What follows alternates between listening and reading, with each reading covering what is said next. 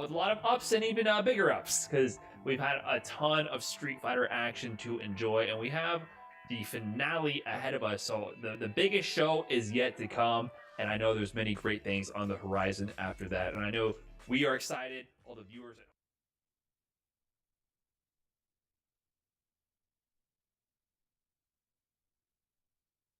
phenomenal, bro. At the same time, I am a little bit emotional. You know what I'm saying? Like I'm not gonna lie to you. It's kind of surreal.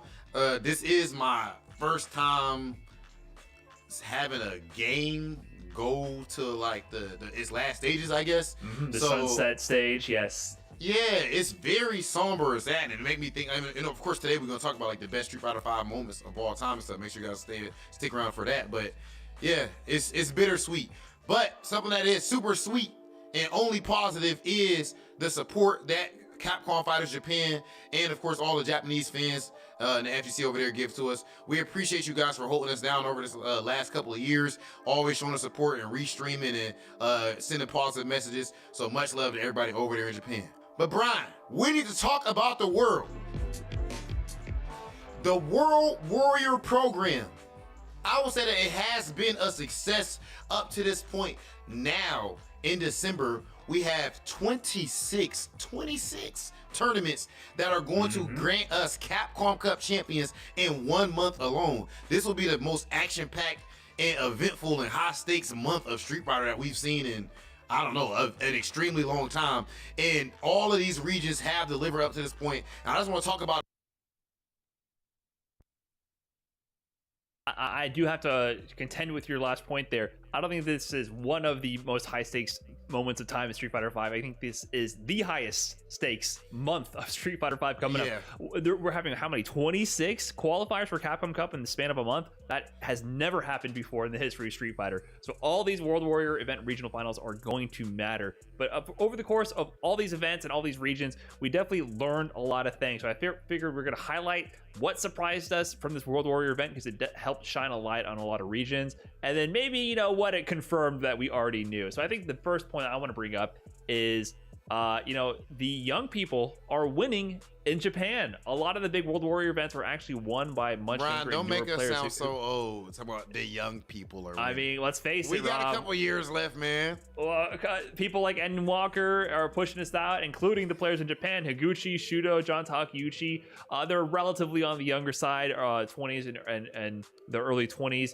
And they're the ones actually winning a lot of these World Warrior events. Now, Tokido just recently won the 4th Japanese event to say, hey, hold on, you know, the old guard here, we still got it. But it was pretty surprising looking at those results. If you actually went through them, you would look for people like Daigo, you know, Tokido previously, Fudo, Mago, Sako, you know, you name it, you'd be looking for their names, and you'd have to scroll a while to see them. They weren't even making the top 8s originally, but the first place finishes were all going to young players. So it was very interesting to see the new guard kind of rise up here and take a lot of the wins in Japan. And, you know, something that you've brought up a whole lot, you made sure to champion this region. France, I think they've put the world on notice throughout this World Warrior program, you know, throughout this CPT season in general. We've seen what happened when they've gone online. You know, Freya Wanmei over there, Val Master just now making it to grand finals. You know, of course, Mr. Crimson, who has been in the the best player conversation, I would say, at least top 5 in the world right now. So the talent pool is just so dense there and so rich that I definitely don't think that people were looking at France as being to this level. KnuckleDu is in 5th place, Luffy's in 3rd. So who's filling up the rest of the spots, right? Val Master has recently taken the throne again as the king of France, while Mr. Crimson is kind of chilling in the background, letting you guys have fun for a bit. But, you know, Valmaster, we saw it's not just these World Warrior events. UFA, he actually got 2nd place, taking sets over players like Punk, only losing to, of course, Ending Walker, who's beating everybody right now. But yeah, it was actually really interesting to see. So it's not really the results you might expect, and I think that shows the power scaling of the region, right? We know how much of a force players like Luffy are and to see that they're not in the first place spot in a region where you might assume it would be free, this goes to show the depth of talent in the France region. And Endon Walker definitely is one of the main stories. That's the main story of the World Warrior program and the hottest story in Street Fighter right now. We didn't know about this kid, man. Not to this point. Like, you know, we've known of him. We heard the rumors to a degree before this season, but not. I remember him playing. I remember him beating Hurricane. Was that this year or last year? I thought that was last year. Him beating Hurricane. CPT. Yeah, and that was a big thing. I'm like, oh, this kid is nice, right? Like, he would be in my streams and whatnot, and I seen him cooking up. I'm like, wow. But in no way, shape, I'm not about to be like LeBron right now, bro. Like, hey, you know what I mean? I'm keeping it a buck. I did not see any of this coming, just like everybody else. And he's shown us this year just how elite that he is. It can't be argued. I've never seen anything like this ever. As far as Street Fighter, this is the first time where I think I've seen someone just go from online to offline, and just your first offline events are these super big majors, and then you go to UFA and immediately you go and get first place against the best in the world, some of the best in the world. Easy. No arguing it. That run is undisputed. Like, you cannot argue against that run. So that was definitely the biggest surprise, I think. We knew he was good and he was on the come up, but just to be that dominant for that long, not just the 5 World Warrior events in a row, there was also the Salt Mine Leagues and the other all-night tournaments. It was like 11 or 12 tournaments in a row that he won, and he finally took an L, and then he still bounced back and kept winning. So that's a big storyline leading into the regional finals, because he did not win the CPT events, but he still needs to win the regional final to get to the Capcom Cup. So all bias, I think we both have the full bias here. We're rooting for Ending Walker just because the story is too good. I want to see the success. But another really interesting storyline here is the NA East bloodbath leading into the CPT event.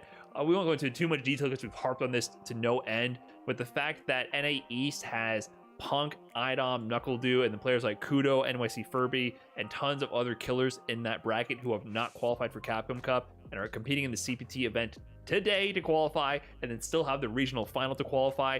I just feel like that region is surprising because it does not seem like we would have called this. Like, normally, no. I think at the start of the year, it was Punk and Idom. Then suddenly Kudo shows up like, hey, how's it going? You guys want to play some Street Fighter? And starts beating everybody. And we're like, oh, okay, wait a minute. There's another player on the block. And then suddenly KnuckleDu is like, hey, remember me? Out of nowhere. So this, I think this region went from the 2 favorites to people trying to overcome that challenge to suddenly blown wide open where nobody knows who's going to qualify. So that was a huge surprise for the season that developed over the World Warrior program. And there's been some interesting character developments throughout the World Warrior program too. When we look at Fong, for example, Garnett over there in Europe West sitting up there in first place. Of course, Vega Patch is cooking up as well. Mono, he's not in first place in his region, but he is in top 8, and we've just seen how he's done over the course of this year in general. We didn't know we'd see so much amazing Fang play throughout this year. And also Mortzy, Canada West, second place, right? So this Fong has actually been in a lot of regions in either in the top 8 or in the first or second place position in a lot of these regions. So is his character still underrepresented? I don't know. He's actually popping up. It's tough to kind call. of all over the world. And of course, you got to bring Ed up. We already talked about Endon Walker. You got to also bring up Ajax Fidelity. Mm-hmm. You know, Ajax is cooking up over there in Central America East. Horace Pollen is ranked #1 in Brazil currently with Ed as well. So we have 2 regions where Ed is in first place and Ajax Fidelity in second in another region. So I think before this World Warrior program, if you would have talked about the characters you expect to see in a competitive environment, Ed would have been far down that list. I don't think he would have been brought up at all for most people in the know 2021, just looking to the future of Street Fighter V. But he's actually popping up all over right now. So we really got to see his strengths shine in this World Warrior program. And another big one, because people were bemoaning the death of this character. And I think this is an interesting development. I know I was. I think this is an interesting development. Urien is actually still kicking. He's still around and taking wins in the most stacked region in the world, Japan. So Shudo and Tokido have both taken World Warrior wins with Urien. Tokido also uses Luke, so it's not every matchup is using Urien, but Shudo Urian specialist through and through. So it's interesting to see that the character's still around, and I know we're gonna get some people, getting some salty tweets from Rushdown or something saying, "Oh, he's a specialist character." People aren't gonna drop him just because he got nerfed a bit, but yeah, he's still around. So it's interesting to see that you can adjust the character heavily, but those who are dedicated and put the work in can still get wins in the objectively hardest region to get a win in the World Warrior event in Japan. So yeah, Urian's still doing his thing, and I was not expecting that whatsoever. Now, for some stuff that we were expecting, we have, let's look at the confirmations that we've got from the World Warrior program. For example, Phenom being untouched, unmatched, un-F-withable over there in Nordic Baltic. I mean, this dude's been dominating that region for a while. Reichmus Barnett, I would say, has done a good job. At least he beat him in the one CPT event, and he's done a good job of challenging him. Yeah, he's motivating him at least. But in the end of the day, Phenom is still the guy over there in that region. Right. And, it all just kind of fell in place for Phenom. So not too much to dispute about that. Another one, we were looking for his downfall for so long, not because we are preying on his personal downfall, just to see things shaken up. Our guy Travis Styles, dude, you're doing too good. Travis Styles has been smoking the competition in Australia. I think he won every single World Warrior event or close to it, and also qualified for the CPT event. So he's just, any opportunity you're giving the guy, he's just taking the W without too much competition. And we were concerned about that from the beginning, given his performance in 2021. And unfortunately, he confirmed that he is that guy. And we will be seeing how that guy performs in Capcom Cup. So, shout out to Travis Styles. Keep up the domination, and hopefully we can see some more competition soon. A player that's not shutting up anytime soon, my man's Chris CCH came on to No Neutral at the beginning of this season, before the first ever World Warrior event, or maybe after the first one. But either way, he said that he's going to win every single one of them, and he's going to dominate. He kept his word on one of those things and almost kept his word on the other. He did not win every CPT World Warrior event, but he did win most of them, meaning he's confirmed that he is quite possibly the strongest player in the West Coast. But of course, Samurai is the one who qualified through CPT, so it's not really fair to judge Samurai's CPT World Warrior results because he could be practicing and training. But Chris ECH is at least in the conversation. He's top 2 minimum in that region, and I would guess and put my money on him being number 1. Yeah, I can see it confirmed our knowledge of his consistency in the region. But like you mentioned, Samurai's not entering these events, so could Samurai potentially cause an upset and beat him? Because before this, I think we were shocked to see that Chris CCH didn't win. Not because Samurai's not great, because Chris has won so many WNFs. Like, he's winning every online tournament for free almost at that point in time in the beginning of the season, but then Samurai takes it. So yeah, Chris, I think he had a bit of a chip on his shoulder due to that 1L. But that said, that's the World Warrior wrap up for this season. We learned a lot about all these regions all over the world through this program. It's a lot of amazing Street Fighter V action. So shout out to all the players for participating in this event and putting on a good show for people all over the world. And we can't wait to see who is going to qualify for the Capcom Cup. We got 26 spots available. There's going to be so much action over the next month, and we're going to be watching all these events to see who makes it into the cup to fight for that big prize.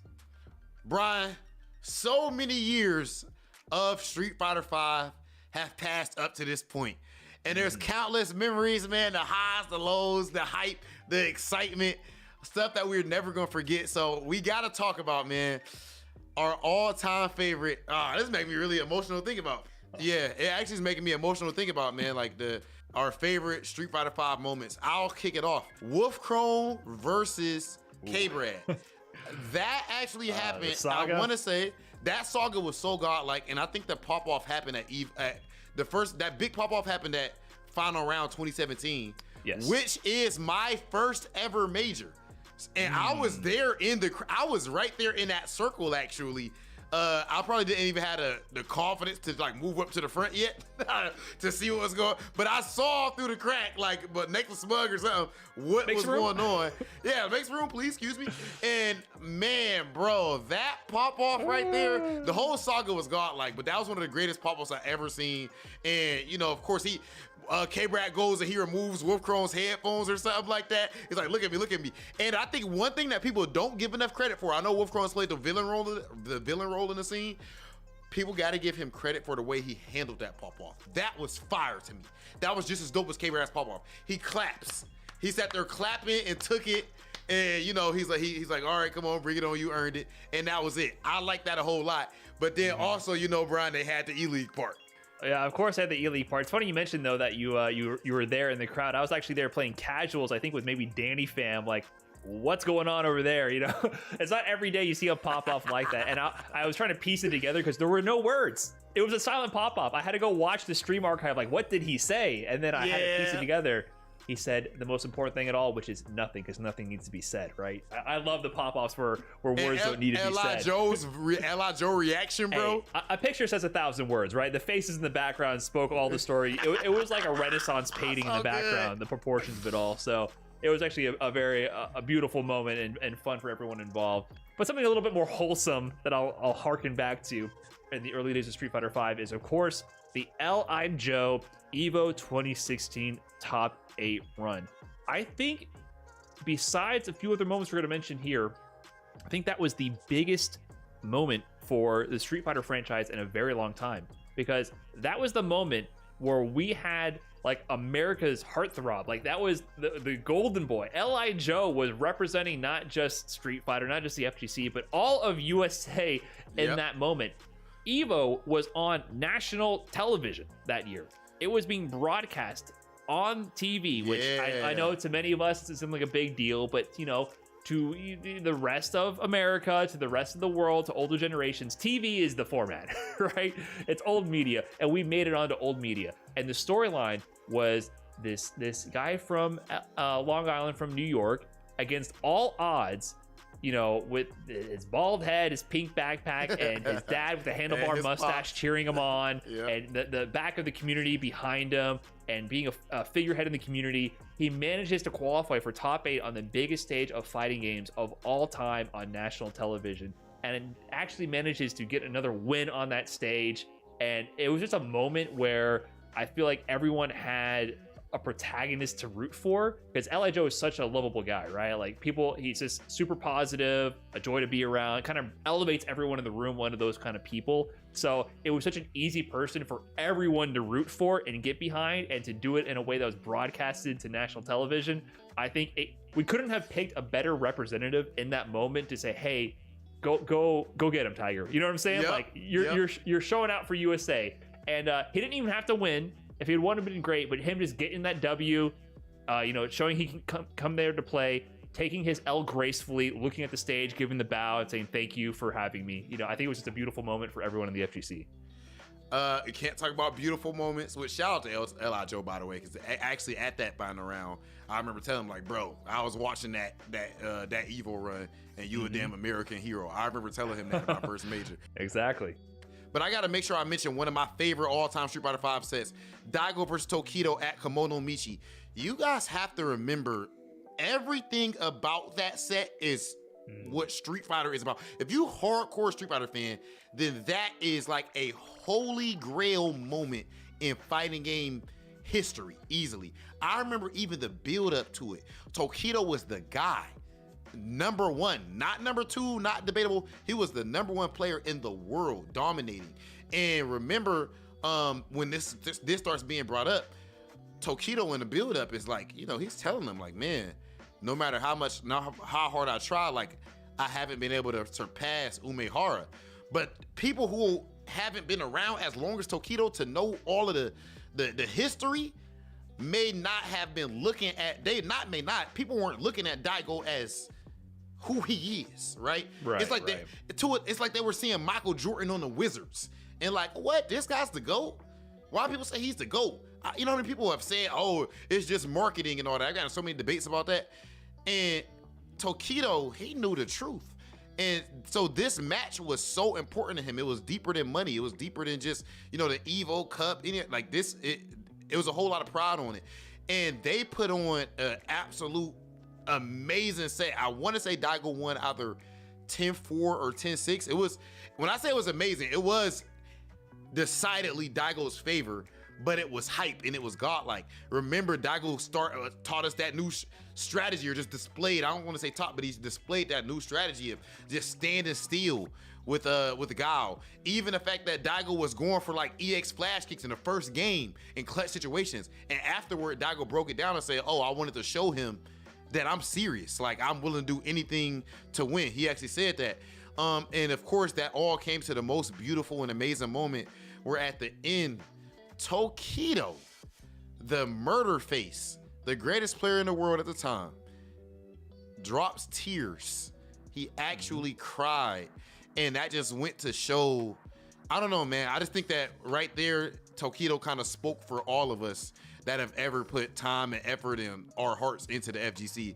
And it just showed the level of passion that we have for it. So that's one of the best moments in history.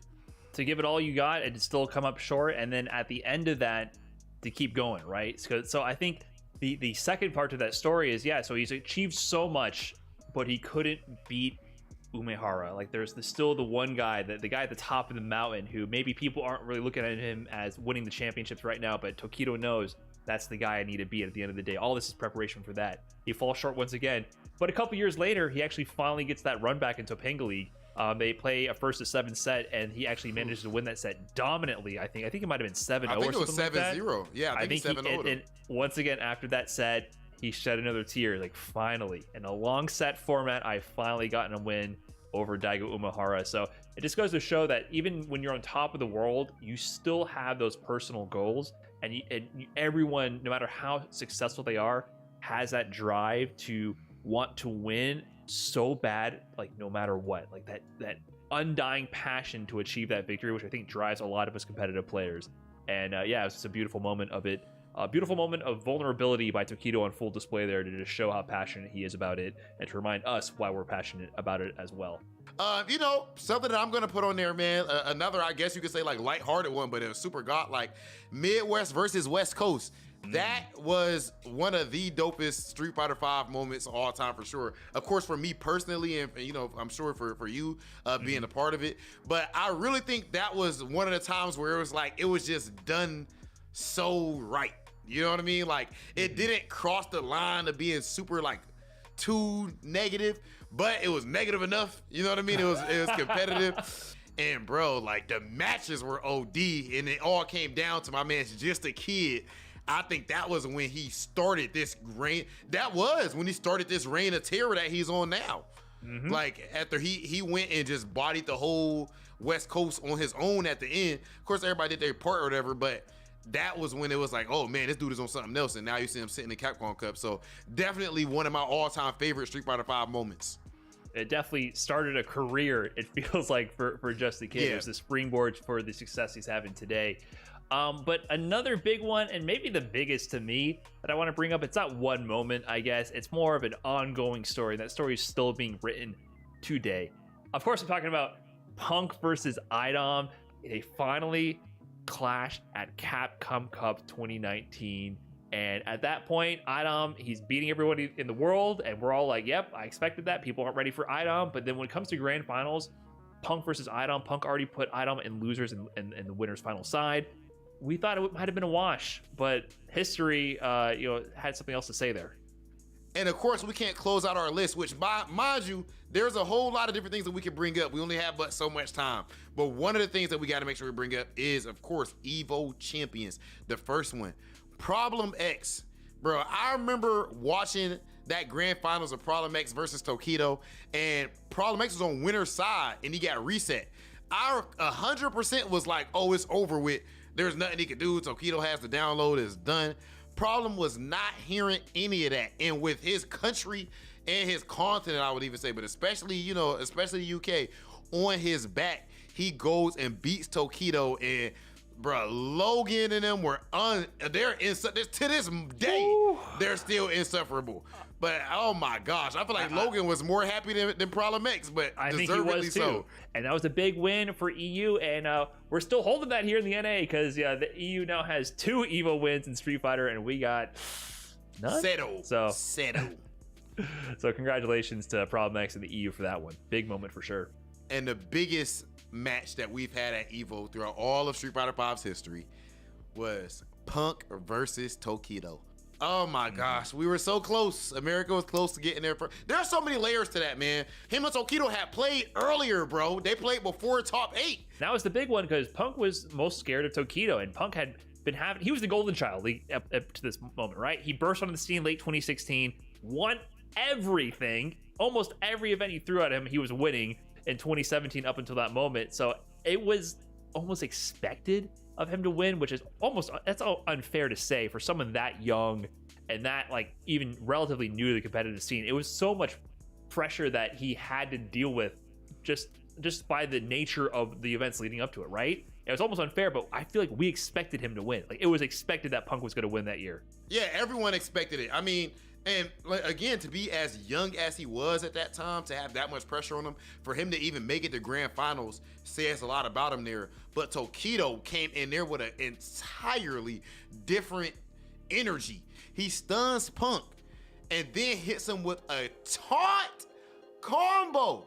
The people like to say to this day that that's the moment that Punk broke, right? Like that was, you could see it in the gameplay. You could see the nerves coming in. You could see that he was starting to make more nervous decisions. His execution wasn't as on point. He was kind of teching a little frantically. And it was just from that moment forward, it was just downhill for Punk and steamroll for Tokido. And man, it was just a devastating moment for America because we thought finally we have a moment for an Evo championship. And then Tokido said, sorry, nope. And then the post match is just as classic as the match. Mm-hmm. You know, of course, first on Punk's side, him crying like that. You know, at that point, Punk is really, I mean, as much as Punk could talk trash stuff now, at that time he was a lot more, I would say, you know, aggressive with that sort of thing and playing the villain role. So seeing him cry like that, it was like, whoa. You know, you got to see the other side. You got to see, you know, the Victor Woodley side of things, and you can see how much it's real. It really means a lot to him, right? You didn't really see that much. Because he tried, you know, when you as a competitor, you kind of put that face on, but right there you could see and him crying, you immediately seen the hours of work that he really put in, his passion that he has for this, his love of the game. So I thought that him crying right there was really beautiful, like character development in the movie or something. And then Tokido with the most beautiful, saddening, bro. I can't believe this is the last episode of the season. Well, Tokido with the most beautiful statement that I probably heard from a fighting game tournament. He says, fighting games are something so great. And me, I definitely agree with that wholeheartedly.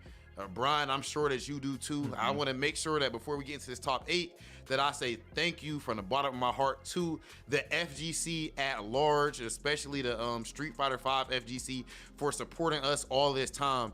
And I mean that as far as no neutral and even outside of no neutral, man. Like, this has been a family environment, you know, support and love that, you know, I don't know, man. I feel like I'm completely blessed and lucky as hell to have been a part of up to this point, and I can't wait to see what happens in the future. Brian, what do you got to tell to the people on the last episode of No Neutral, possibly for Street Fighter V? Possibly so. I mean, you stole the show right there, Rob. What else can I say, man? You're trying to get the waterworks going here. Yeah, fighting games, something so great. What can I say? I feel like this community has given me something to be passionate about and something to look forward to every day, to engage with, to grow with, and to express myself with. And I don't know what I would be doing that through if it weren't for the FGC. So thank you so much for supporting us, supporting No Neutral, supporting me and Rob, and supporting each other, and just being there for each other, and continuing to enjoy not just Street Fighter, but fighting games as a whole. And it matters because we care. And at the end of the day, as long as we care, we have something beautiful to look forward to. So thank you very much. Some of the greatest players in the world. That is no hyperbole. All of the passion, all of the professionalism, the highest level of play is before you right now. Only one person is about to qualify, and I can't wait to find out who. This is top 8 for CPT NA East. Hadouken! Round 1. Fight!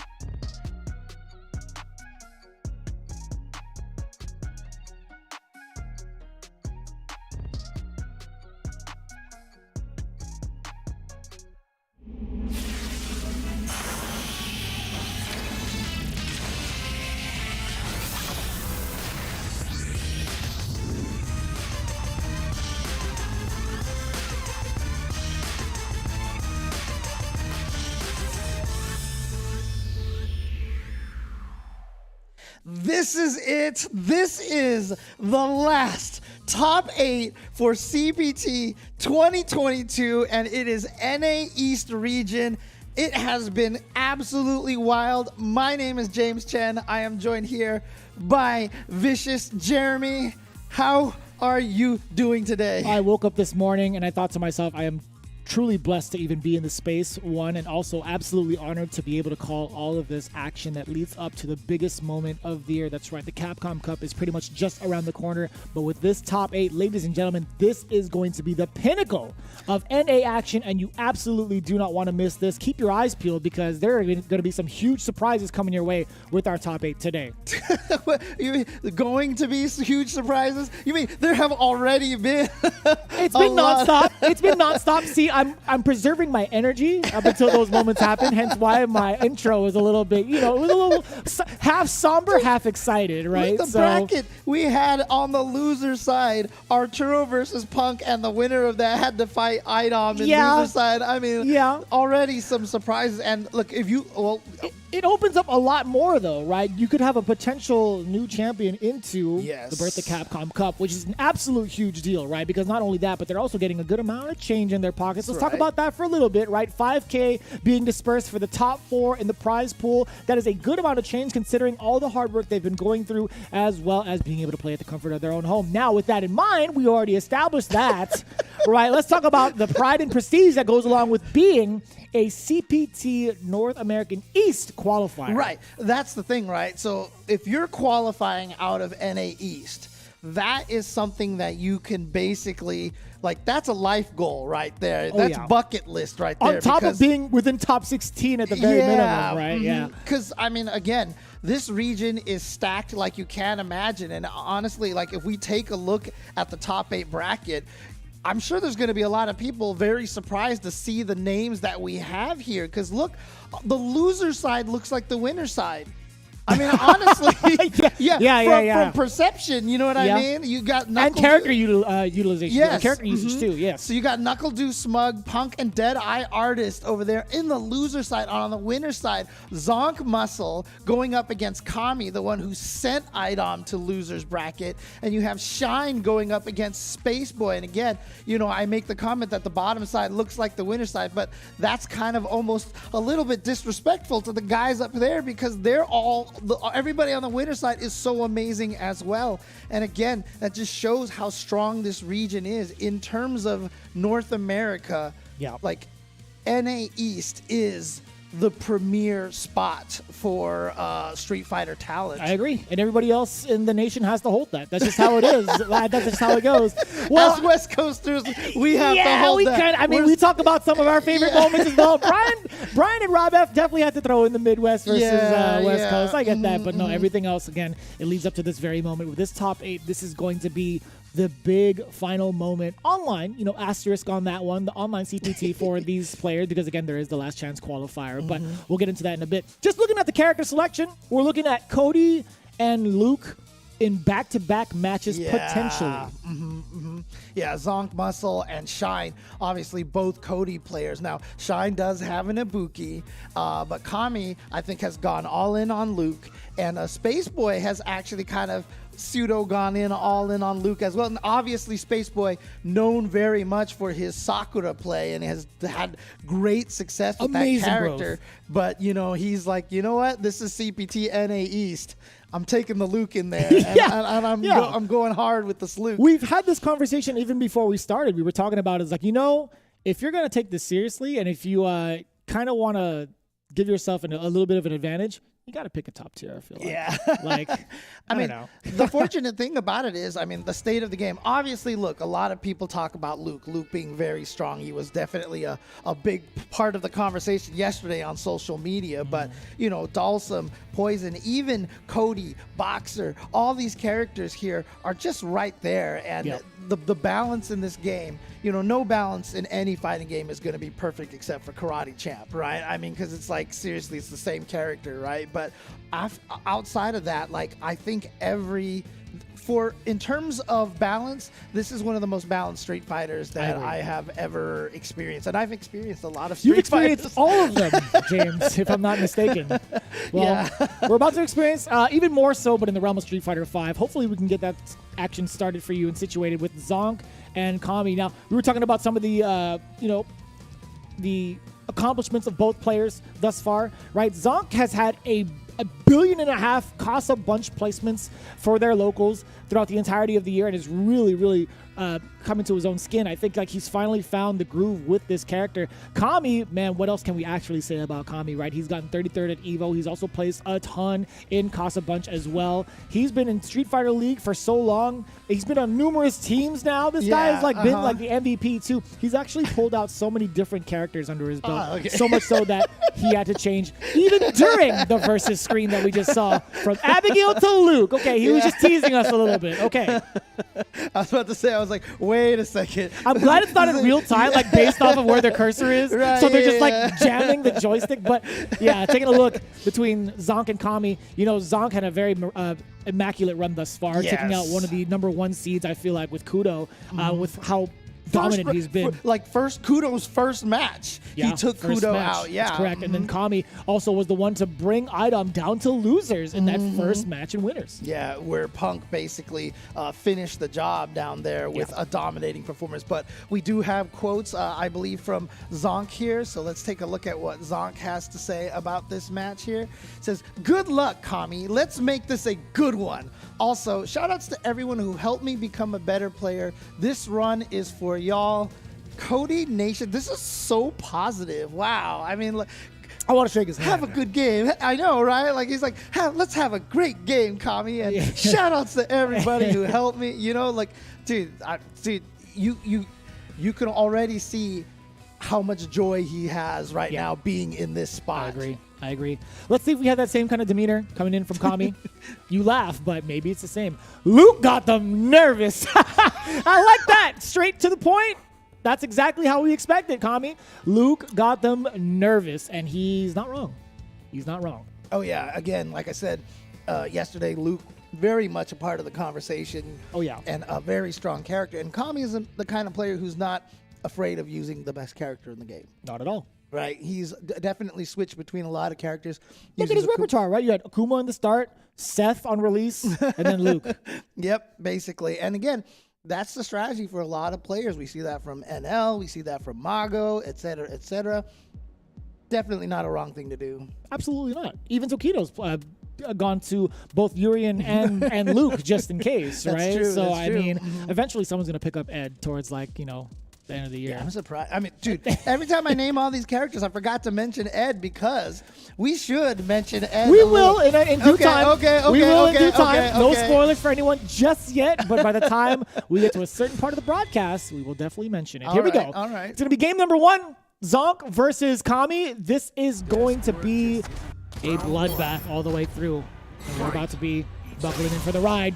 Cody versus Luke. And again, one of the most interesting things about this will be to see the difference between how this match plays out and the next match, if it does end up being the same matchup here. But one of the nice things about Cody is the fact that he's got some good range on his buttons to kind of match up with Luke. And majority of the exchanges haven't really led to big momentum pushes, right? In the middle of the Street Fighter duel stage, that's exactly where they've been playing pretty much the entirety of the beginning of this match, right? They really want to see the logo. I get it. Yeah, but that's what that's what makes the EX Zonk so good, because it provides corner carry and plus frames even on block as well. Yeah. Ooh, the bad spray attempt just pretty much blocked out. There's going to be an activation off of the snapback. Keep it safe. Rock Smasher. But gotta watch out for that knife right there. Still has half of that bar. And of course, on Luke's side, his bar doesn't drain unless he uses anything or gets hit. But he does use the rest of it. And so no more V-trigger for either player now. But Zonk still has the knife. You know he gains a little bit of V-trigger if he hits somebody successfully. With the knife? No, Luke. Oh, yeah. That's kind of wild. Oh, okay. Speaking of hitting somebody, we can get the cross-up. That's one of those little small, subtle things that makes Luke such a strong character. We often talk about his range and his damage and everything, but the fact that his V-trigger meter it goes up while he's idle, and he can build it upwards is one of the things that makes him so I feel like scary. it stays. I thought it would stay still if he was idle. I think he has to like hit somebody. To be honest with you. We'll check. Yeah. Oh, no, didn't get the level 2, so he didn't get the wall bounce off of that. And here we go. Activation time? No, not yet. He's going to hold on to it. Nice check from Zonk. See it. We'll find out right now. Oh, hard to see because he's always blocking. That's good. That's great for Zonk. Yeah, exactly. He's slowly draining down the usage of the Rock Smasher, right? Being able to keep Kami suppressed, doing a great job. See, there He's you not go. overcommitting, It's too. going up. It's going up. Oh, man. My eyes are bad. See, it is going up when he hits people, too. That's, yeah, see? Look at that. That's so good. Oh, look at that. EXDP right in the middle. And he's got the corner position, but he just gets caught by the Torrid's heavy kick. Not gonna lie, when I see V-Trigger active, I'm not even looking at that thing. I'm just like, well, here comes at least 2 Rock Smashers. Like, I'm trying to block. Yes, exactly. And again, the Sandblaster and the Rock Smasher, they're just so fast and very hard to see coming. So one of the things that makes it scary is that it's hard to even just walk and block it, you know? Sure thing. Like that. You were talking about, or we were talking about Kami's quote, right? Luke got them nervous, but I think Zonk might be able to do the exact same thing with Cody, considering the meter he has right now. At least one Zonk, in the name actually, will be able to shake up things against Kami. That'll be so much damage if it's charged up. He's been suffering against these Sandblasters thus far. He's throwing the entire playground at him. The entire beach. Dude, he's trying to mimic some Ed right there with that EX Tornado Fireball there.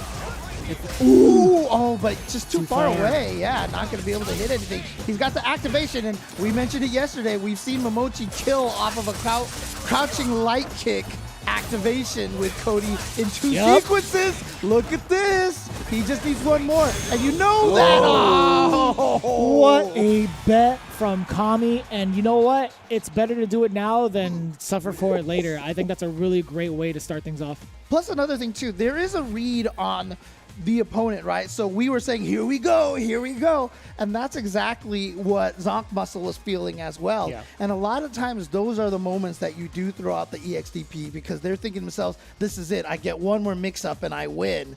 And they kind of lose track of that defensive option at that point. That's why, like, you know, when you're fighting against a G or a Gil, Wake Up Supers will catch a lot of people in those situations as well.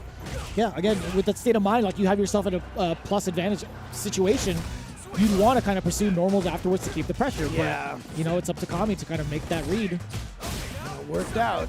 And so Kami with game number 1, and reminder to everybody here, unlike yesterday, this is not 2 out of 3. This is 3 out of 5 now, every single match.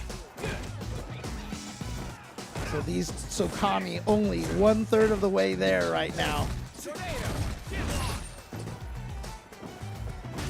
Looking at control from Kami as well. Not really overstepping his boundaries, trying to find a safe way to get into trigger. Yes, frames on that, and so far we haven't seen Zonk really go for throws after the EX Zonk, unless I missed it in one of the previous rounds. But it hasn't really established that just yet. And look at this, Kami out of the corner, gets the throw, and here we go. He has the corner position now, so Zonk's got to find his way out of there, but there's that EX Sandblaster, the long combos here. Watch out for that back throw. Yeah, he was looking for it, suppressor. Yeah. Oh, it's not enough to kill. Back throw would have killed. Yeah. But I mean, at this point in time, it's so hard, especially with that Sandblaster. But here's that knife activation. Goes for the throw. But you know what? Kami will definitely be willing to take that throw in that situation. Oh! He does it again. 10 seconds on the clock. Yeah, he knows. Okay, Zonk has got to go in for some throws right now. Plus. Oh, he went for the shimmy. You know that Kami is not going to get shimmied in that situation. I felt like that was kind of like an automatic throw situation. What's wild about it is he still had knife in hand, so after the throw, it would have been at least, I think, enough to kind of get like the chip damage going because he is chipping at the same time. Oh, going to be a ton of damage off of this. But more importantly, the corner carry. Look at that. Yeah. Oh, but again, Kami just checking. No fear right there. Calling out the attempt to steal some turns. And there's that corner carry of Luke's as well. Man, trying to steal some turns. Yeah, Kami is being so patient on Ooh, defense. that was so good. The air reset. Unfortunate for Kami. That was a really good call out from Zonk, too. Oh, boy. Holding on to that. Yeah, just spends the rest of it here. Anti-air, Yep, fierce. beautiful. What side? Same side. Again, Kami is just playing such solid defense right now. Oh no! That's one of those unfortunate plus. Wait, whoa! That was with sick. the suppressor. That was actually disgusting. Kami avoiding whatever it was with that suppressor was actually quite impressive. I thought the knife would have at least counter hit him. Right. But did it just? I think you it know just- what? I don't We're gonna have know. to see the replay on that one because I want to see exactly what happened in that situation. What did he hit? It was counter hit. What did he hit? Oh man! I can't but believe look it. at this, Kami going up 2-0 just like that. Just needs to take one more game, and it sounds like we might be going back to the lobby here. So either Zonk Muscle is thinking about it. Maybe he's going to the pipe. Who knows? Ooh, Maybe using the rock to try to get in on the Sandblasters. like probably against the Sandblaster, maybe. I think he'd rely on like Sway, maybe, because he's kind of tried to react to it before, but he hasn't Right. found a lot of success. So I mean, again, it does make sense to have like the pipe, a little bit of extra range on there outside of like the knife too. So Yeah. maybe it could be like a range deficit, but I still think like he's gone to close quarters against Kami more often than not. I feel like I don't think range is too much of the problem. Yeah, so he's sticking with the same loadout here. 1-2, 1-2 is what he's going with. Okay. So, Round one. so just taking the time to think maybe a little bit. Maybe check some of his texts from his friends, being like, "Yo, watch out for this." Cody Nation, Yeah. lend me your energy. Oh man. Oh, What? The medium punch anti-air. that was Okay. sick. That just means a very late jump attack from Kami. That just means he has big biceps. I don't know. It's huge. You hit him with the Santa hat, dude. That's just what he did. He so. landed on the softball arm. He's got the corner position, but again, you see how well that V-trigger helps Luke out of there. And I like that. I really like Zonk going with the throw. I feel like that's an option he's got to establish a little bit more. I feel like he needs to pepper in some throws. Even if Kami starts teching them, at least you're adding that throw to the mix, because Zonk has definitely gone for a lot of shimmies. And look at that. Yeah, he's looking for the frame traps, right? He's looking for these deliberate, delayed, standing medium kicks to catch Kami off guard, but it hasn't happened yet. Yep. Kami has very rarely gotten frame trapped and just counter hit poked in those situations. He's playing such a solid and patient defense. And yeah, you can link off of that fishing. Oh my God! Speaking of shimmy, close to stun. There doesn't even need the stun. Oh It's my- death. And Kami now 1 round away from getting to winners finals. Don't let this happen. Don't let this happen for Rio. But you know that Kami, again, on SFL, getting a lot of practice, getting a lot of training in that environment. We've seen so many players play in the Street Fighter League, and they just come out being such a stronger player. Yeah. And Kami was already very strong to begin with. no. Oh, and that's it. Kami taking it 3-0. And that was extremely convincing too. Towards the end there, it was just so difficult to catch, whether it be suppressor, whether it be a throw. Kami has done such a great job of not only harassing with the mediums, but also playing that up-close game and keeping the strike-throw mix-ups alive throughout the entirety of the set. And that's really difficult to do, man, to have that so consistent. If I could put the stat up on that, I wish I could, but I think he's gotten like almost every like throw mix-up, strike mix-up pretty much on point. Like it's been at such a high percentage. Yeah, and again, that suppressor is so nice because it's even bufferable on block, and so you can keep it safe and cancel into all sorts of things. And it's just such a nice tool to have. And so I do like seeing that. It is basically, is this the one right here where he?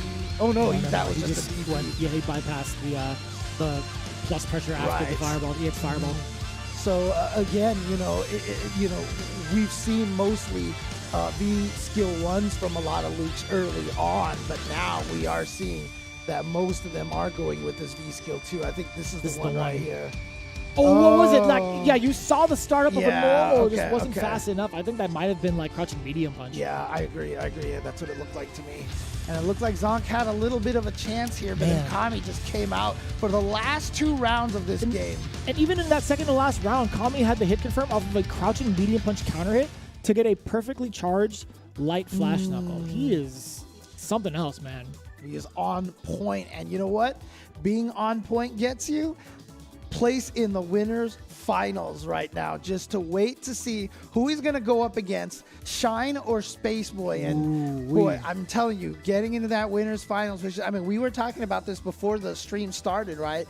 How rare it is for a player to start on the loser side and actually win the tournament, right? A lot of times it is players that start on the winner's side, and getting to yourself to that winners finals right there. I mean, Kami is in prime position right now, but who is he going to go up against? Is it going to be Shine or Space Boy? That's the question. That's going to be problematic, right? But I will say both of these players have been putting in a ton of work, both very highly consistent at the Cost a Bunch online series. They've placed within top 3 these last couple of months, these last couple of weeks, I should say, and have been doing so well for themselves. They've played a ton of games together. That is for sure. We've talked about some of the East Coast talent here and how often they get to play off against each other. Well, I will say between Shine and Space Boy over the years, I think Shine has had majority of the W's against him, but that's not going to really be the determining factor because of the fact that they're both using characters that they've really adopted towards the end of their competitive career, right? Shine now utilizing Cody a little bit more consistently, right? Space Boy hopping onto the Luke train. He's got first class tickets as well. We'll see how both players navigate their characters. Let's take a look at the quotes going into their top 8 performance. True victory can only be achieved through having a serene state of mind and being true to your feelings. Zen.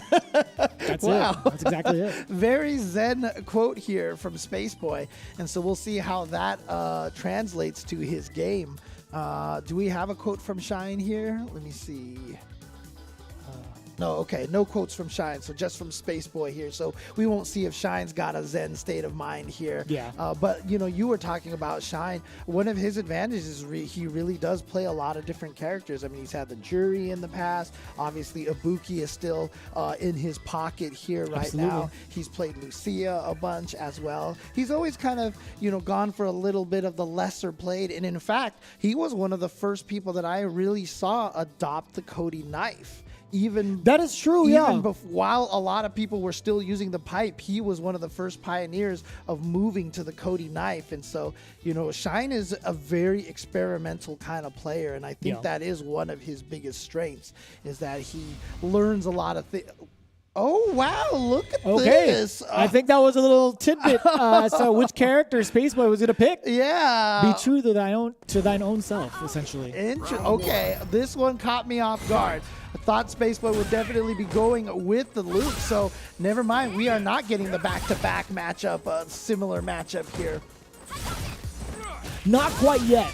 Right? We Yes, talk about the light true, buffer. true. Sorry, the very, very long-reaching standing light kick from Sakura, being able to get some whiff punishes like most characters don't, right? And also a great bufferable tool as well, just covering so much space. You're going to need that against someone like Cody, who has pretty sizable mid-range tools. Yeah, and honestly, that light kick also just gets her so many more punishes that other characters cannot punish.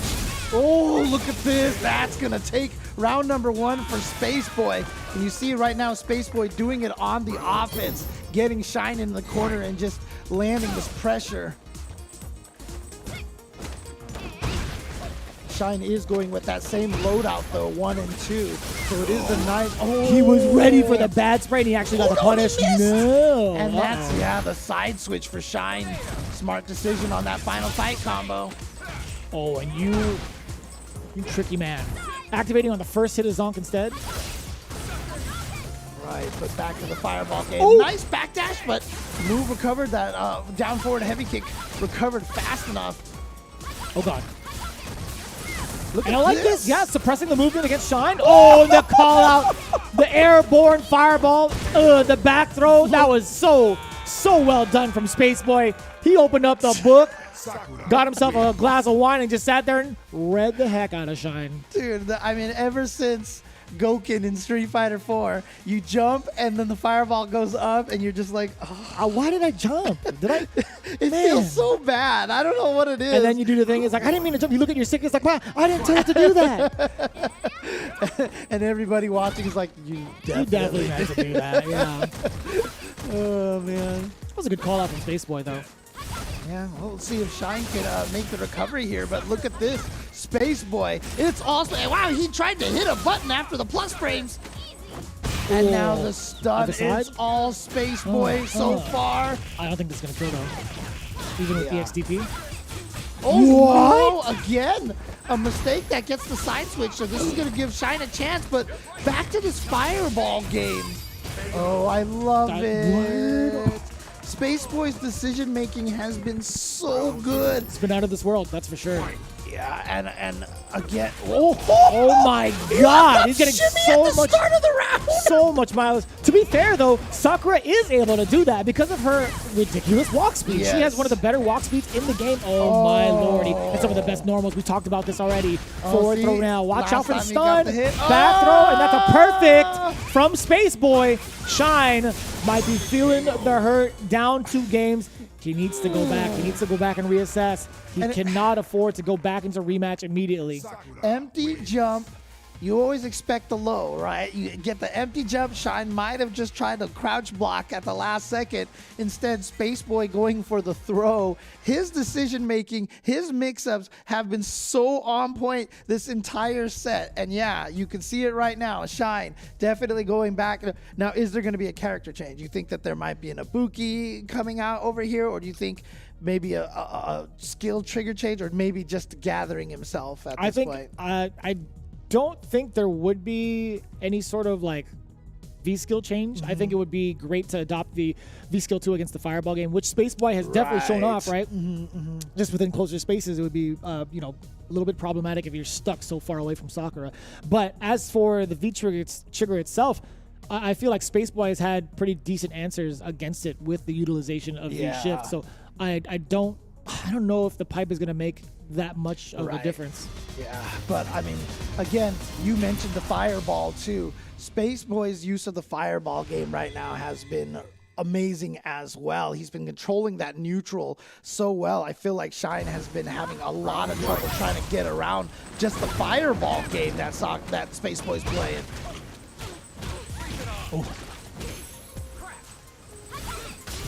I feel like if you let it rip, would it have gone through? Probably not. And now towards the corner, that's going to be a combo. Especially on that counter hit. Close to stun again. Back throw. No, he knew it this time. He knew it. Good timing. All right, plus frames here. All right. Now Shine showing the throw a little bit more. Tried to go for the counter hit setup there. Oh, caught him out of the backdash, I think. Look at the damage! Oh my God, not quite enough, but just goes, no fear. Go up for the throw. No hesitation whatsoever. I want to see Shine kind of put the blender on a little bit longer against Space Boy when it comes to the activation, right? He could technically release the Zonk and then apply pressure off of the final fight combo despite it being blocked. Right. So he put him into another mix-up. Oh, there it is. He got him with the counter hit one time, and so now he's gone to back-to-back throws. And there you see that standing heavy punch of Sakura having great range. Oh, but this is so problematic. The juggle off the down forward heavy kick. Bad spray, excuse me. Final fight to the corner now. Okay, go for the there it is. Frames. That's what I was looking for. Yeah. Put him in an extra mix. There you go. Oh no, you pressed the button, didn't you? No, he didn't. Okay. Oh, Shine is just like, you felt his heartbeat. Like, he might have hit the button like half a second after the super started and was like, oh my God, I didn't hit a button, I swear. Good block on the Zonk. Oh, that's definitely punishable. What? I'm not sure where that came from. And now here comes Space Boy. I love the counter poke there from his standing medium kick. Decent amount of damage, but more so the carry now. Air to air, and benefit of Space Boy. Didn't go for the side switch, still gets the throw though, and now again giving him a little bit of the switcherization off of the jump in. Watch out. Perfect timing on the EX Fireball. Back throw. He's got a huge life lead. Oh, nice. And it shuts down the Zonk. Oh, that could have been light kick DP. Yeah. I don't think Space Boy was confident it was going to hit. Wow, that range!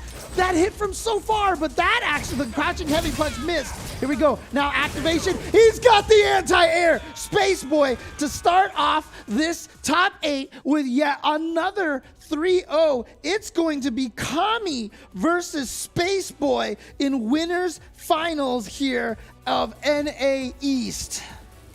That's actually quite phenomenal. That's actually quite phenomenal, the way he pretty much commanded the entirety of that set. Like, there was nothing physically stopping him. I feel like he's been able to run ruck shop throughout the entirety of that set because of that walk speed alone. And just the normal placements, the fireball game, everything was on point. It was actually A1, 100% for Spaceboy. No other way to put it. Even though he started off very aggressively with the jumping, you would think to yourself, man, this guy's trying to be a nut. He's really volatile, starting things off with a jump. No, complete opposite. I think it was just the red herring. He was just trying to make you think he was going to be nuts, but it was actually the most solid gameplay I've seen with soccer in a very long time, and calling out everything Shine wanted to do. Yeah, I mean, look, you know, there's always the joke, right? Oh, that's how you win fighting games. Just be right every single time. And that's kind of what it felt like for Spaceboy. Like I said, I called out certain sequences. He got him with the down forward heavy kick and then counter hit him afterwards. And I called out like, oh, Shine actually tried to hit a button. Well, Shine felt the same way, because then the next 2 times Spaceboy did that, he just went for a throw afterwards. Yeah. He knew he got Shine scared enough to not hit buttons in those situations. And so Spaceboy's mix-up was just working. Like, every time he got that mix, he had the right decision. He had the throws, the counter hits, the shimmies. Even on defense, he had called out the one V-shift he actually used, I feel like, and actually paid off tenfold, right? He actually got a big punish off of that and got him around too. Dude, and I don't think I've ever seen a round where it was round 1, fight, walk up, shimmy. Yeah, you could do that because you're Sakura. Like Right, that walk speed is ridiculous. You see how much she just gallops across the screen and just punches you in the face. Like, yeah, the I normals are can't so say good. I've ever seen a shimmy at like 97 seconds in a round before, but there it was. And like I said, everything Spaceboy was doing was just working on point, and that was just one of the most impressive matches I've seen. I mean, I said yesterday this was one of the matches I was really, really looking forward to. Same here. And I didn't expect it to go like that. I didn't expect it to be Sakura at all. Like, I was already Right, planning for the Luke versus Cody match, and we've seen like an abundance of, but this was actually quite refreshing to see. So big ups to Spaceboy, but there's still a big chance for Shine, right? Big ups to him for at least trying to put on a performance. I gotta say, there's not even like, you know, a shred of doubt that Shine can come back from this. It'll be very difficult, mind you, if you've taken a look at the bracket thus far, but we'll get into that at another time coming soon. And speaking of coming soon, we do have something near and dear to our hearts, because we talk about the song all the time. We actually sing it during every break. You don't even know it, but it is Street Fighter Duel. The Capcom authorized mobile game Street Fighter Duel is now available for download in China, with a global version coming soon, and the song currently playing now. Fight along with Ryu, Chun-Li, and Ken against the Suzaku Castle, the entirety of it, further into the Shadaloo City. Explore the mysterious organization, experience the classic stories with all of your fighters, and recall your memories of the original Street Fighter. Your Street legend is now back on track. Various fighting styles with counter, stun, combo, and super. It's an impressive array of fighting elements with the associate combos to offer you a new battle experience challenging your combat skill. The epic legend is reborn on mobile. Download Street Fighter Duel now, and let's fight for each other and join the journey with millions of players to become the best fighter. And you know what, Jeremy? I'm mad at you. I'm Why is mad that, at you. James? Did I take your reading? No. You told me yesterday, you were like, you know what? You should download Battle Cats. I did. With the Street Fighter edition over here. So again, the global hit mobile game, The Battle Cats, will feature Street Fighter heroes. We saw this during the break before the stream started here. We got, look how many Street Fighter characters are in this. That is a ton of them. But it's during a special collaboration event available now through December 12th. So download and play the Battle Cats for free on iOS or Android to enjoy Street Fighter crossover stages, characters, and other exclusive content. You told me to download it. I downloaded it, and it's cats and Street Fighter, and I'm scared. Yeah, you're the cat guy, James. Everybody knows it. Like, it just makes sense. It's a match made in heaven. Battle Cats, Street Fighter. This is right up your alley. You're an alley cat. Know what? That's how it goes. You know what? You're gonna. my sleep schedule is gonna be gone. You don't even have one in the first place. Fair. That's why you're doing every single CPT. I'll tell you what, though. Every single CPT is also in conjunction with this World Warrior event that's been going on throughout the entirety of the year. We're still trying to establish the rest of our qualifiers to get into Capcom Cup. Speaking of which, we kind of hinted at this at the top of the show.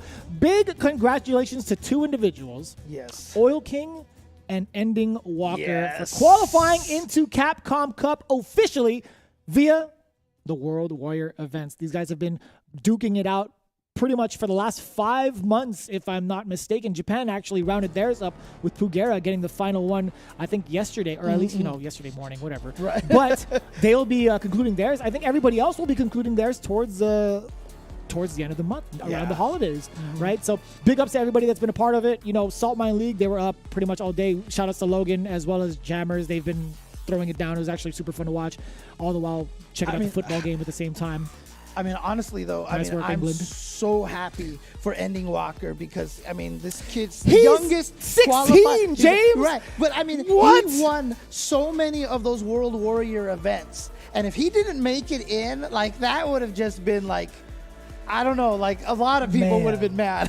I hope he is not a victim of jet lag. I really do not hope. I really hope that he's not a victim of jet lag because his ending interview is I just want to play everybody. I want to play Japan primarily, but I want to play everybody. He was talking about some of the people he was looking for. He wanted to see DCQ also. He's one of the cleanest Urians I've ever seen.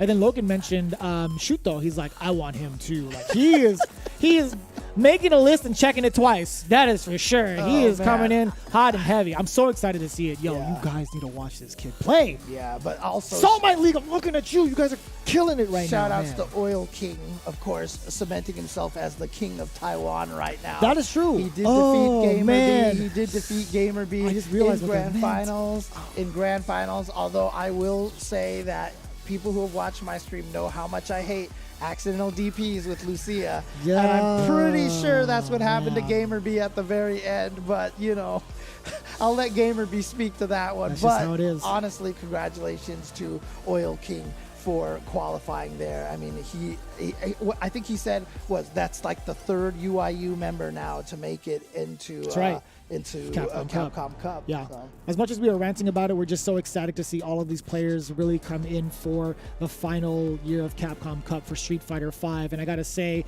everybody that's been organizing all of these tournaments for the World Warriors, we are looking at you and we do deeply appreciate it. You guys are phenomenal. You're doing the work of what many have tried and can't consistently do. I feel like this is hard work, extremely hard work. So we genuinely thank you. Yeah, running events like this on a consistent basis, it's one of the more thankless jobs. So I agree, and I want to be, I want to at least put that on the platform and say, what, we do appreciate but you you know guys. what? We got players here sitting here waiting for us. So, and you know what? We got to go take a break because, unfortunately, the sponsors are a part of the process as well. So we thank them as well for supporting these events. When we come back, we're heading to the loser side of the bracket where the eliminations begin. You don't want to miss this after the break. Time to fly, time to fly.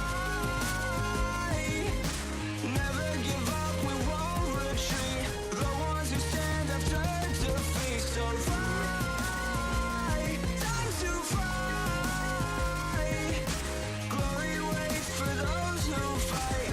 We unite, we are street fighters. Hadouken! Round 1. Fight!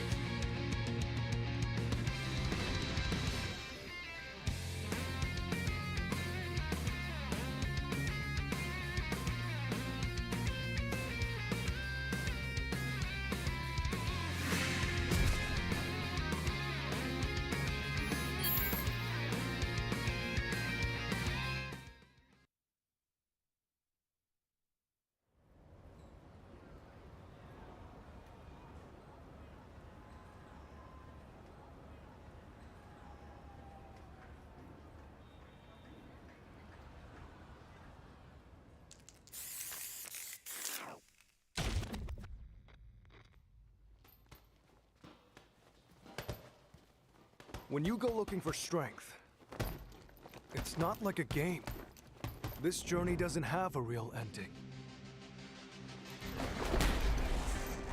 Okay then, hope you're ready to begin. If you want to start off on the right foot in this city, hit the streets. Yeah, hey there, I do this. Never fear losing. And when I get up in the game, y'all be improved. A real problem, but I solve them all facts proof.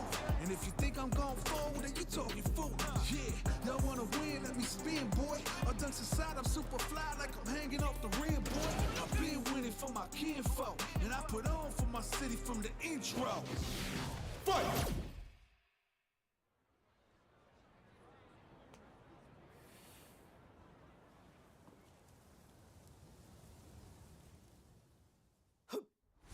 It started from the ground up, training getting wound up, channeling it in itself and moving up and down, crossing over, passing around, I'm on the time the clock and keep score.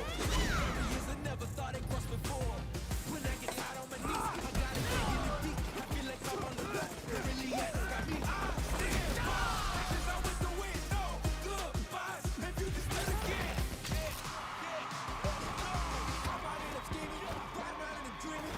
Once I get the feeling, The top player is here. Let me have some fun. Ready? Then show me. This will be a good fight. if you wanna come and stand up to me, pull up on me now. If you wanna challenge, tell me what you wanna call me now. I'm on the road to the top and I'm not looking back. I'm on the road to the top and I'm not looking back.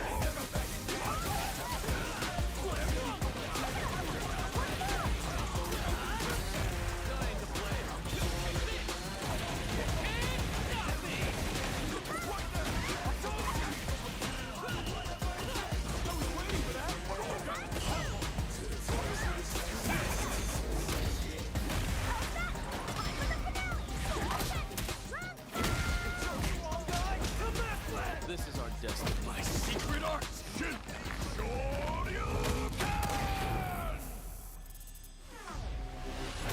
Street Fighter 6.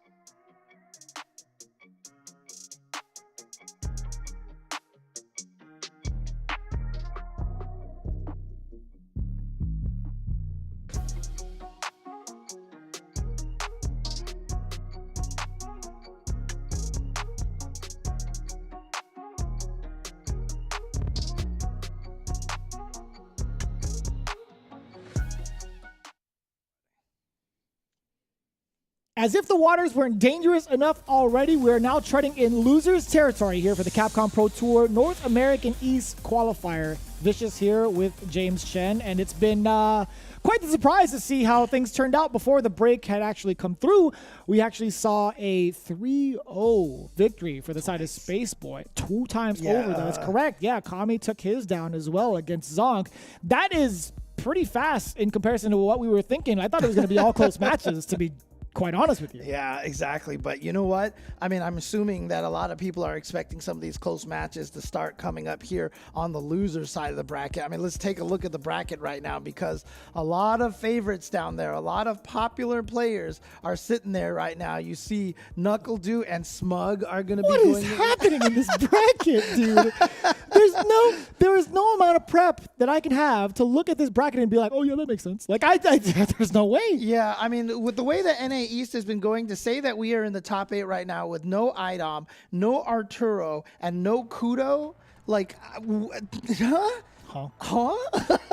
Like, that's all I can say to that. You know, it doesn't make any sense. And but here we are in the loser side, and we are going to be starting with Deadeye Artists going up against Punk, who honestly, you know, I had mentioned before the break that, you know, very rare for a player to win starting on the loser side. Sure. It's only happened maybe a couple of times. 3 times yeah, far in the 19 qualifiers that we've had, yeah. But you know what? I mean, if you're Punk, you already just took out Arturo and IDOM, and you've got to feel like this is your tournament now, right? I mean, like, maybe your 2 biggest rivals are out. Maybe your 3 biggest, I mean, because Kudo was eliminated even before the top 16. And he was everybody's demon, I feel like, for the lower half of this bracket, without a doubt.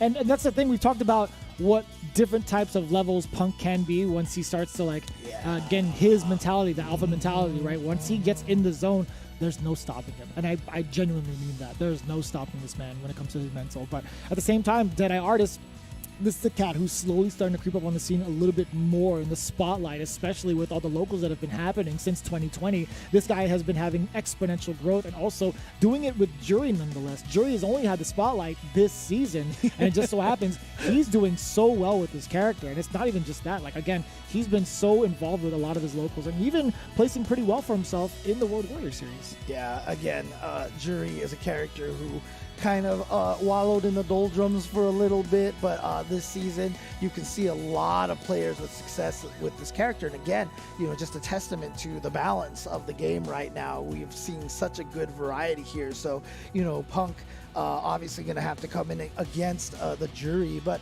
I mean, Punk has played Jury before, right? 1000%. I mean, it's kind of a Whether silly it's question serious to or ask. not, but yeah. It's a silly question to ask because I feel like he's played everybody, right? I mean, like I said, on the forms that we have the players filled out, he listed 11 as his main character.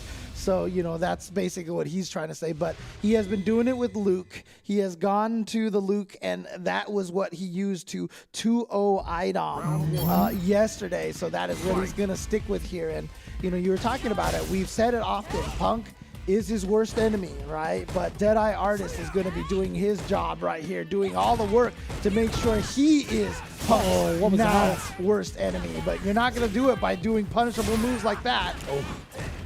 You have to pay the toll. One interesting look, Punk opting to go for V-Skill 1 in this matchup. Oh boy. Okay, bad confirmed from Punk. Unless that was supposed to be a fireball and just came out as a DP. It makes sense if it would be. That does happen when you're moving forward. Does get the hit confirmed. Deadeye Artist now uses on the prowl. meter for the V reversal, does Punk. Plus frames after that. Oh, boy. Yeah, that's not a real string. No free fireballs for you. Yeah, it's the only way you can make that a real string is if there's a character on the screen without a projectile invulnerable heavy DP. It's kind of like the Rashid crouching heavy punch in the tornado situation. Although most characters can interrupt jab, that. yeah. You can. Other than that, like, yeah, even if Deadeye had found success in letting that rip, he's so close. I think it would be like -2 or just not have his turn back. The big crush counter will take it. I like that. Yeah, taking care of at least 2 of the Fuha stocks. He only has fireball left. That could have been a huge whiff punish on the side of Punk, but still, counter hits there. Watch out. Yeah, but Deadeye Artist sitting on a lot of resources and really hasn't done much with them yet. He's been sitting on that full bar for so long, trying to get a jump in on Punk. Not sure if he was hoping he would walk forward for the cross-up or something, but there's the EX and the activation, back throw, and I like this, yep. Oh, tried to get Punk to twitch, but again, fast but late, dude. Uppercut! Yeah, you get so much damage off of that. That initial contact, that initial opening, being able to juggle the rest of it. You got the roundhouse Fuha, the fireball, roundhouse Fuha again, it's uppercut. Sorry, it was quick and late, right? Quick and late, there he is. Quick and late, that's Quick and what it late, was, stand yeah. medium kick from Jury. Frame it. Frame it, frame it, frame it, ladies and gentlemen, please. I mean, there's a good reason to frame it because that's what makes the frame data so good. There he is. Look at that. Dude. On time, but just slightly off. That's what it is. Plus frames after that. Interruption there from Deadeye. Okay. And now finds the EXDP. Back No, throw. he just dashes up and gets thrown. And now just playing solid defense here. Yep, just blocking. Okay, activation now. Goes low this time. He went for a throw, I think, last time. Oh, there's the crush. Side switch. You already know it. Guaranteed, guaranteed. Spent all of his meter in that sequence. I hope he doesn't regret it. Yeah, and he's still holding on to that V trigger, though, as you can see. Slowly filling up again. Ooh. No attempt at the whiff punish, that standing medium kick. Oh boy. Why use meter when you have Rock Smasher to follow up? This man has been doing low forward fireball anyway. You know what I mean? If it was low forward uppercut again, I would have felt for him. Yeah. But if it didn't hit, of course. But I mean, that's the beautiful thing about having that Rock Smasher available to you. If you have a full bar of super meter and that full V trigger, you essentially have like 6 EX fireballs available to you to fish with Oh, off yeah. of crouching medium kick, Oh, yeah. right? Because again, that won't drain. It doesn't go anywhere, and that's one of the things that makes it scary. Is it becomes another super meter essentially. So I was looking at it. If Luke is walking forward and hitting you, or hitting you, he gains the meter. Yeah. So if he's idle, it just chills. But if he moves forward, he gains it. My mistake, ladies and gentlemen. Oh no! Back throw into the corner here. Okay, and now Punk definitely going back to back throws, stealing a turn with that forward dash out of nowhere. Yep, and that's why. Because you think you're supposed to check that forward dash, so instead he goes with a heavy punch, and just like that, and now Punk just doing what Punk does. I understand. He wants to make sure his peripherals are in check. He wants to make sure that the down does not go out by testing it before he gets to the next round, right? Down is going to be an absolutely critical button to press or direction to press because he has to go for the special moves a lot. But all jokes aside, Deadeye Artist already off to the big opener, and man, the snapback combo just in the right range. Yeah, I mean, this is what Punk wants to do, right? I mean, like we said it, he is at his strongest when he is feeling himself, and that's a part of his game. And, you know, you can't let it affect you, right? Honestly, but that's what Punk wants to do. He wants to assert himself and throw you off mentally. So I like that Deadeye Artist hasn't really been affected by that. Oh, jeez. It's just a barrage of normals to back it up. Yeah, I mean, afterwards, you could still let that Rock Smasher let loose if you wanted to. Right. And again, you know, even though he lost that game, like I said, it didn't feel like his game was affected by the gamesmanship of Punk, right? So, but again, Punk, I feel like, is just outplaying him right now. I think that was it. Yeah, I think Deadeye mentally unfazed by it. It's just Punk was just showing a different look that caught Deadeye off guard. I mean, Punk's just being Punk. I mean, this is just what Punk does, right? His footsies has always been some of the best in the game. His hit confirms have always been some of the best. His reactions have always been some of the best since the start of Street Fighter V. And that's rough, too. You see somebody whiff a throw, you think you can grab them as well. Oh! Oh, no. You got the cross-up and then just got tossed right back in the corner. That's a stun. That should end it right there. Oh, and he was checking it out again. And then Punk also decides to finish it off with a little bit of an extra gamesmanship as well. Extra gamesmanship. I like that. This guy's at the buffet. He's getting a piece of everything that Deadeye has to offer. And he's taking it with liberty, too. Like, look at this. Now it seems like Ooh, that was sick. Now the double flash. I'm sorry, James. That was disgusting. Oh, more flash knuckles, please. It's a house special today, sir. Yeah, more flash knuckles? Oh, please, let me get an extra side of that. Oh, Rising Rocket as a dessert? Please. Damage. So Deadeye definitely looks like he's affected a little bit now, but he has this momentum here. Back throw, interesting decision, but he's got the activation. He still has the ability to get the stun. No, just a raw sweep. He didn't have anything to keep it safe, and Punk just didn't care. And what is happening here? This is the NA East. We were expecting some solid close matches here, but this is the third 3-0 that we have seen in this top 8 so far. It has been utter domination by everybody who's won so far. It makes me think, you know, I hope it doesn't happen to the final losers match of round 1. I do not want it to go that way. But take a look at the breakdown of the replay. Right, we had some shining moments from Deadeye Artist kind of getting a couple of frame traps, a couple of throws in his benefit. And that big combo, that big extension that led to his first round, Punk wasn't too happy about that because, you know, anything Jury can do, I think Luke can do slightly better, right? In regards to the mix-up, the throw strike game, it is absolutely potent. Even without V-Skill 2, he still has it all, especially in the corner, right? That counter hit right there after the throw was so important because remember, he threw him and then he dashed up and stole a turn and threw him again. Yeah, that's not real. Yeah, after the throw, dashing up, you're negative after that. It's not a turn. And so that's why Deadeye Artist tried to check him the second time. He thought Punk was going to do it again. And he hit. But Punk just threw out that heavy punch, got the hit. That was a huge comeback that round. And I feel like that's what kind of prompted Punk to really kind of feel himself in that situation. Agreed. But Punk is now going to be going up against someone he has fought many, many times, and that, of course, is man. Shine.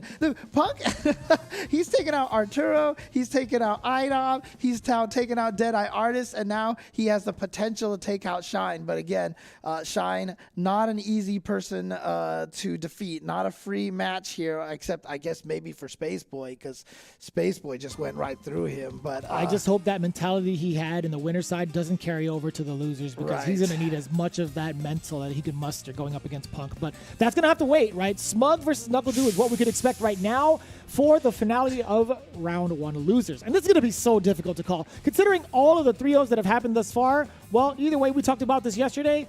If it's G and G, it'll still be GG's. Right? Yeah, exactly. So I'm interested to see this because, look, players don't like playing mirror matches. I mean, it's just really what it comes down to. Some of them do enjoy it.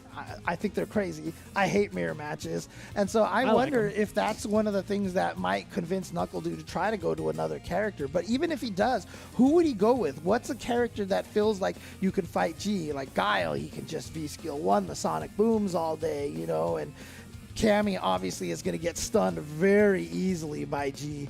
So is it just going to be the G mirror? Mika. Do it. Birdie. No. I was like, one is enough. One grappler is enough, I guess. Yeah. Or I guess brawler archetype, right? The reason why I say Birdie is because he listed Birdie as one of his characters. I'm letting people at home know, wondering where I'm pulling Birdie out of nowhere here. Well, looking at their recent accomplishments, right, one of the biggest things to note is that, you know, Smug had a pretty impressive record thus far, right? He's got 13th, 2 placements back-to-back. Summer Jam and Defender North, he got 13th place, coming from a very, very significant Evo placing at 17th, right? Dang. And then KnuckleDu, he just came back this year. Yeah. And he's already getting like top 3s, top 5s, top 8s, and all these different locals. In fact, he just got second place Tokido over at Run It Thursdays, and even at Casa Bunch, he's gotten second place placements as well, and thirds. Like, he's back almost at full force. This is going to be the ultimate test for KnuckleDu in the final year. Yeah, almost thanks to Street Fighter League, right? Street Fighter League kind of pulled him back out of pseudo-retirement. But again, KnuckleDu has always been one of my favorite players. But at the same time, Smug, I mean, he's everybody's favorite player, right? I mean, this guy, there's a reason why his YouTube channel does so well, his streams do so well. This man is true entertainment when it comes to fighting games. Yeah. And this is going to be true entertainment right here. We're going back to different characters, at least the original main for Chef Smuggles and Steve Carl Wilson going for the classic Cammy. Okay. And this is not, I can't necessarily say a classic Cammy, but this is a character that KnuckleDu has been entertaining even in his time in the league as well. Yeah, but this is a problem situation to start here. Smug definitely with a great start. A couple of execution errors from KnuckleDu, a bad confirm and a miss on the V-Skill 2 charge up. I think KnuckleDu was trying to walk up drill and might have came out with a DP by accident. I wouldn't be surprised if it was intentional, because KnuckleDu is definitely a wild one. He's like, you know what, let's just get this out of the way. I'm going to make a couple of good reads, and then I'm going to start playing seriously. Yep, here it comes. Oh no, he missed the meaty, but he's got the back throw back there. How many throws now? This has been like, oh, that was too high up. That's too high up. That's a punish. He's got the meter, and like we said, Cammy melts so fast now. Round 2. Fight. She's always melted, James. Yeah, she has. Now she gets stunned even worse. Faster. Yeah, everything's even worse. Oh God, that was such a sharp angle towards the shins. Ooh, caught her before he could get into the air. Ooh, just a little too far away. Yeah, he saw KnuckleDu with the standing light punch attempt. Good thing he didn't accidentally negative edge the drill afterwards. It happens sometimes. Oh, that's perfect. That wasn't a combo. That actually wasn't a combo. Off of the dive kick. Here we go. 2 throws. Oh, he's got meter. Oh, actually, he just goes for the reset instead. Ooh, kind of fishy with that. Oh, yeah, he got him scared with that last standing heavy kick. Oh, super. He's waiting for the activation. He got him. That should be able to kill. And KnuckleDu is going to just take it. Barely.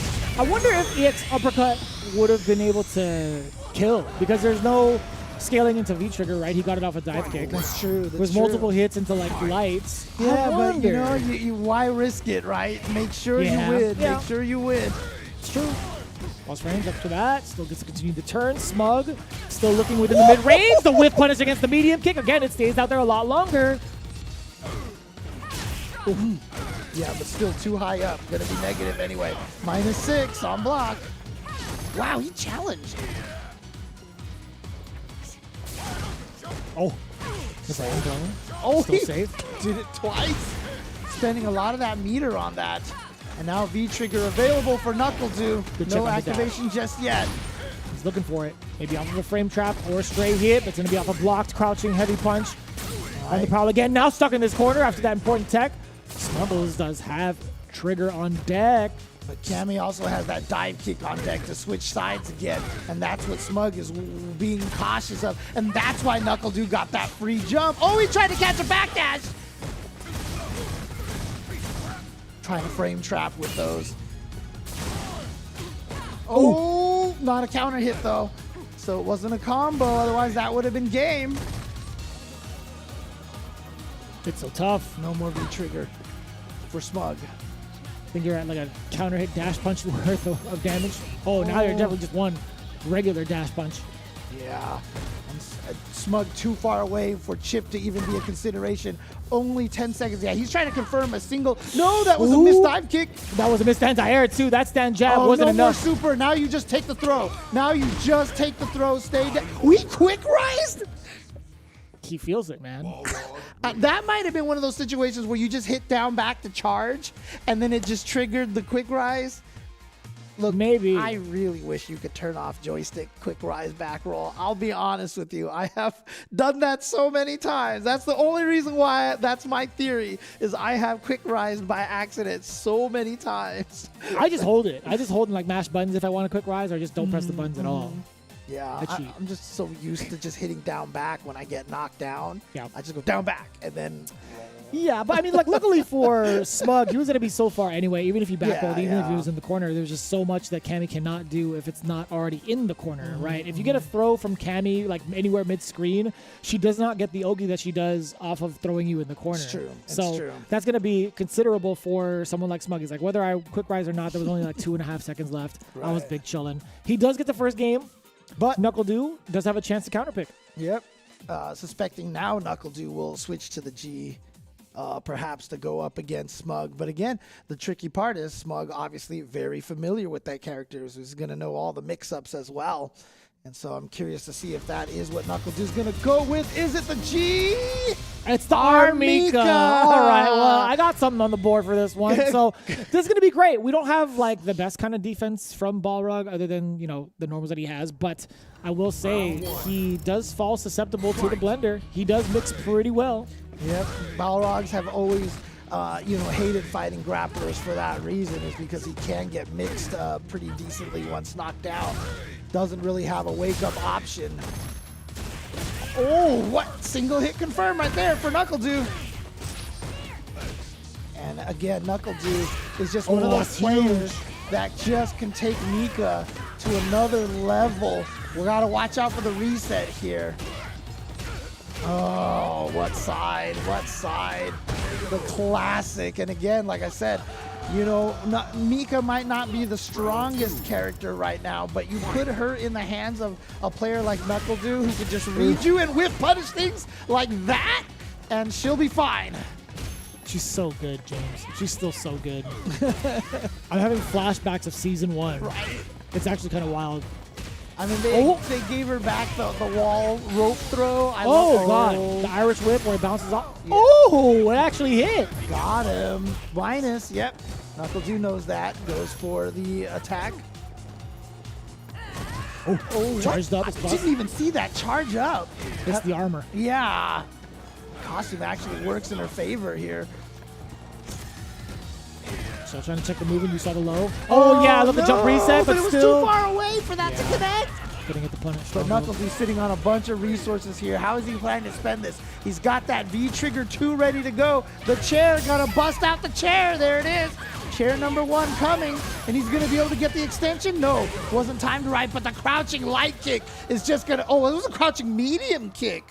Whoa, what? Oh, Smug just must have woke up with buttons. I didn't see counter hit on there. Oh, I might have missed it. Oh, actually, you're right. I don't think I saw that either, so not sure what happened, but KnuckleDu ties it up 1-1. I do like that. Yeah, KnuckleDu with this big switch off to Armika. You can see how much of a struggle it is to kind of contest up close. You see when we talk about he can blend, it's that example in the corner where Mika pretty much had Smug on the ropes for a good, like, what, 8 to 10 seconds, and that's all you need to really get a full smoothie of Balrog. I gotta say, man, that's just the blender in, like, pretty much personified in Street Fighter. Like, you get it, command grab, or you get a frame trap that leads into a reset. It's tough. And again, no 3-0. Yes, let's go. Right. Let's go. Yeah, 1-1. Let's go. But yes, as was said in the chat over there, G-Pick coming up here at this point, perhaps. I wouldn't be surprised. I genuinely wouldn't be surprised. I think that's something that'll pay off to Smug's benefit. I think G's going to be just fine in this matchup. We talk about the bufferable normals to kind of contest. He does have long-reaching limbs to kind of counterpoke as well, but the biggest factor, I feel like, is the fireball. It can be slightly predictable, but at the same time, it's like, you know, not even a factor because we're not even going to talk about it anymore. He's sticking with, you know, Balrog. he decided to keep the other 5 letters. It's Balrog instead of just G here. Balrog. All right. So we got a reset of 1-1 from the side of Balrog yet again. It's a shame that we don't get to see V-Skill 2 as much anymore. Right. I love the Dempsey roll. It's so good. Or like the startup of it. Oof. Oh, nice. Yeah, and the good Balrogs are waiting for the neutral jump, and they will have that screw upper all ready for you. But look at this, backward. Oh, actually kind of a reset thanks to the chair. Oh, no. Yeah, Nadeshko couldn't come out in time to do any damage here. In fact, she's not even going to come out at all. She was like, yeah, no, sorry, it's too late. Couldn't find any more chairs. Oh, the counter hits. Look at this. Oh, that wasn't a counter hit. This is going to be huge. Back to the corner. Huge situation here. And that's something that KnuckleDu wants to do. We saw a tournament where he did wake up, crouch light punch on trade into command throw. Pretty sure he was just going for the tick. Just like he did with Mika just then. And he's going to be able to get the Fudo combo right there. Stand medium punch into the EX. Oh. Minus, yep. KnuckleDu. Oh, he tried to slide into activate. Too far away. Now he has a chance, but what a tech right there by Smug. Stay alive, but here comes the chair. Oh, the throw! Beautiful. Just interrupts. Being invulnerable to the chair at the very last second.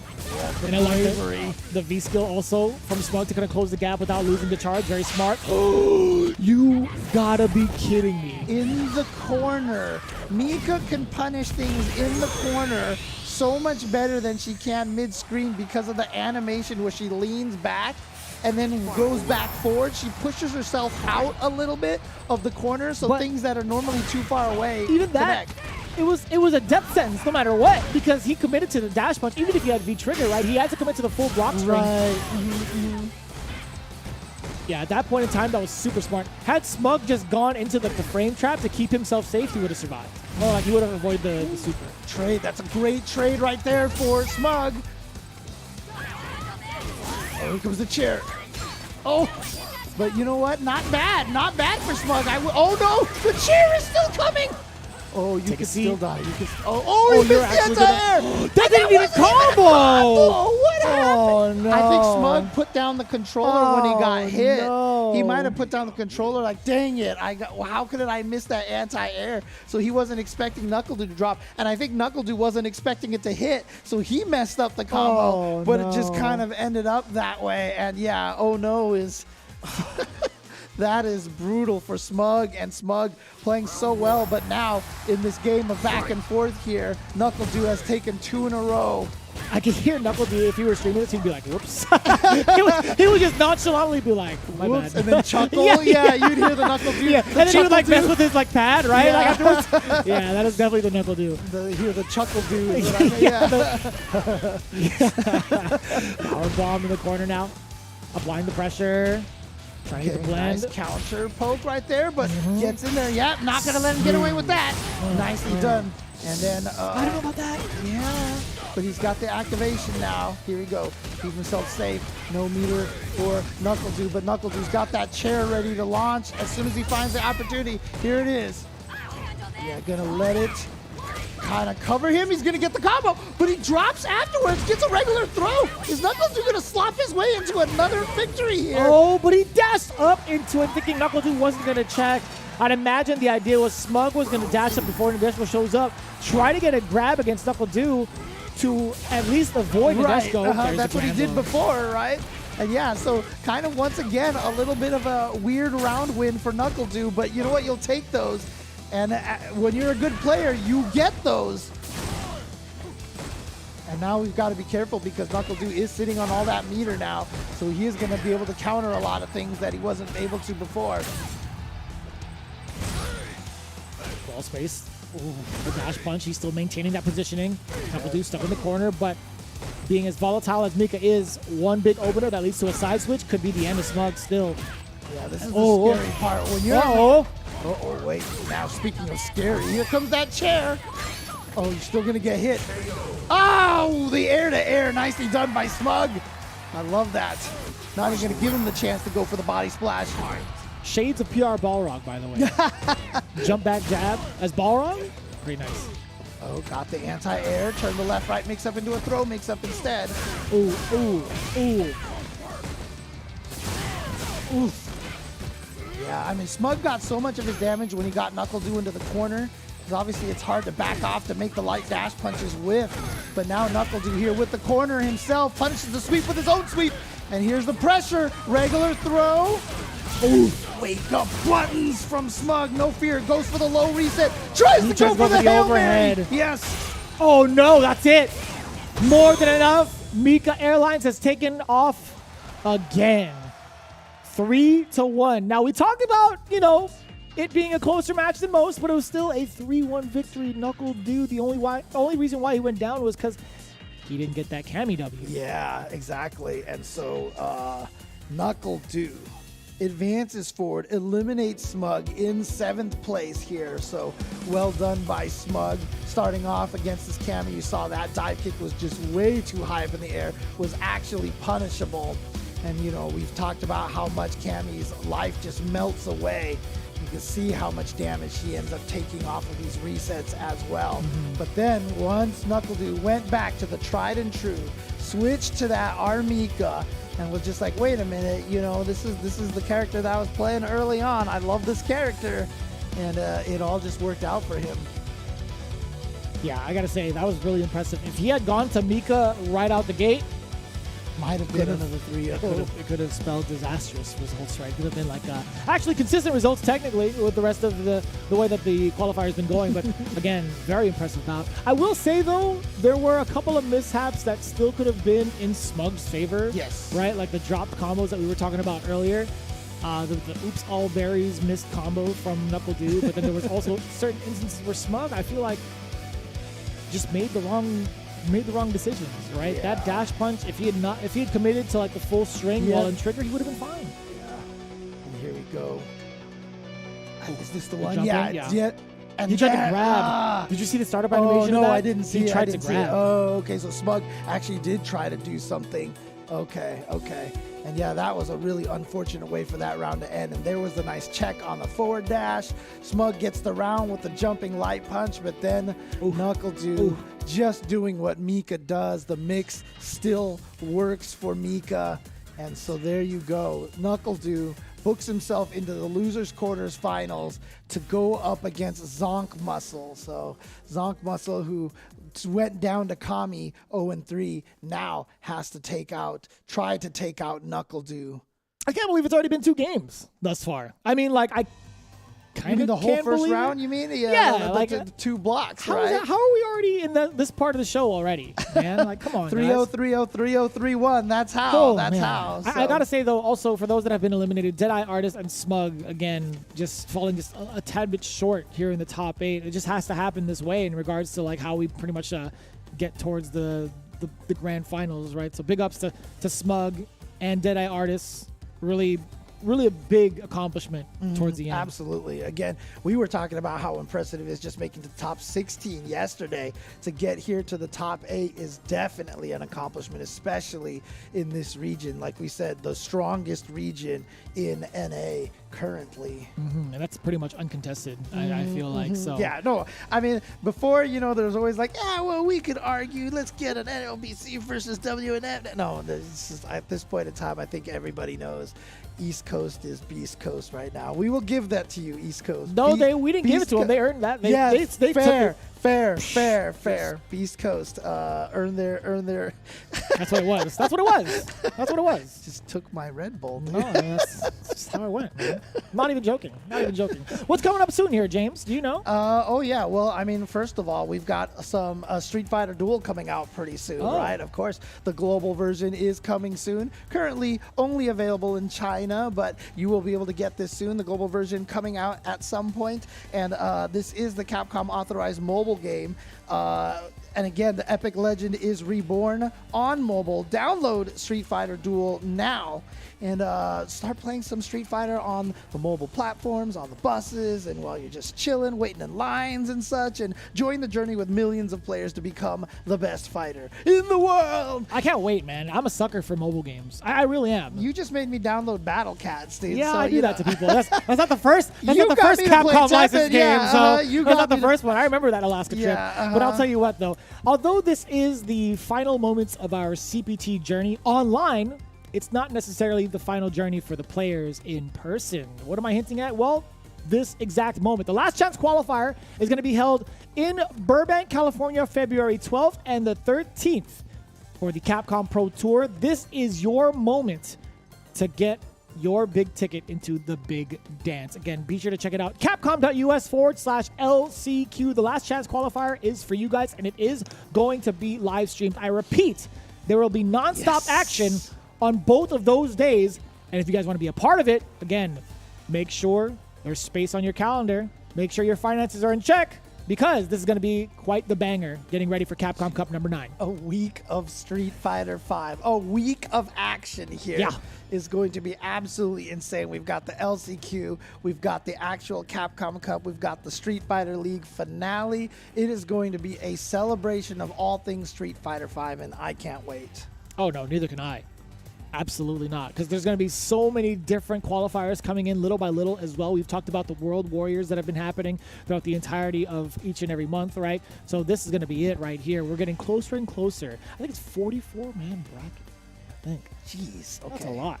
That's a Well, lot of players. But you know what? We've still got 6 players here for NA East, still battling it out. After a quick break, again, we are going to have Zonk Knuckle and Zonk Muscle and KnuckleDu. Okay, that makes it even more confusing. What is now. happening? Zonk Knuckle and MuscleDu going up, and then Shine and Punk are going to be going up against each other. Was that intentional? Yes, that was intentional. Okay, I was making sure. Okay, listen, we all need a break real quick. Let's do that. Let's hydrate ourselves, get some snacks. You do not want to miss it. This is the losers run here for the CBT NA East. Time to fight, time to fight. Never give up, we won't retreat. The ones who stand up turn defeat. So fight, time to fight. Glory waits for those who fight. We unite, we are street fighters.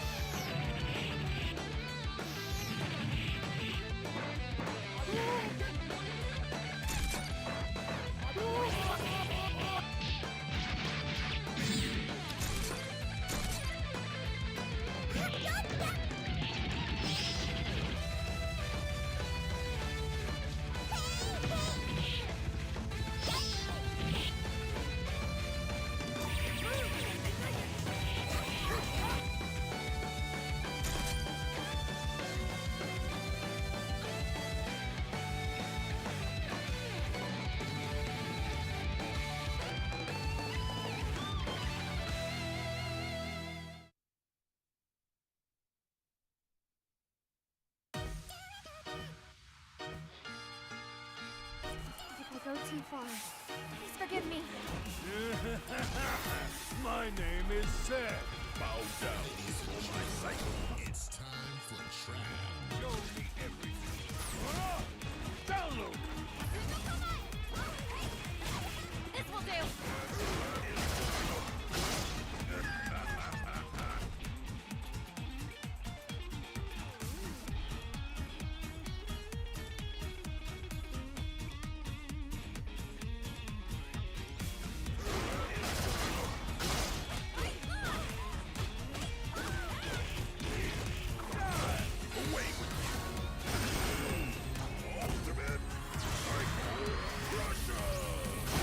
See what I'm really made of.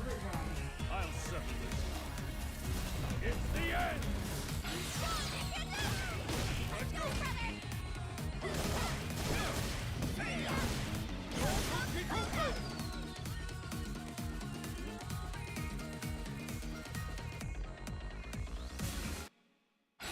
The finale.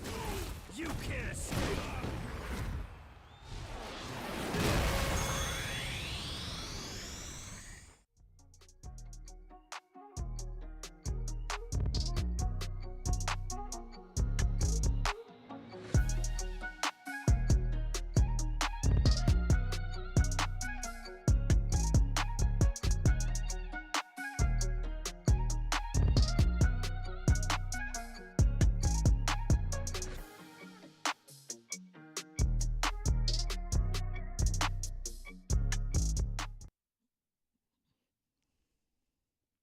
All right, and we are back now here for the final 6 players. We've lost 2 of our players already in, of course, Smug and Deadeye Artist. They're out of the tournament now, but 6 players remain. We are continuing on in the losers bracket here with Shine and Punk and Zonk.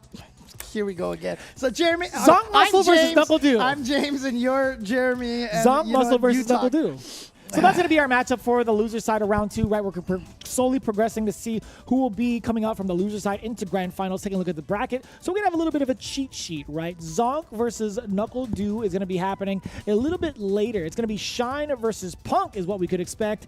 But as much as we got ahead of ourselves, right? Take a look at what happened in the winners finals. Like a bunch of 3-0s across the board, right? Zonk just falling short against Kami in a very excellent display of Luke power. Space Boy, on the other hand, dropping the Luke altogether for his matchup, taking it down with Sakura. Then you see what happens in the quarterfinals, what the results are. Shine has to face off against one of his best friends, Punk, to start things off in the quarters. Yeah, these two definitely have a lot of familiarity with each other during the course of NLBC. I can't even imagine how often these two have actually gone up against each other.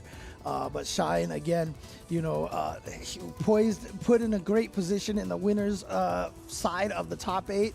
But now having to face Punk. And like I said, for Punk too, I got to imagine for him right now, he feels like this tournament is his for the taking. And so, we've said it, when Punk is confident, he is one of the scariest players out there. And so I feel like his confidence has got to be through the roof right now, feeling good about this bracket ahead of him. But what happens if he has to face off against a KnuckleDu? Because if that ever happens in this bracket, boy, do I have the listing for you for how they've gone this year. Well, the interesting part was, remember yesterday on New Neutral, I think that's what Brian and Rob were saying. Wouldn't it be crazy if we had a Punk versus KnuckleDu grand finals? Would be. It actually would be. Yeah. It would be the loser semis if it happened, but we might still get it. And you know what? I mean, I think a lot of people will be looking forward to that. However, obviously Shine and Zonk Muscle trying to get in the way of that. Okay, I had to think about the name a little bit. But yeah, going into it, Shine versus Punk, I'd imagine this is a matchup that's going to be very hard to call in regards to what characters they're going to be using, because this is just like a match that Punk and Shine can use different characters against each other on, because they've played so many different games. It's like, all right, well, this is the moment where I have to kind of like maybe sneak a pocket character in and try to take the W, right against like one or the other. Like we've seen Punk kind of exercise this strategy a bunch. Like he's utilized Ken in certain matchups. He's utilized Vega in certain matchups as well. So if we do see a character outside of the main Luke, I wouldn't be too surprised. Yeah, I mean, to be fair though, I mean, I feel like Punk is also probably feeling really confident with that Luke. I mean, look what Luke has done for him. Took out Arturo, took out Idom, took out Deadeye Artist. So, you know, he's probably like, you know, I'm just going to stick with this character. He's been doing me well, and obviously a very strong character, and a strong character in the hands of a player like Punk becomes an absolutely terrifying Ooh, there character. it is. Cool. I was thinking about this song. What have you done for Luke lately? You know what I mean? Like, that's all I'm thinking about. It's like the things he's done with school. the things that he's done with Luke. What have you done for Luke lately? You know what I mean? Like, that's just how that's how it's gonna be. I mean, this is the matchup that Shine didn't get to play against Space Boy. Remember, we were expecting this from Space Boy. So, I mean, maybe Shine had done some research on this matchup against Space Boy, and it might actually come to help him here versus Punk. But we see the initial strategy of the Sandblaster. Shine had actually dodged one of them, but didn't get to dodge the rest of them. Still manages to get a big opener, but it didn't equate to any sort of big corner carry or screen carry. Oh, but this one, no. Yeah, but not the wall bounce, though. Chase out the backdash. Nice read on that. And now Shine has a corner position, and this was something we did not see him get at all versus Space Boy. In fact, he was put into the corner more often. Side switch. Oh. I like that. Using the meter from that far, at least getting rid of the fireball. What happens is it prevents Shine from moving closer, trying to get some state, and has to sacrifice the Viewerverse. That's totally fine for Punk. Now, but Punk's still down in life here. Still needs to get a big comeback here. Still sitting on that V trigger. And it's building up a little by little. Oh, what? I mean, nice V shift, but what was the DP all about? I don't know. I don't know. After that normal, I have no clue if it was trying to be like a Sandblaster or not. But. Interesting, but Shine taking first round and pretty convincingly. But like I said, Punk never got Shine in the corner, and now we have a bad confirm from Shine. That's the second time we've seen that ruffian just out of the blue. Yeah, first time I think it was against Space Boy that we saw that, right? And look at this, Punk now should be able to take this round here. Just needs one little hit right there. Yeah, Shine just, you know, take the throw, go to the next round. Let's go. We go next. We absolutely go next. Which isn't a bad ordeal, taking a look at the meter down below with Shine. Punk, yeah, he's looking for the, you could tell he's looking for the Zonk knuckle, hence those two neutral jumps. Yeah, that's what he's looking out for. And there's the third neutral jump right there already. This is it right here. He's slowly edging towards the corner, but still, no, I lied to you all. Punk now trying to regain space. But you see how crucial this is. He just said, oh, that was like the China players defeating EX Chariot tackle, you know, when the first one hit misses. Oh, yeah. Oh, and he did get the neutral jump. Finally here, just showing. Oh, my God. All right. Like I said, when Punk is feeling himself. Oh, here we go. The back throw. Yep. Gonna send him to the other side. Activation. Oh, it didn't turn around. It didn't turn gosh. I'm so sorry, James, by the way. I've been crouching medium punching James's bicep while you guys weren't looking because I was like, oh, there it is. Like, he actually stopped the socket. I was just like, sorry, James. Bicep? Tricep, something, arm. But no, that was a very impressive kind of like a strategy. You see the blatant call out against the Zonk knuckle, whether it's from the neutral jump or the spacing, right? If the first one whiffs, you are highly susceptible in between the first and the second. And one of the key things is that those neutral jumps, you can see, have made it so that Shine is really scared and tentative of trying to throw out that EX Zonk knuckle in the middle of neutral. And that's all Punk wants. And so Punk can just neutral jump a couple of times like that, and now is going to make Shine think about Zonk knuckling, which gives Punk a lot more freedom in the neutral. See, no neutral jumps here. And, oh, there's one. I like that. And that was just within space for the roundhouse ruffian kick. Now that he's established that threat, I wonder how often Punk's going to rely on the neutral jumps again. And see, that's now Shine feels like it's opened up his ability to go for that. Go too far away. Oh, chased him down. But again, not the... What a call out. EX Rising Rocket from Punk, taking all the big risks. Oh, stab him from afar. Practicing my stabbing. Oh, God. Oh, got him with the knife. And here we go. Plus frames. Just goes for the low instead. Excellent defense from Punk. Barely hanging on. Oh, No! That was supposed to be a fireball. I'd imagine so. I would imagine so. That would have been low forward, fireball, rock smasher. Yeah, and it might have been one hit away, or probably definitely would have been one hit away. We got a level 2 Zonk that time, so he was able to link after that.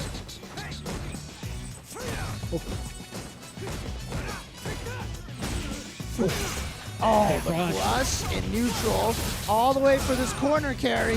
DP Ender, not quite a safe jump, but not much Cody can do. Got him with the frame trap.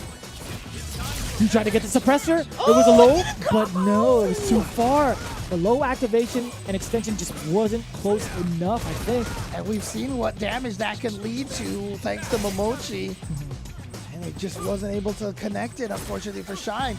So he needs to find a way to get some damage in here. No anti-air. Tough break. Oh, that's a huge jump in.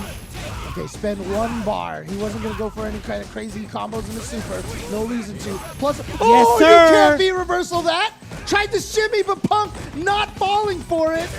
What was that? He was going to try to chip him out. He was trying to chip him out and shoulder into the super. He was just going to try to chip him out. It's so funny you say that because like in Street Fighter League, he's so reluctant to even go to that strategy. He doesn't even want to go into the shoulder tackle into critical art most of the time. And look where it gets him the one time he tries to do it in the CPT. Well, that's so difficult. I'm just surprised that's the decision that he decided to go with because I feel like Luke's got a lot of faster moves that are cancelable that have that kind of range. But I think he wanted to get a little extra chip damage to guarantee that it would kill. He could have done like standing heavy punch, uppercut into critical art right, if he was exactly. within range, right? Maybe he just wasn't. I got to look at the replay. Yeah, exactly.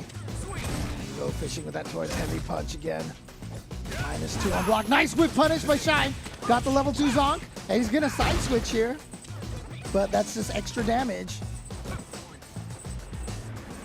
That's so tough. The anti-air is not there. The cross-up entered the dragon style. Suppressor plus frames after that, being able to cancel it, but the big interruption from the lights. Look at the amount of carry he gets and the damage as well. EX Rising Rocket, the risk pays off yet again. Canceling the trigger, and now the throw. We get to establish so much Oki after this. Yeah, and now Punk. Oh, chase down the backdash, and again, getting a lot more of those level 2 Zonks, and then the counter hit as a meaty Shine, finding the hit on Punk. And Shine now 1 round away from taking a lead 2-1 over Punk. And that's such a good layer to start off with, crouching medium punch, because you get to go into the final fight combo and even the trigger if needed, right? So Shine in a very, very good position right now off of that.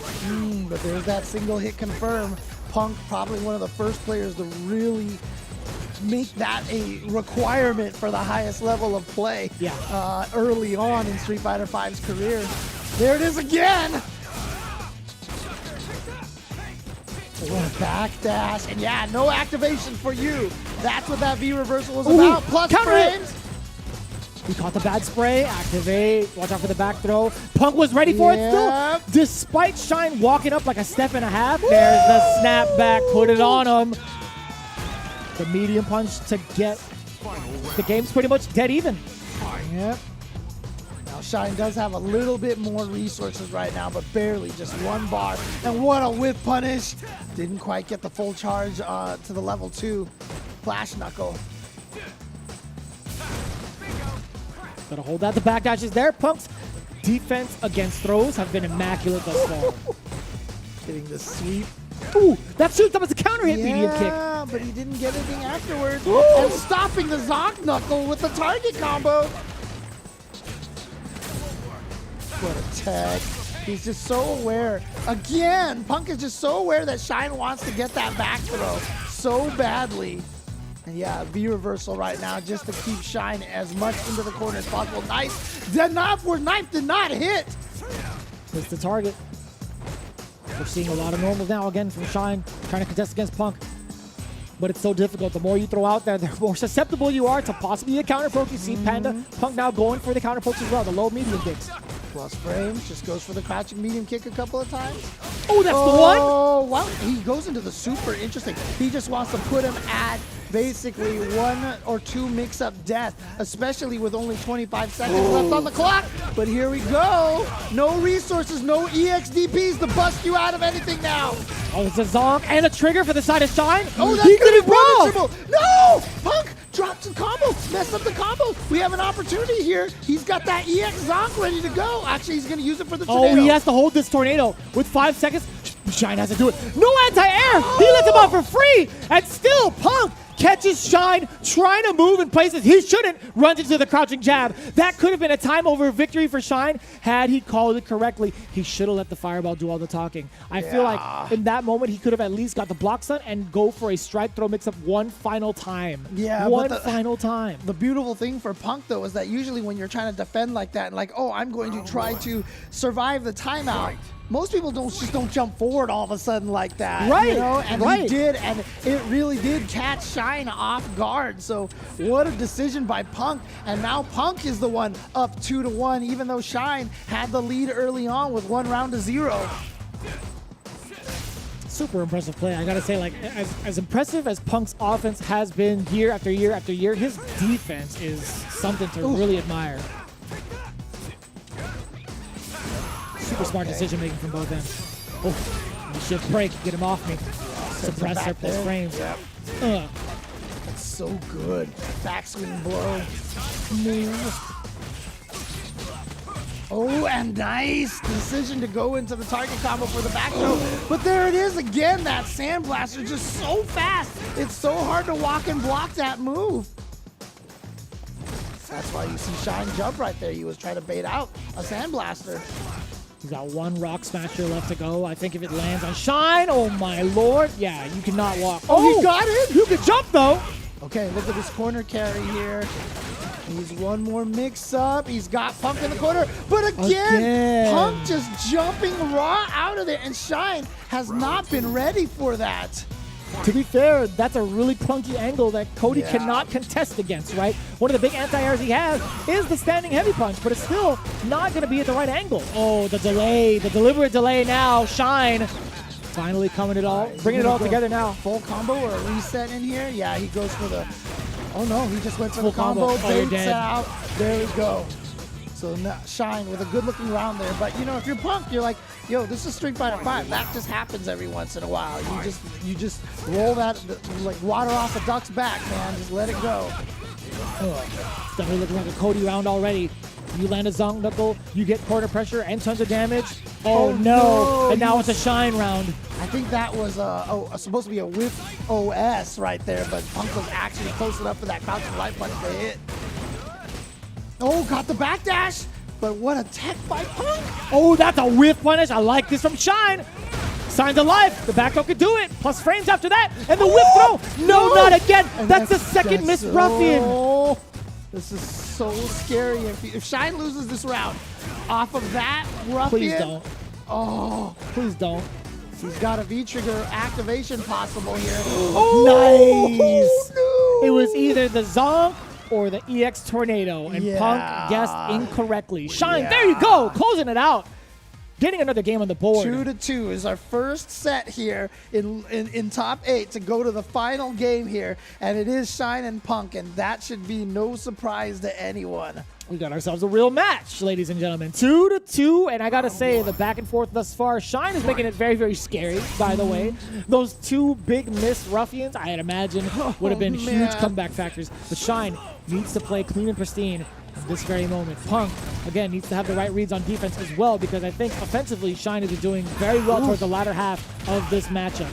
There you go. There's that link off of the level 2. Gets the crush counter. Shine with a great start here. Damn. Baits out the DP again. Oh no, James. Punk was saying, you know what? There's no way you think I'll do another one. You blocked the last one. No way you're expecting another one. Shine, match point. This is it. He has 1 bar as well. He could initiate offense with a slow and steady hurricane or tornado. Or he can do it. Pretty rough with the ruffian after the EX Zonk Knuckle. I mean, that EX Tornado, like you said, caught the neutral jump. Might have been what all Shine needed to get Punk to be a little bit more scared and susceptible to the Zonk Knuckles. Oh, what a sweep. Yep. And not into the trigger as well. We call from Punk. There it is. Has to make it safe. Out of there, out of the corner. This is important. Punk could definitely make this comeback here, especially with those single hit confirms. But that Cody standing medium kick, such a great button. Oof. Oh, here we go. Here we go. Up. Oh. Oh, chooses it to get the plus frames on the jump. What a whip, but it didn't combo. Plus frames, gonna hold it, checking the movement. There's Punk. Backing off a little bit, the air to air is there. I love it. Okay, there's the suppressor. He still has V-trigger. Good defense. Oh my God, Good V-trigger. oh my, get out of there. You can't get out. Punk with the comeback. It's final game, final round. Let's go. Shine had quite like 10 seconds of full defense going on for him, and then it was just a matter of mere milliseconds where Punk opened him up, and that's all she wrote. Shine was hanging on for dear life. He does have one bar, though. This could be the big difference here between life or death. Yeah, he's got 2 bars now, but here comes Punk. He's going to get his own bar here. Not going to spend any of it just yet. What a tech. Oh, again. We've seen that so many times from Shine. Tech. Here we go. Activation. He did it. Punk went for the DP. Interrupts the V-trigger mix-up. You see him just backdashing away. Doesn't want to deal. That's what that knife time The was. reversal. Yeah, so smart from Punk. Catches him with the low. This is Gonna be a lot of Suppressor City. damage.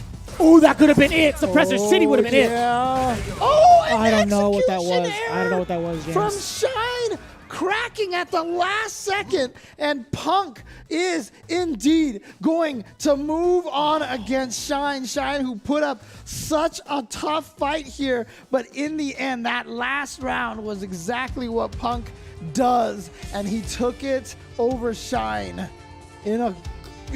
by the skin of his teeth, as close as you could possibly be. Yeah, I really hate seeing it go down the way it did. That had to be a critical error, crucial execution error from the side of Shine. Yeah, I can only feel for him. I truly do. But you see the back and forth, taking a look at the replay. You've seen what had deterred the initial offensive strategy from Shine, right?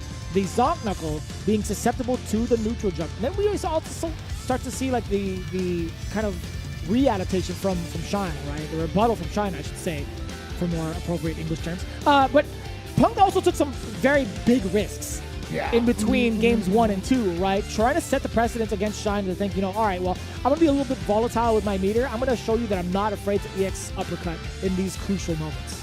Yeah, and I felt like Shine really started to get more play. We saw that roundhouse Zonk knuckle versus the neutral jump that one time. Yeah. And then to win that one round with the EX tornado, Punk neutral jumping onto that. I feel like that opened up game 5 for him really, really well. And, he started off that one round with the level 2 Zonk right off the bat. But it just wasn't enough. Punk was able to make the comeback that round and then take the final round. And that was all she wrote. But that's just so tough, man. You start to see like the cogwheels turning a little bit more for Shine, but you see how often, like how difficult it is to even try to like keep someone like Punk steady, or like pretty much a target on defense, right? He's been so smart with his movement options, his meter options, and his normal options altogether. Complete package. But you saw so many of those close rounds right there. This could have definitely just gone the other way so easily. But in the end, again, some uncharacteristic execution mistakes from Shine, especially with a lot of those ruffians on block. And, man. It's brutal, but here we go. He had this great lead in that round, and he was taken out here. Punk getting all the damage here, just needs one more thing, and I don't know what that, like, I don't even know what that was supposed to be. Like, was he trying to fireball or throw the knife, or I'm not sure. Unfortunately, that does mean that Shine is out in 5th place here, and will be joined soon by either Zonk or KnuckleDu. Imagine that. Imagine that. Hopefully the Cody brethren can take up the mantle, but he's got quite the challenge ahead of him. KnuckleDu almost back in complete form. He just needs a couple more victims to his mantle to get the full power up, I feel like. Once he gets into grand finals, I feel like there's no stopping him. So we'll see how it plays out. Zonk versus KnuckleDu. Again, this man has been coming up from the woodwork. Zonk has been participating in so many of the Casa Bunch locals and has been doing so much for himself in the World Warrior. He didn't get to actually get himself into top 8 for the World Warrior, but he actually happened to take out the #1 seed. Yeah. Right? So we talk about that a lot. But we also talk about KnuckleDu, right? Capcom Cup champion of the USA. He's been coming back up on the rise lately. I don't know if you heard the news, but he has been doing pretty consistently. Top 3 in majority of the online locals he's been performing at. And I do mean the majority because it's either second, third, a couple of first. But yeah, it's been very, very tough thus far. But other than that, it's been very, very nice and such a delightful way to bring KnuckleDu back with a bunch of these W's and now into the top 8. This is going to be a really, really good test between like the middle generation and the kind of newcomer, I guess, because Zonk we haven't really seen as much. Yeah, KnuckleDu. I mean, he is a veteran by how long he's been playing fighting games, but definitely not. But he's definitely more of the latter generation. So he's basically one of the first kings of the new school generation here. Agreed, yeah. Winning the first Street Fighter V Capcom Cup. And again, not to say it, like during Street Fighter 4 too, I remember like his rise during Street Fighter 4, even getting top 8 at Evo at one point in time. I remember even telling him at Evo one year that I felt like he was one of the strongest players in the U.S. at that time. And then it just came to fruition, especially in that fateful year that he won Capcom Pro Tour. Yeah.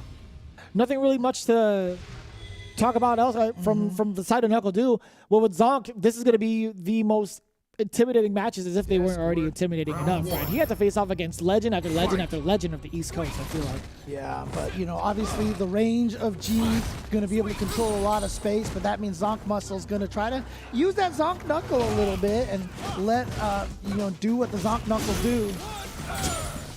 You planned that, and my brain wasn't ready.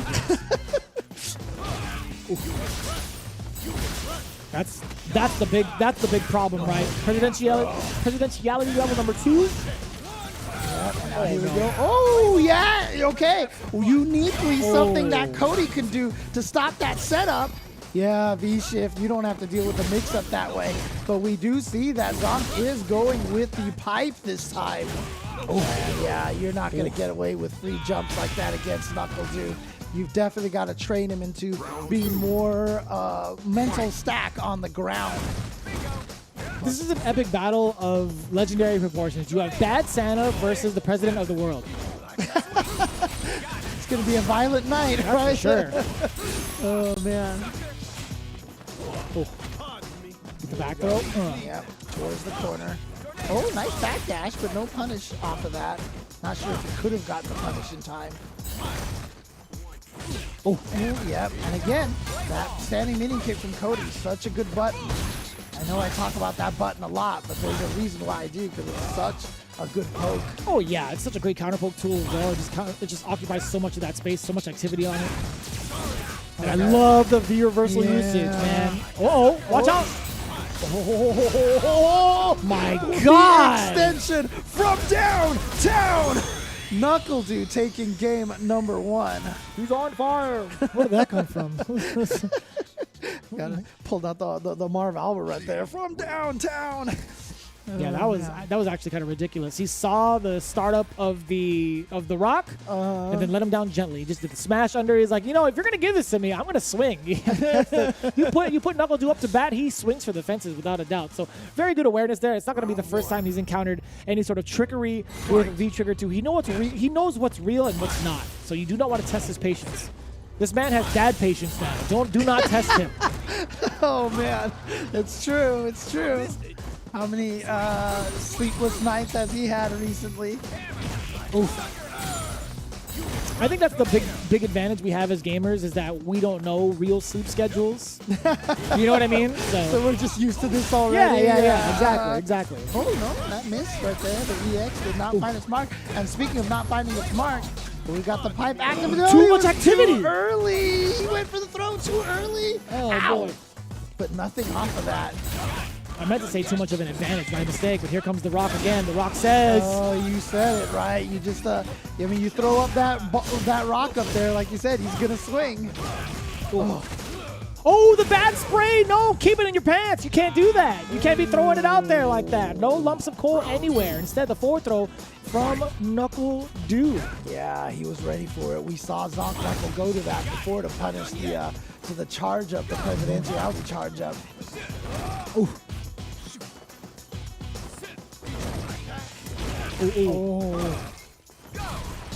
Oh, no anti-air using it. And actually, that might have been a command throw from KnuckleDu, just gone all awry.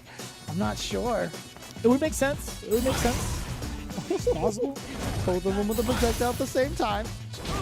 Oh, the roundhouse just can't you. It's so good. Heavy kick is such a good poke. Oh, anti-air? Yeah, still within range. Wow.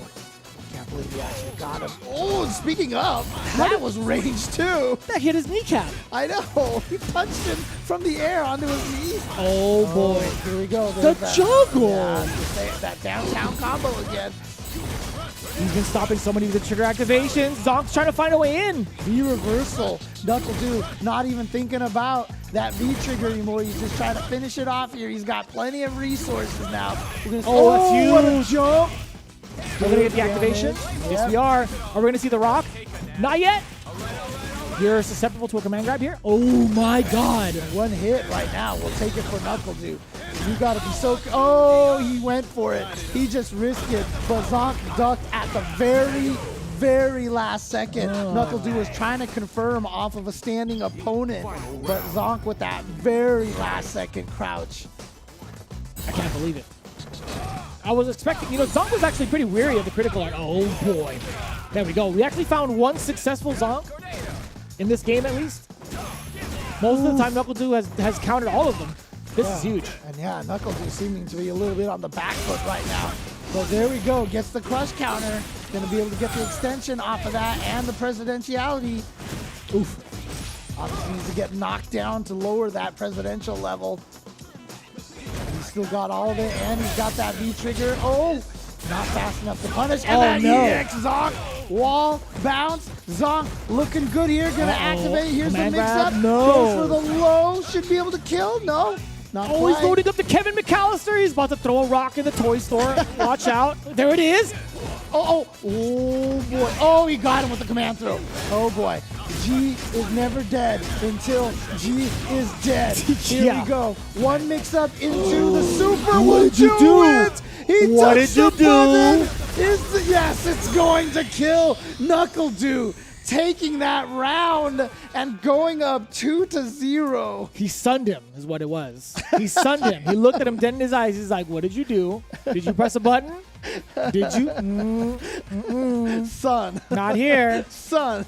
What did I tell you? What did I tell you about pressing buttons? Man. What did I tell you? Yeah, I mean, that's the thing.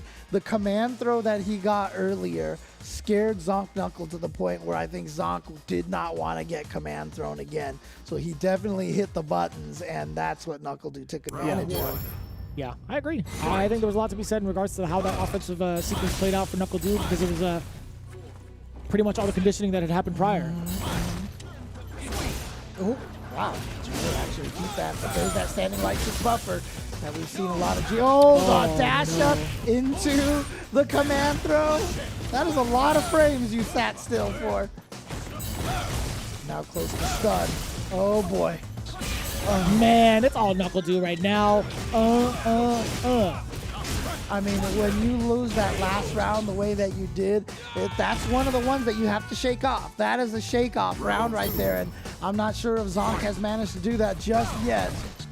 And you could just see the divide of skill levels between the two, Zonk and KnuckleDu, in terms of the conditioning, but it's not quite out or over for Zonk. He does have, so long as he has meter, he has a shot. Yep, just like that. Oh no, too early. Missed. It was just a weird distance from the wall, so that the timing was a little off.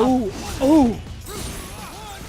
Command grab, watch out for it. Oh, I like that. I like that instead. Zonk. Oh, I think he went for the regular throw off of that V reversal. Just though it didn't come out in time on the landing. Oh, empty jump. No. What a range to choose that. Oh my God, the throw. Watch out, though. He's baiting it out. He's baiting it out. Does get the jump, the target combo. Great block from the side of KnuckleDu. Watch out for the command grab. Still going to be holding all these plus frames. Does get the throw. Zonk could actually make this happen with the command grab. He does. The rock says, How does it go? Oh my What lord. did KnuckleDu try? Maybe throw. Yeah. My only guess is throw because Zonk walked up within the space and neutral jumped to bait it. Oh, he tried to grab the tornado and pocket it. Save it for a rainy day. Wow, that's a new one. Didn't know he had some inaccuracy in him there. Just backing off there, trying to play the footsies, but he has him in the corner now. Look at this. Oof. Yeah, no more bad sprays from Zonk, however. Just running into that, close to stun. This is so dangerous and actually great. There it the is. spray. There it was. I mentioned that, right? That's how you stop it. He's uniquely capable of punishing G for going for that. No, anti-air. No, just ate that. And here we go. Big damage. twice. One more mix-up. Anti-air, and it trades off for KnuckleDu. The jumping fists of justice. The two big old knuckles coming right towards the muscle. He had the pipe too, and that it was just too late. It is what it was. I don't think it had That to pipe's do heavy, man. It's true. It is. It is. It's a heavy pipe, but you know what? I mean, that had to be the reason why that traded right there. I don't think it was a hitbox thing. I think G just got low enough that he was able to trade with that. And sure enough, look, Rob, you wanted it. You got it. It's just not a grand finals. It's a losers semis. Punk versus KnuckleDu. But let's talk a little bit about Zonk Muscle here. Zonk getting here 5th place in this NA East bracket. I mean, talk about impressive placement here for Zonk. He had the run of his life during the tournament. You saw how happy he was and just thrilled to be here from his quotes earlier. So again, shout outs to Zonk Muscle. Probably, despite that loss, probably feeling pretty happy with his performance and just glad he got a chance to put on the show. Yeah, representing even further for the Cody Nation. His entire support system should be absolutely proud. I'm sure they are. And again, being able to take out, having one of the best runs that we've seen thus far, taking out one of the #1 prospects pretty much in round 2. That's quite the impressive feat, man. I would love to see that on your CFN. But again, one of the biggest accolades you could have is getting within top 8 for NA East in its final moments. So big ups to you, man. Your hard work has paid off through and through. So looking forward to seeing you in the future. With that in mind, let's take a look at what the future has before us, right? Punk versus Du, we've talked about it a little bit, but also Kami versus Space Boy. Yeah, that'll be coming up before we get to KnuckleDu versus Punk, going to that winners finals match to see who will be going off into grand finals. And then, of course, KnuckleDu and Punk on the loser side going up against each other. That is going to be a match for the ages, a match for the world. And speaking of world, a global version of Street Fighter Duel will be coming out soon to your mobile platform. It is the authorized mobile game currently available in China, but the Epic Legend is reborn. And download Street Fighter Duel now. Let's fight for each other and join everybody currently in China already playing this game to find out who is the best fighter in the world. And obviously, we're still looking to see who will be qualifying into Capcom Cup for North American East. And the winner of this event, this qualifier, well, they get to unlock all the colors of the appropriate tracksuits. Depending on the character, right? It feels like percentage-wise, it might be Luke again. Just because Kami's in there with Luke, Space Boy potentially with Luke, Punk with Luke. Yeah. If KnuckleDu pulls out Luke, then I don't know. I don't know what to tell you. But the other chances are maybe a Sakura, right? We've seen that Sakura 3-0 against Shine. We also might get maybe Guile also, or a G. Mika? Or a Mika. Maybe. Could potentially be it. So who knows? But at the same time, Luke already has his color unlocked. Whoever wins, and they do win with Luke, they get to pick. I feel like they get to pick any sort of character. I think that's how it goes. But just in case you don't want to hold your breath for that, everything is purchasable with fight money. It's already been that way since March, and pretty much all the tracksuit colors that you see, whether you're waiting for it or you're grinding it out, all of it will be released for free at the conclusion of the Capcom Pro Tour. Yeah, and of course, that's not the only costumes that we have available for you. Basically unique for SFL Japan, the Street Fighter League Pro JP 2022 team costumes are now available on PlayStation and PC. All 45 characters can represent the colors and logos of your favorite team, and along with the costumes, a special title Street Fighter League is also available for purchase. So for those of you who want them all, there's a deal going on right now. All 8 team costume bundles. That is the SFL Pro JP 2022 all 8 team costume bundle is available. So it contains every team's costumes all in one purchase, with a portion of the bundle revenue being distributed to help each team. Ooh. So definitely you want to support all the different teams out there. Support your favorite players. These costumes are available for purchase until February 28th, 2023. So it's time to enjoy Street Fighter V with your favorite Pro JP team's costume. I'm looking forward to it, man. So far, from what we've seen from Friday morning, Hiroshima Team Ikusa is in the lead with the most amount of sales. Saishun Console Kumamoto at the top, you see there with the big red. You know what? They may be in last place, but I got to say, their team has been pretty damn good. So support all the teams, support your favorites. Whichever one you pick, it's going to be a satisfactory purchase. I got to tell you right now, it's all greatly designed. All the teams coming in from Street Fighter League, it's been pretty cool to see all of this really come together. With that in mind, we're getting closer and closer to our grand finale for North America East. You don't want to miss it. Again, bring all the snacks, bring all the hydration. We'll be back after this. Time to fight, time to fight. Never give up, we won't retreat. The ones who stand up turn to feast. So fight, time to fight. Glory waits for those who fight. We unite, we are street fighters.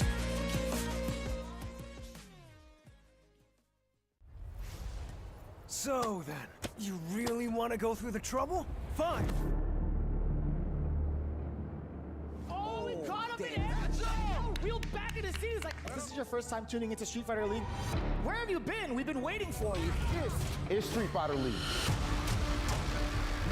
Looks like I can have a little fun now. We're about to take you on a mad, wild journey. Oh my God. I was actually in awe. Street Fighter League is coming to see who is the best in the world. And I'll tell you right now, it's only the beginning. I will fight you. Gachiku! Oh wow, Gachiku. Oh, that is really unfortunate. You saw that exchange right there. We've seen Sakunoka whip punish it a couple of times, but the jump back, Hiro stealing it all back from Gachiku. You can't jump in the corner! What are you doing? Oh! Oh my God, just 1 second left and it runs out the clutch. Just teasing, just lots of tea. Get the kettle warmed up. And he gets the stun. That was nasty. It's even more an international players ball. We're getting players from all over the world. And I said it before, but we're getting the best players here to show you guys off. No time to be wasted. I think there's gonna be more than enough to jump in.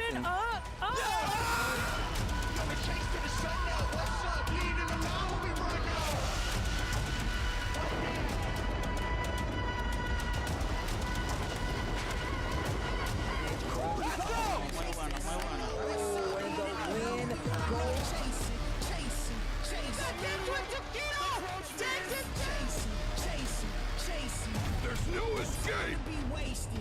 That was actually broken. That was actually ridiculous. Can I get the digital scissors on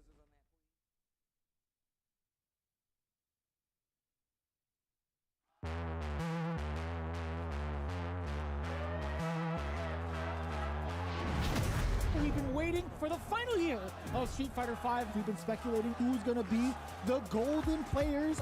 If you stand in my way, I will kill you. I'm on another level. I won't stop, can't stop.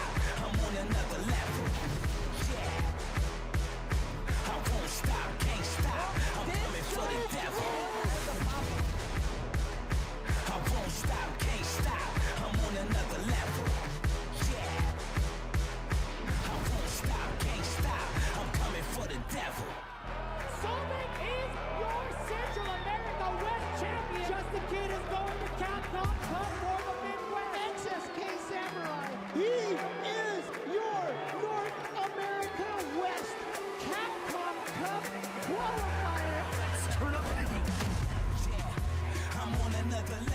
Oh my God, he's dead. There is a lot riding on their shoulders going into it. So every match counts. Street Fighter League Season 5. It's good to be bad because you guys are not ready with what's to come. Show me better Street Fighter, bro. Where do you get these matches, B? I will fight you. Do you believe in fate? I'm on another level. I won't stop, can't stop. I'm on another level.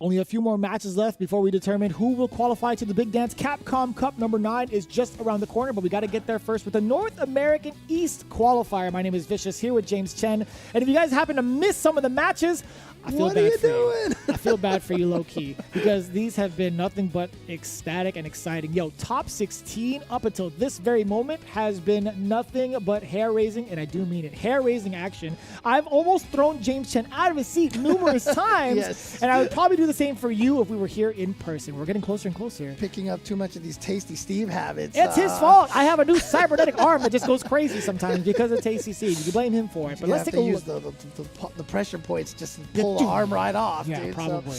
I'd have to do that. Cut off the circuitry. But let's take a look at what we have for our brackets going into it with the winners finals. Kami versus Space Boy. That is going to be a very problematic matchup, I feel like, because one, we don't know if it's going to be the Luke Mirror match, and number two, they have quite the history against each other, which we will get into later on. But again, Punk versus KnuckleDu. We were literally discussing this before we came back from break. It really depends on how Punk is feeling. He's had a great momentum shift thus far, especially against Shine. I feel like the beginning 3-0, it was just like him getting the engine started. It was pretty significant. You saw him testing out his peripherals, but Punk taking it down in a very close set against Shine. He's feeling real great. But same with KnuckleDu, I feel like. His Mika has been pretty stellar against Smug, and then the amount of control he had with G, even more so a threat. Yeah, I mean, it's interesting because with Punk versus Knuckles, you have no idea what the matchup is going to be. Absolutely but, not. Again, we're going to be going to the winner's side. However, first, we're going to start over there with Kami and Space Boy. And you mentioned something about the history of this match, right? That is correct. In regards to what it says at FG Combo, it seems that Space Boy has had the better record against Kami, a near immaculate record against Kami this year in particular. Over at the Battle for the Bruce Lee held by OG Yan and Community, and even at Casa, he's gotten first place finishes in multiple events. But as it stands right now, he's played against Kami and in 2 times over for Battle for the Bruce Lee in one of the matches, as well as at NLBC. And Space Boy has gone 4-0 against Kami in their recent matches. Okay. But, I mean, honestly, the way that we've been seeing Kami play today and this whole weekend, I mean, the way that he played against IDOM was so strong. And then also taking out Zonk as well. So I think right now, Kami, I mean, everybody, like, you're hoping for that one run, right? This might be the run for Kami right here that'll put him into that field where he is now one of the biggest threats in the U.S. Yeah, that would be pretty godlike. Sakura? Well, at least one of the mysteries have been solved. It's up to this matchup to determine what the other resolution is going to look like, whether it be Space Boy or Kami. Yeah, but remember what Space Boy did to Shine earlier. He was playing so immaculately on the ground in his fireball game. I mean, it almost looks like she has a sandblaster right now because Kami has not done anything but block this so far. Oh, there we go. Nice confirm. It's like wet sand, I feel like, at the speed it travels, right? Right? There it is. There, a real gloopy one on that one. Ooh, Muddy water Cross sand. counter, and look at this damage here. And the shoulder push towards the corner. Ooh, it's gonna be huge. Yeah, that gets out of the corner. The push is the important thing, and then gets the back throw as well. Yeah. It's kind of like a counterproductive. No, like you break out from the corner so far away, only the back throw then. Like, oh, nice reaction. Gets right through that fireball, so he throws the EX. And look at this, not scared of the V-trigger at all. Still throwing his own fireballs here. Look at that. that's great for Space Boy though. Just getting rid of the threat of Rock Smasher, you're a mix away. Oh, the shimmy. And he didn't even wait to see the animation. That was just low jab, walk back, medium kick. He didn't even care. He's on a different level right now. -2 right away with his heavy Tatsu, trying to sneak his way in there. Oh, that's a huge jump in. And on the EX as well. So not only did he get the Kami pressing buttons. Oh, catching it a little bit towards the tail end of the V-shift, but a little bit too far to make a big conversion. Kami wasn't ready for it. Yeah, he wasn't expected to hit. There's that EX fireball, but a little too close for him to take advantage. But there's that light kick into DP, one of Sakura's biggest tools that she has. Oh boy. I jumped. Oh, there we go. My God, there it is. Kami reacting to the fireball appropriately. Watch out for the trigger. Watch out for the throw first. You have suppressor on deck. There it is. Yeah. EX busts out. Good reaction from Space Boy. Oh, he tried to go sweep into activate. Instead, just goes for a raw activate. I like that, though. Not too focused on trying to move into activate. Wow, that recovered fast. Still very close in life. It feels like Kami is... Oh, that's huge. Right there, yeah. Man, Kami has been so consistent with some of these rounds. Crouching jab, crouching strong into the light flash now. Nice work. Yeah, worked out. Gave him that EXTP follow-up. Again, the whip punish. Oh, I mean, we said it against Shine. Space Boy, I mean, his spacing has been amazing. We said that yesterday as well, fighting against Little Evil. His footsies, his neutral have been just absolutely incredible. And the whiff punishes on deck as well. But look at that. Look at the walk speed you mentioned of Sakura. And also finding the right spacing to recover just enough of the fireball to get into an anti-air uppercut against Kami. Not picking the right choices to jump over these fireballs at these distances. He has to be significantly closer, I feel like. But that just makes it that much harder to react to. Raw activation from Kami. Yeah, and he didn't react with the V-trigger that time. But if he gets rid of it, I don't think it's going to even tie the life. Tie the life. Space Boy's okay with that because now the V-trigger's gone. Now Kami might get another one back. That's probably why Kami was willing to spend it so quickly because he's expecting he'll be able to get another one back for the end before the end of this round. But will the damage distribution back to Space Boy be enough to justify it? Right? Look, he's already got near 1 bar. But how much damage has he done to Space Boy? Nothing yet. Yeah. Space Boy still a little significant. Oh, here we go. Great opportunity now for Kami. Gets the counter hit. Look at this. He has the life lead now.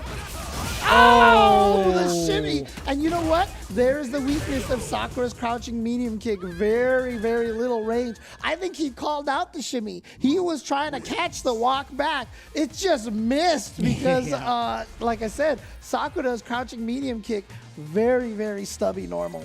He doesn't hit at the shoe. Yeah, it doesn't. It hits like at the sock. yeah. I mean, that's why the shoe falls off her foot so easily in Alpha 2, I guess. Oh boy, I forgot about that. She has boots now, so yeah, that's true. That's true. If they still fall off, then that's just her. Yeah, that's her fault. She's not lacing them up properly. Oh. So Kami there again. Like we said, you said it was 2-0 in the tournaments over here, but Kami already winning 1 game here on the board. Like I said, Kami has been playing on fire this weekend. I feel like this might be one of his weeks. Might be one of his weekends, I should say. No, he'll clean the whole week if he takes this. If not the entire December. Oh, that's huge! Frame trapped him with the flash knuckle.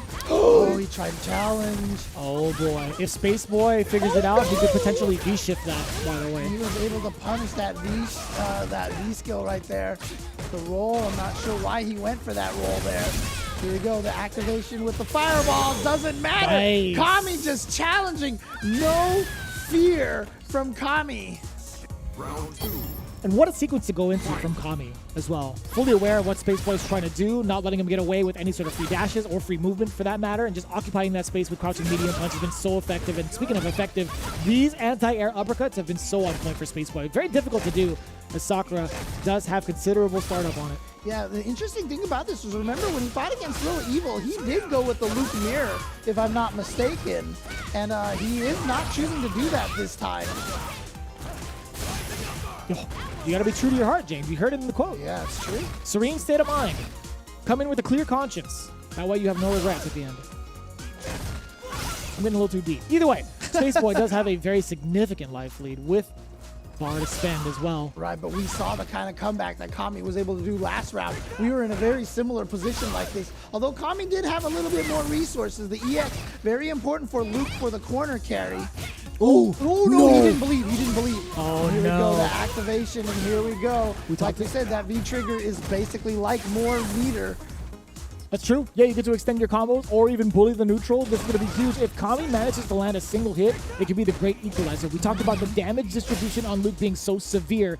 This touch right here could be more than enough. Oh, that's going to hit me. Yeah. Oh, he's so close. Just about even. Uh-oh, plus frames again. Back throw! Watch out for the overhead. No, he has to hold that. V-trigger still on deck for Spaceboy was the biggest detriment to Kami's defense because he had to hold so much after that. Dude, you know if you're Spaceboy, you feel like you snuck out of that one, especially with that back throw after the EX fireball. Crept out with the window open. This guy, Spaceboy, now trying to climb down the ladder and escape to freedom. But right now, 0-1. He's still looking for that big W against Kami. We've been keeping him prisoner against the loop. Oh, boy. Smart for Kami throwing out a faster, but he knows that Spaceboy is a really itchy trigger finger on that. That was sick. That was disgusting. We haven't seen that in a long time. And here we go now in this corner position, but there you go. The far links into that far light punch, which just goes so far forward for Luke. Able to get that route into the activation, and here we go. Yep. Ooh, nice using the EX to try to fight back, but oh my God! No anti-air that time. It was a little bit iffy in terms of the distance. Oh, interesting. Oh no, DP! I don't think he knew it was hitting. Oh, I can't believe that clip. Wait, counter back throw. Watch out for the overhead. Is he gonna risk it? He's teasing the range. Oh, he's back to the full screen again. Back to full screen again. Trying to play this fireball game. Get him to jump so you can anti-air DP. Yeah, but no EX meter on Kami's side. So I think he's blocked. Oh, yeah, can't do it. Yeah, he was waiting for it the whole time. Kami finally got impatient. He was really trying to build that meter. Like, I feel like he should have jumped back and fought with the Sandblaster a little bit more. Just traded projectiles to build up the meter, perhaps to get an EX or something. So now the EX Sandblaster could have been a threat, but he was playing into Spaceboy's hands right there, trying to get around the fireball. Makes a lot of sense. I think, the Sandblaster, the heavy version, would have been able to just kind of deter Spaceboy a little bit from pressing or even throwing out even more of the fireballs, right? Or at least, again, build up that meter. And I like this exchange now. Kami get the forward throw. Yeah, again. Too far! No confirm. Sorry, no whiff punish from the side of Spaceboy. Yeah. Again, it's just so nice for Luke to have that standing light punch combo from so far away. It is one of the slower light punches as a result, but it is such a convenient combo tool. All right, get some plus frames. Got the crush. Here we go. That was sick. Spends all of the trigger. Spends all of it for that sequence right there. Another throw, and actually close to oh, he went for the Ed. He went for the Ed. He bet it all. Gonna catch you like a Spaceboy. Yo, Kami absolutely ready for the shenanigans. Trying to dash up and steal. Not gonna be in front of Kami like that. Oh, there it is, the EX Fireball. But again, that's only one hit from that EX Sandblaster, so not going to be too much of a problem for Spaceboy. Ooh. Oh, good anti-air. Oh, too far away because Kami walked backwards. But Spaceboy has been adding a lot more throws into his game right now. I think that he's realizing that Kami is playing very defensive right now. He's got the hit. The DP, another throw. Yep, there it is. Like I said, he's going for these throws a lot more. Now the pressure. It's so tough to deal with. You see a charging forward Sakura, it's like, damn, she's still gonna recover in time to hit me with a medium. Like, what am I supposed to do about this? Yeah, but like I said, the read. Oh, he tried to do it again. The round start shimmy. The 97-second shimmy, yeah. But again, Spaceboy definitely has a read here on Kami. That Kami is willing to take throws a lot. So he's adding a lot more throws to his game, and I really like that decision. And again, you get hit by one thing like that at one of the bars for Kami. I don't know if he's really that worried about it. And there it is again, the throw. And look at how much space Spaceboy gets after that back throw, after that exchange. But now this trigger is going to be pretty useful unless it's against a charged fireball. The shimmy again. And you see what all those throws do? They set that up. What a jump back light punch. All right, Kami, no more V trigger now. Kami's got to find a way. No, that's not going to be in time. Kami's got a meter though. One good hit. No, he jumped again. Forward throw, man, that could have been either way. The strike throw game on Sakura is so potent. And again, 2 games. We were talking about how it went between further games, or sorry, in previous matchups, right, between Kami and Spaceboy. Now we're looking at a very similar result. 2-1 against Kami is looking to solidify their seat into grand finals in a pretty convincing manner with Sakura thus far, but not even close to over yet. We know the kind of damage Kami can do with his character. We just got to see it come out, but he's been susceptible to the strike throw game a lot these last couple of rounds. And it's because Spaceboy has been letting the throws add up, not only in actual damage, but mental damage to Kami Sure, yeah. Now, however, though, I mean, Kami right here with a great start, but look at this, the EX Fireball activation. Throws are +5 on whip, man. It's like so hard to hit those. Oh, he's going again. You know what it is, James? It's quick and late. That's what it is. Dude, can't deny the quick and late. Dude, he is trying to throw Kami all day, but Kami is now doing the walk back. So what Spaceboy needs to do now? Oh my God! He needs to just do that right there. Yeah. Whatever it was to miss the cross cut. Oh yeah. No way, brother. You can't jump away. That chases you down. But Spaceboy now has to concentrate on faking the throw, going into crouching medium kick because Kami's trying to walk backwards a lot. He tried to do around 1 shimmy to start. No, but he did it the other way around though. He dashed instead of walked. You gotta walk before you gotta run, pal. But Kami hit. Oh no! And that's a perfect side switch. I love doing that. Crouching heavy punch is the anti-air. The V skill to chase after it. So smart. God, yeah, you see that? Without even a counter hit. Good link. Activation. Oh, man, let's go for the throw. It's so scary for Kami to even consider busting out. Especially with... Oh, no, there we go. You know what? Kami's like, anything you can do, that. I can do better. Jumping in so that the DP misses.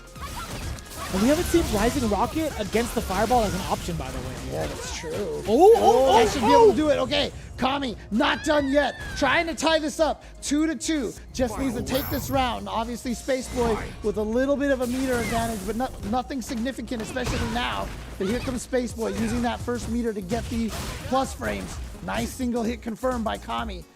I like how aggressive the opening gambit has been round after round from both players thus far, but still, again, being able to establish this fireball game led to that anti-air decision against Kami, and now occupying more spaces with the air fireball. Yeah, and now block that EX Fireball. The EX Sand Blaster baits out the jump, gets the anti-air, and again, yeah, here's where Kami's trying to build the meter. Plus frames. More plus frames. Finally pushes himself out of range with that medium kick. But back to the fireball game. The fireball game has just been causing so much trouble for Kami to deal with. It's been such a fundamental game plan for Spaceboy that has been paying off dividends thus far. How many times has he caught Kami taking so much damage off of these anti-airs? I think a good majority of the game. Yeah. Oh, finally got the check. Nice. He was being so patient. I love that from Kami, saying, look, I'm just blocking. I'm just blocking. And then when Spaceboy thought he could take advantage of that, Kami was ready for it. Oh, that's going to be a big deterrent. Don't want to throw out Rock Smasher against that. That's a forward throw, even with Great Life added on top of it. No Don't get quick thrown. rise. Oh, my Lord. Oh, back throw, not enough. Oh, that's a huge opener. Beats the shimmy, and I love that V-shift. I love the V-shift from Spaceboy. He just needs one more hit, but that's not an easy thing to do. 10 seconds left on the clock. 7 seconds. Kami can do it if he gets a clean jump in. He can't do it anymore. 3 seconds. That's it. Space Boy is moving on to grand finals with a time over victory over Kami in 3-1, by the way. A consistent record. It's such a tough situation because you know getting the shimmy is the only way to win. So you're really counting on them to react with a throw tech. But, you know, if Space Boy gotten thrown, he would have just stayed on the ground and the time most likely would have ran out. And so it's like a lose-lose situation there. You basically have no course of action. We're taking a look at just one of the biggest advantages that Sakura can have. I think mobility in general might be the play against Luke, being able to maneuver past, you know, the medium ranges, being able to whiff punish correctly, and also having that fireball game on deck has been the biggest deterrent against Kami. When you have a multi-hitting fireball like that, it's been such a problem against the Sandblaster, right? And we see the spacing in between. Space Boy has caught so many bits of damage that really rack up off of a misplaced jumping. Right. He got so... I mean, look, the way Space Boy played, I love it because, like, a lot of times when people play fighting games, they practice their combos, they look at these combos, how can I do this damage? Let me punish the DP. Space Boy won so much of this game. That Air Tatsu was the greatest, too. But, like, Space Boy won so much off of constant throws and DPs out of the air. That's not a lot of damage. And you know what? It didn't matter. He knew that if he just worked his way through this, it would eventually lead to him winning. And I love that from Space Boy. I love that he had that patience. Excellent showing thus far. And again, it's been so difficult to even track down Sakura because look at how fast he just walks back in anticipation for that. Even if he tried to readjust with the jump, it's just so difficult because Space Boy is just ready. He's got spacing in his name, right? He's been so immaculate with all of the call-outs with Sakura thus far. And Kami, again, he had his potential moments. And I say this a lot, too. You know, a lot of times you see people going for the shimmy, and you hear me say this a lot, like, I feel like he needs to establish the throw more. I feel like he needs to establish the throw more. That is exactly what Space Boy did. He just said, you know what? You are blocking. I'm just going to throw, like, 70% of the time. Like, he was throwing, like, you remember that one round, he was just like whiff throw, walk up, whiff throw, walk up, whiff throw. He was trying to throw all day. And it's such a good way to set up the game because if you're only going for shimmy, then the opponent's just going to block and never feel the threat, right? You got to get them scared to open them up. And that's what, and you know what? To Kami's credit, he never really got shimmied that often. But that just meant that Space Boy was like, you know what? I'm just gonna keep throwing then. I'm just gonna keep throwing because I'll take my free damage, you know, even though in small chunks. You know what I mean? People will hold on to take the throw for the entirety of Street Fighter V's lifespan. I'll tell you that much, that's for sure. You think about the risk reward, You think about the risk reward pretty often, and it's just like, what else do you want to kind of like manage? Like, would you rather manage, you know, trying to go for like this mix up off of like throw, or would you rather guess off of like a very close plus frame normal? I don't know. You be the judge of that. But I'll tell you what, right now, we're going to be the judge of who wins between... Well, actually, we don't get to judge that. KnuckleDu and Punk is coming up next, and this is the matchup to behold, ladies and gentlemen, because it is indeed a loser's run. As fantastic of a winner's final as it was, I feel like this is the one right here, because it's just the fact that it's a loser's run. Yeah, and again, and this is like a classic, right? I mean, you have the person who started off Street Fighter V as one of the strongest in the world, maybe the strongest in the world, winning Capcom Cup. And then you have Punk, who the next year was what everybody was talking about, right? It was all Punk. And Punk has maintained that throughout the lifespan of Street Fighter V. Absolutely. And, you know, we've seen these two go up against each other in the past. And then KnuckleDu kind of disappeared. I was going to say, go on. I had a point for you. I had a point for you. You were talking about, you know, the hiatus that KnuckleDu had taken. They're still playing each other to this day, like even outside of the CPT. Like I wanted to mention their recent performance over in the World Warrior East, right? KnuckleDu had actually fallen short to Punk in winners, but towards the end of top 8, KnuckleDu took it down against Punk 3-1. Oh, really? And it's been back and forth ever since then, even at the Casa Locals, right? In Winners Quarterfinals, KnuckleDu had taken down Punk 2-1. And then even before that, in the World Warrior East number 4, Punk had taken out Du 3-0. So it's been very much so back and forth. Right. And, you know, again, between all those matches, they probably used like maybe 19 different characters. Oh, right? yeah. It was an 11 mirror match. Is what it was. Don't take it seriously. Oh, look at this. With the KnuckleDu suit. Busting out the yeah. guile. That is the ultimate flex. Being able to use your costume. Yeah, I remember I talked about it yesterday, how he basically, you know, kind of dumped on Luke, right?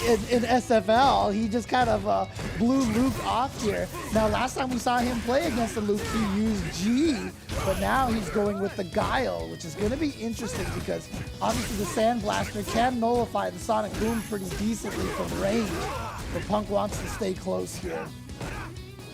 Oof. But I do like the normals. The presence of mind to kind of utilize some of these normals within like the close combat. Yeah, I love that from KnuckleDu. Yeah. But if he needs to go a little bit further than that, he definitely has the capabilities, right? Yeah, and again, KnuckleDu did manage to get out of the corner, got cross-cutted, but doesn't matter. You got out of the corner and look. Oh no! Too far away. No, he doesn't have the super. Oh, but the throw will do it right there. So Punk with round number 1. A little bit of a mishap there from the flash kick. Wasn't able to get the autocorrect. Now, Punk trying to walk KnuckleDu down to the corner, but he found just the right moment. And interesting. Now, this one I think is just because KnuckleDu feels like he can build a lot of the meter back during the course of this round. Oh. We do like to see the burn straight. Check the mark a couple of times over. Nowhere to run. You got that right. That's plus frames. And again, applying more pressure. Had to get the activation out of the way. But no, it wasn't enough to push him out of the corner. Ooh! The counter hit, low medium kick. Yeah. Thought it would lead to more. Oh, that's too close. That's too close. That's actually going to be punishable on block into the super. And I don't know if this guile is working out. Oh, actually, no, hang on. I thought you were onto something here, James. Oh, wait! No, that's not going to be enough. You don't have to answer this question. Or ask it, really. Oh, that was far enough away. 5 frames on that light punch, not enough to... Oh, that was jump roundhouse in exchange with it. That was a big trade-off. That normal is huge. It just, like, hits right here. Look how... It's like, this is your normal one, and this is Luke's. Like, I mean, to Punk's credit, he was smart enough to hit the button super early. Because he was like, you know what? He's going to crouch fierce. This is my best chance right here. And so it was the right decision, and there it is. Very similar to Ken's jump fierce. Yes. And Luke even has a pretty good jump fierce himself. The hammer fist. His hurtbox looks so weird on it. Yeah. I mean, it doesn't have any horizontal range, but vertical, excellent. Ooh. He's got mad vertical. He is sticking with this guile. It surprises me, but there you go. Punk dropping the timing on that. Ooh, okay. No fear from Punk. Counter hit. No, there was a slight mishap. That was a counter hit, reverse spin kick, too. Yeah. Oof. So KnuckleDu being walked into the corner again. You can see normally Guile can keep people out with those sonic booms so well, but you see with Luke's normals and how far they travel, the kind of threat they possess, and even causing KnuckleDu to be scared to throw out those sonic booms at this range. Uppercut. Oh, sorry. Crouching heavy punch. That's an uppercut. It sure is. American uppercut. Got him, and again, look at that. Look at the target combos that come forward, allowing him to combo in so many ranges. Ooh! KnuckleDu's landed that crush counter sweep a lot. Ooh, just outside the range, but wake up with buttons! Again, catching the shimmy. Oh, speaking of wake up with buttons, is this gonna kill? No. No, not at all. If it does, I'll be so mad. No, not even close, yeah. Oh, but this will. Oh, yeah, there it is. Now, the question is KnuckleDu going to stick with this? Because Punk, even though a lot of people have been anticipating this match, Punk is absolutely running through KnuckleDu right now. 2-0. Is Guile the right choice right now? Or do you think KnuckleDu might switch to the Miko or switch to the G and just try something different? I would love to see the Mika. in this matchup. I would genuinely love to see the Mika because of how many times there's been close quarter interactions. Like if there's been one slip up on the side of Punk, I think that just leads to disastrous results or potential for disastrous results, right? There'd be moments where Punk would have to guess with EX Rising Rocket most of the time. But even so, like if KnuckleDu sticks it out with Guile, I don't even think a V trigger switch would help out necessarily. Having those multiple booms can just be pretty much drowned out by an EX Sandblaster for the first couple of ones, eliminate the mix-up. You would only get those mix-ups off of like a knockdown, right? You wouldn't be able to steal neutral or at least walk up in neutral having those booms behind it because of like, you know, potential Sandblaster, Rock Smasher, etc. But a character change might be the wave here. It might just be, but it's really up to KnuckleDu. I think he could potentially do it with Guile, but it's just such a struggle from what it looks like right now. Yeah, it's like I said, it's so interesting because once Luke gets into that range right in front of Guile, like I said, a lot of characters have trouble hitting that Sonic Boom startup, but because Luke has like the standing medium punches that go forward, wow, look at this. He's still going with trigger 2. Wow, he thought about maybe changing, but he's sticking with exactly what he's been using. Going out with the Guile. Oh, wait, no. Maybe he changed his mind. I think he changed his mind or something. Okay, we are going to get a redo. Oh, my God. KnuckleDu looks like he's only holding forward on the controller. What is happening right now? And I think there's been multiple instances where he tapped it twice. Yeah, right? It's crazy. All right. Very nice. Very nicely done. But again, as we get ourselves for the potentially final game between these two, because again, Punk the God is currently up 2-0 against KnuckleDu. That is not going to be an official match than what we just saw. There was just a little bit more time of deliberation from the side of KnuckleDu, trying to figure out what he wants to utilize for his final game. I think there might have been a slight error. Or it might have been just pick Guile, and then while you're sitting there, you're like, no, actually, I don't want to do this. And then, you know, just being like, okay, you know what, sorry, let me change characters. And, you know, again, Punk and KnuckleDu, good friends, right? Like, I don't think... I would hope so. Yeah, I don't think Punk is going to, you know, be too mad and not allow.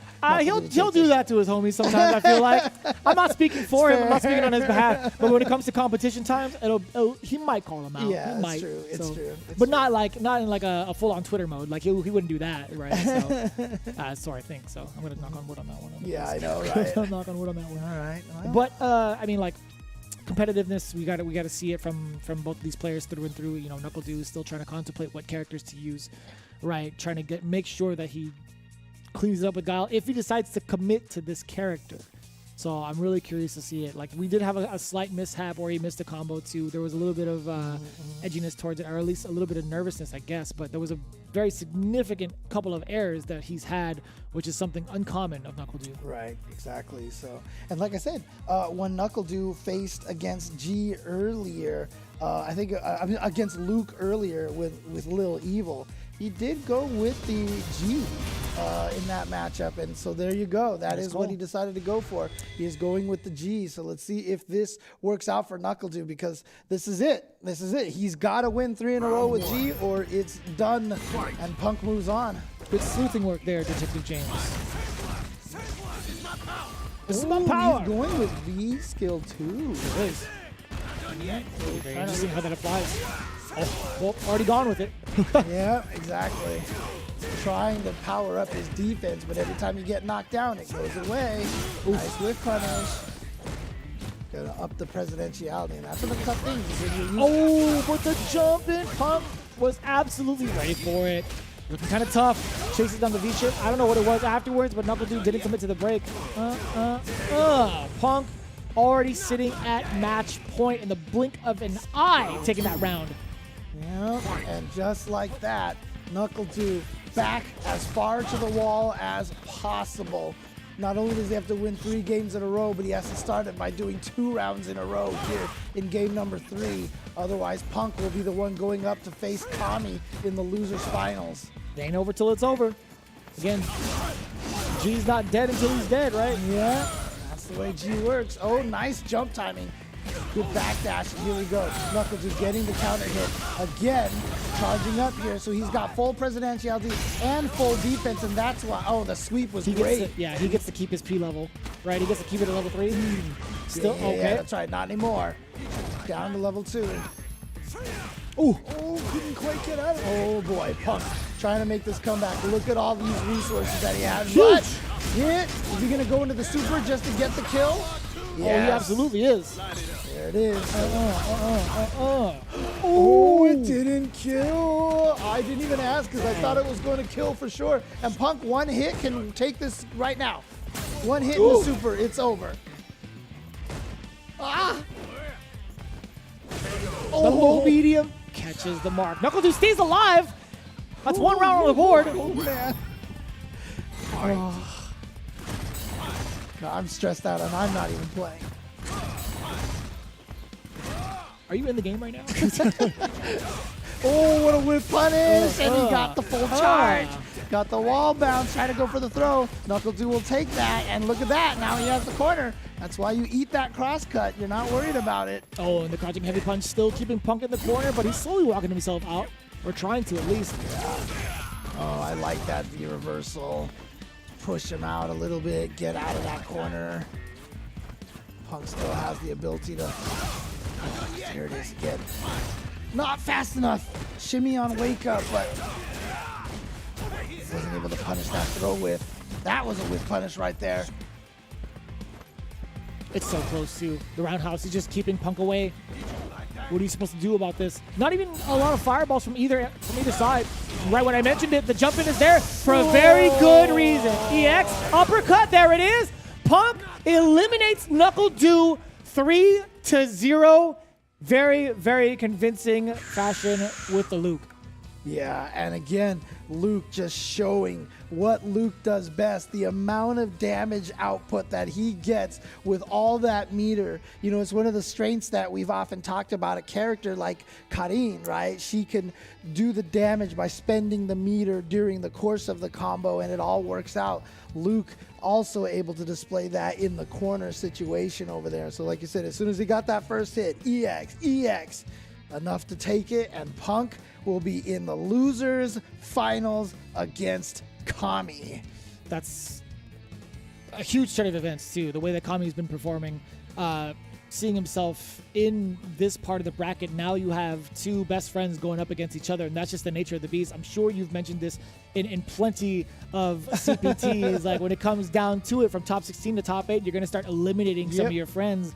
But in this stage of the game, when it's like losers, it's like, I wish I didn't have to do this to you. You know what I mean? Like, it really depends on who's going to be who in terms of exactly. like the one eliminating. Both of them are going to be saying that. I'm really sorry to have to do this to you. It's like you have the Luke, I am your father, but it's like Luke, I am you. Yeah. That's what it is, right? We got the Luke mirror match potentially. I'd imagine so. For both these players. That's true.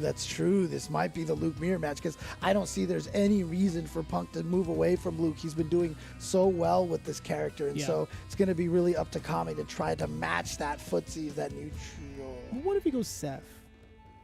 It wasn't the first. Oh, no. What if Kami goes Seth? It wouldn't be the first time he's done it, even in Street Fighter League against a Luke. Oh, okay.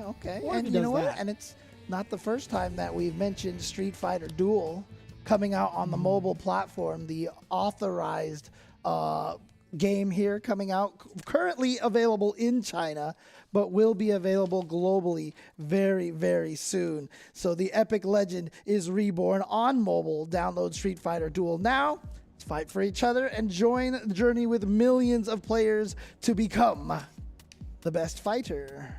And in case this hasn't been enough Street Fighter V action, well, guess what? We have plenty more to go with the World Warrior events coming to a close, right? Yes. We can still see some of these players earn a spot at Capcom Cup number 9 with their final event happening this month. Again, we've had the conclusion of UK and Ireland over at Salt Mine League. We just finished Asia Area B not too long ago. I think it was, this morning? Yes. Right? We have Oil King as well as Ending Walker. A couple of them are slowly starting to finish up, and you do not want to miss it. Although it is too late for you to sign up and get those details, you can still check out where the streams are at and which TOs are going to be organizing it over at CapcomProTour.com. Ladies and gentlemen, again, be sure to tune in to the World Warrior events coming this month in these next couple of weeks, because I guarantee you they are going to be bangers. It's all coming to a head at this point in time. We are finding all of the players who are going to be at the Capcom Cup, which is taking place in February, coming up live and in person. Yeah. And we are going to find out who is the final CPT representative from this region here. This is NA East. Is it going to be Punk, Kami, or is it going to be Space Boy chilling in grand finals on the winner's side right now? You do not want to miss these last two matches. These are the last two matches of CPT 2022. You want to be there to witness them yourself live. Stick around after this break. Time to fly, time to fly. Never give up, we won't retreat. The ones who stand have turned to feast. So fly, time to fly. Glory waits for those who fight.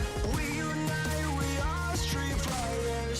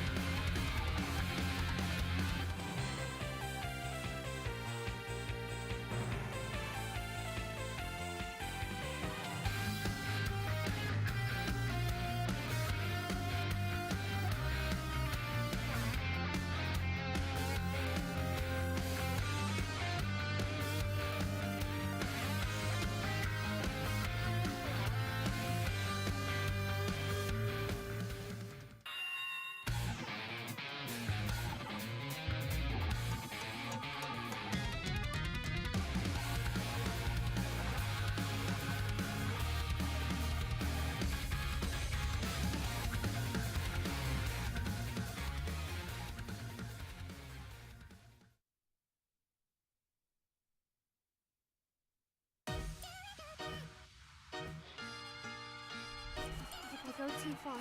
Please forgive me. My name is Seth. Bow down for my cycle. It's time for trash. Show me everything. Download. This will do.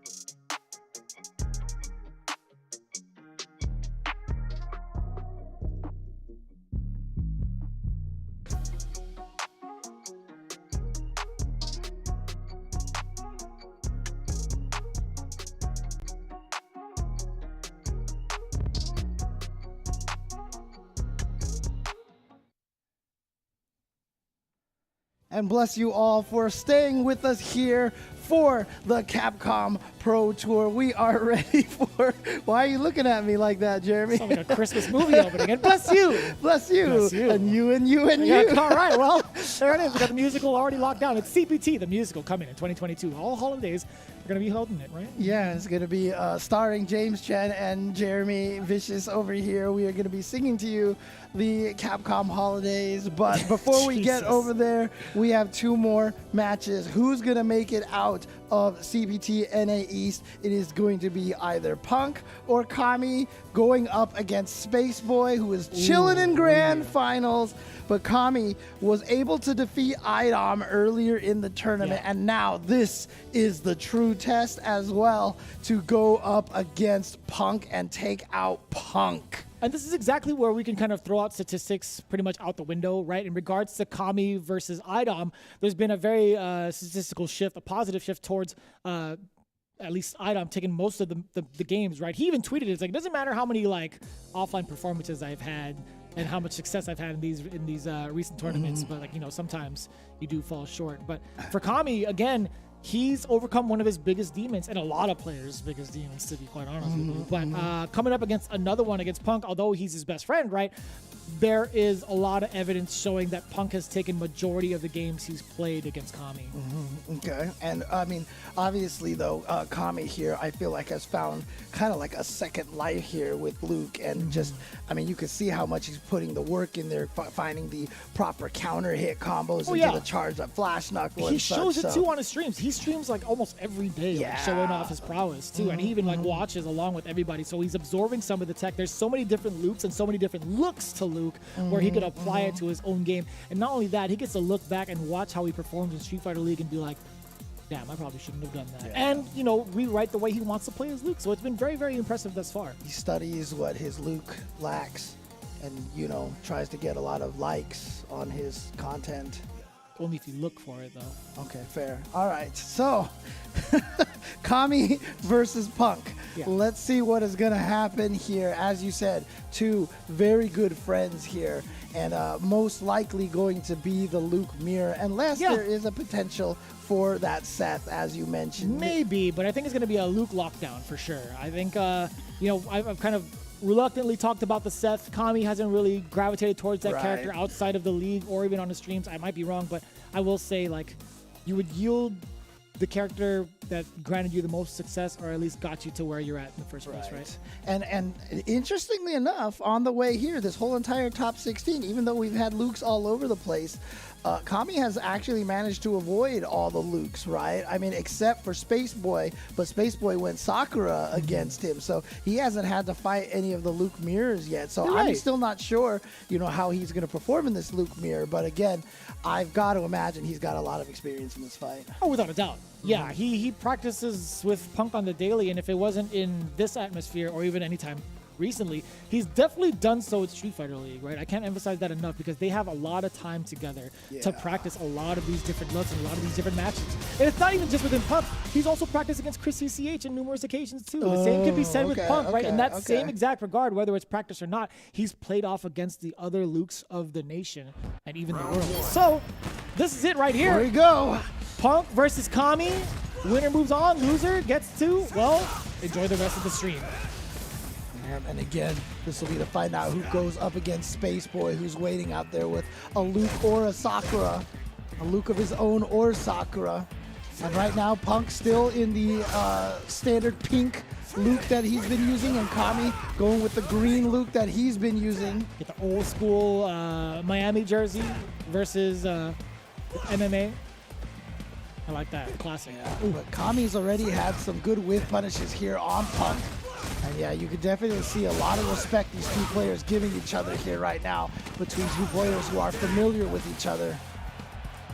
Oh, excellent whip punish. And that's a really good look from Kami, considering Punk really likes to go for these low forward confirms, right? The single hit confirms is the trademark of Punk. So Kami is well aware. It looks like he's playing on the back foot, right? He's playing second to what Punk wants to do, and what a bust out rising rocket in the face. And now tied up. Yeah, V-reversal to prevent the trigger activation, but that's not going to work here. He got it activated again. Not going to spend any meter. A lot of Scaling on that V-trigger activation and then just patiently waits for Punk to jump. Kami is like, I am not using my V-trigger at all. Kami, round number 1 versus Punk. And again, the whip punishes. Pretty convincing thus far for Kami. Already pushing Punk to the corner. The big confirm.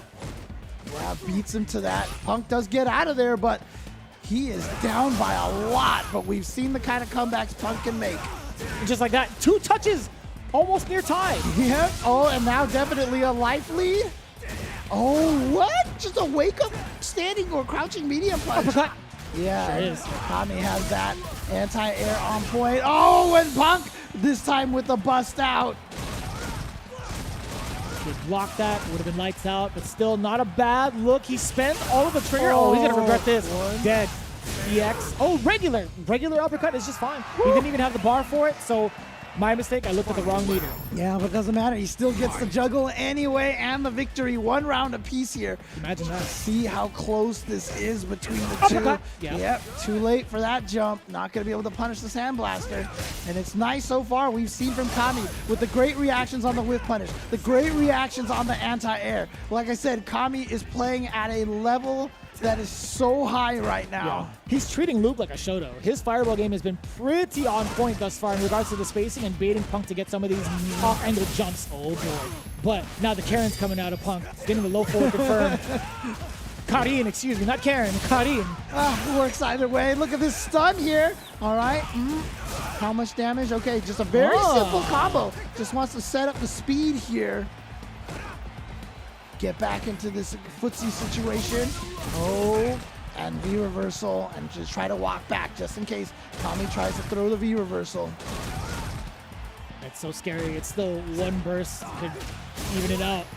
Oh, yeah. And I love that look from Punk, saving the V skill 1 from earlier, right? He had the big damage combo after he had charged up for V skill 1 and opted not to go for that enhanced flash knuckle. That's right, Instead, going off of a low forward confirm and saving it for that moment to get the kill. Very, very well done. It's like saving it, saving your critical art for that final moment to kill. Pretty much the same ordeal.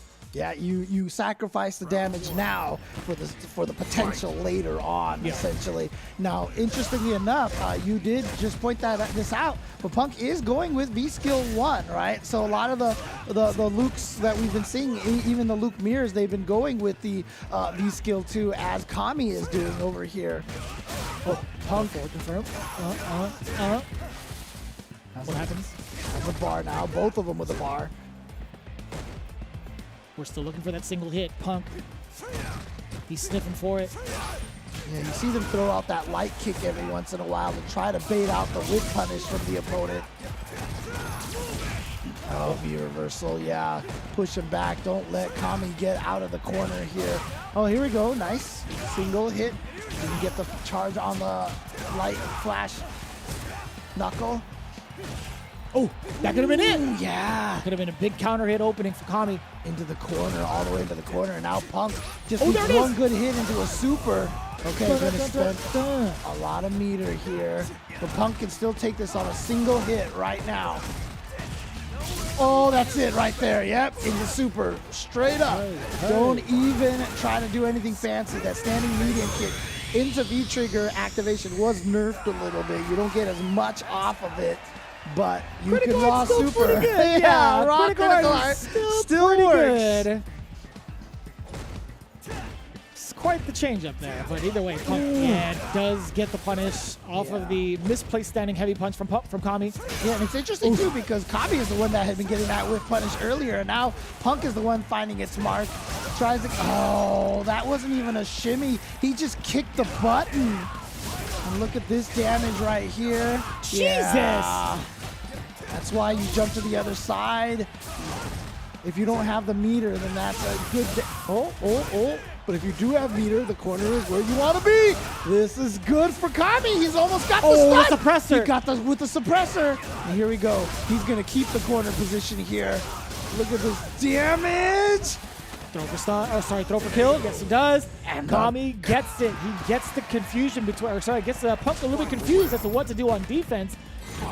Had he risked the EX uppercut, it would have worked, but it's just a guessing game at that point. The strike throw game is just so potent. So Kami with the comeback. I don't want to call it the commie back, but I mean, that just doesn't sound right at all, so never mind. Okay. I was going to say that sounds just fine, but all right. That's just me. All right, so this is the space. Yeah, man, that was very brave. He's realizing Kami's not hitting a lot of buttons because he wants the whiff punish. That's how you counter the whiff, see? Right there. That's why you dash forward when you're Punk, because you know that that's what he's trying to do. Yeah, but it's so dangerous. I don't think you're going to get away with another dash like that, though, because Kami's seen it once. Ooh, that could have been so detrimental. If that was like heavy punch or even forward heavy punch, you would have got smoked. Oh, frame trapped by the Sandblaster. Oh, the jump in! Oh, he traded off. Kicked too late, so it was no. a trade. Yeah, again, the jump-ins are so potent in this game. You can kick pretty early and still get easy combos on the ground. And it's so tense between the two. Kami is trying to act as a defender, but yeah, Punk just out of nowhere finding that hit. We saw Punk try to check it just in case with a crouching light punch, but recovered in time to block. Oh, there was good interruption. Yep. So that's why he did it last time. Kami held on to it a little bit longer, but that's why Punk just blocked after two low jab whiffs. But what happens is Punk just lets critical art loose. Yeah, he might do it next time, so Kami has to be. Oh, oh, he spent it on the EX Fireball. Whoa! I mean, maybe Kami was like, shoot, I have no time. I gotta wake up and get in there. And Punk was just like, nope, I'm just gonna keep shooting you from across the screen. Punk going up 2-0 over Kami now, trying to get into the losers finals to go up against Space Boy, who is sitting there. And if you're Space Boy right now, who do you want to win this? I mean, you defeated Kami already, and you got Punk coming up here. Gotta imagine a lot of nerves on his side right now. I would love to see how Space Boy does against Punk in particular, but I'm a fan of the run back, to be honest. Yes. Huge fan of the run back. Kami here with a decent life lead, ever so slight. Go forward. There's the explosion that Kami was looking for. Single hit confirms. Being the one to step forward first is a pretty big deal, but Punk, oh my god, that held it for huge. a little too long. Yeah. Held it for a little too long. There it is. That's the trick, but there's that single hit confirmed. No! He drops it. Drop City. But good spacing on that heavy kick right there. That was a deep uppercut didn't from let Kami. him get to the cross up, but here comes Punk now. Counter hit, no nothing. Oh my god, This you're should dead. be it right here, yes. Kami, unless he drops this. I don't want a commentator's curse him taking the round. I like how you held back and did it after. Nice work. I didn't want a commentator curse him, man. We have seen crazier things, and now the single hit confirms from Punk here. And like I said, Punk, the first player to really show people that it was humanly capable with these 16/17 frame cancel windows. Yeah, it just so happens to be really hard. That's all. Yeah. Oh no, that's gonna be huge.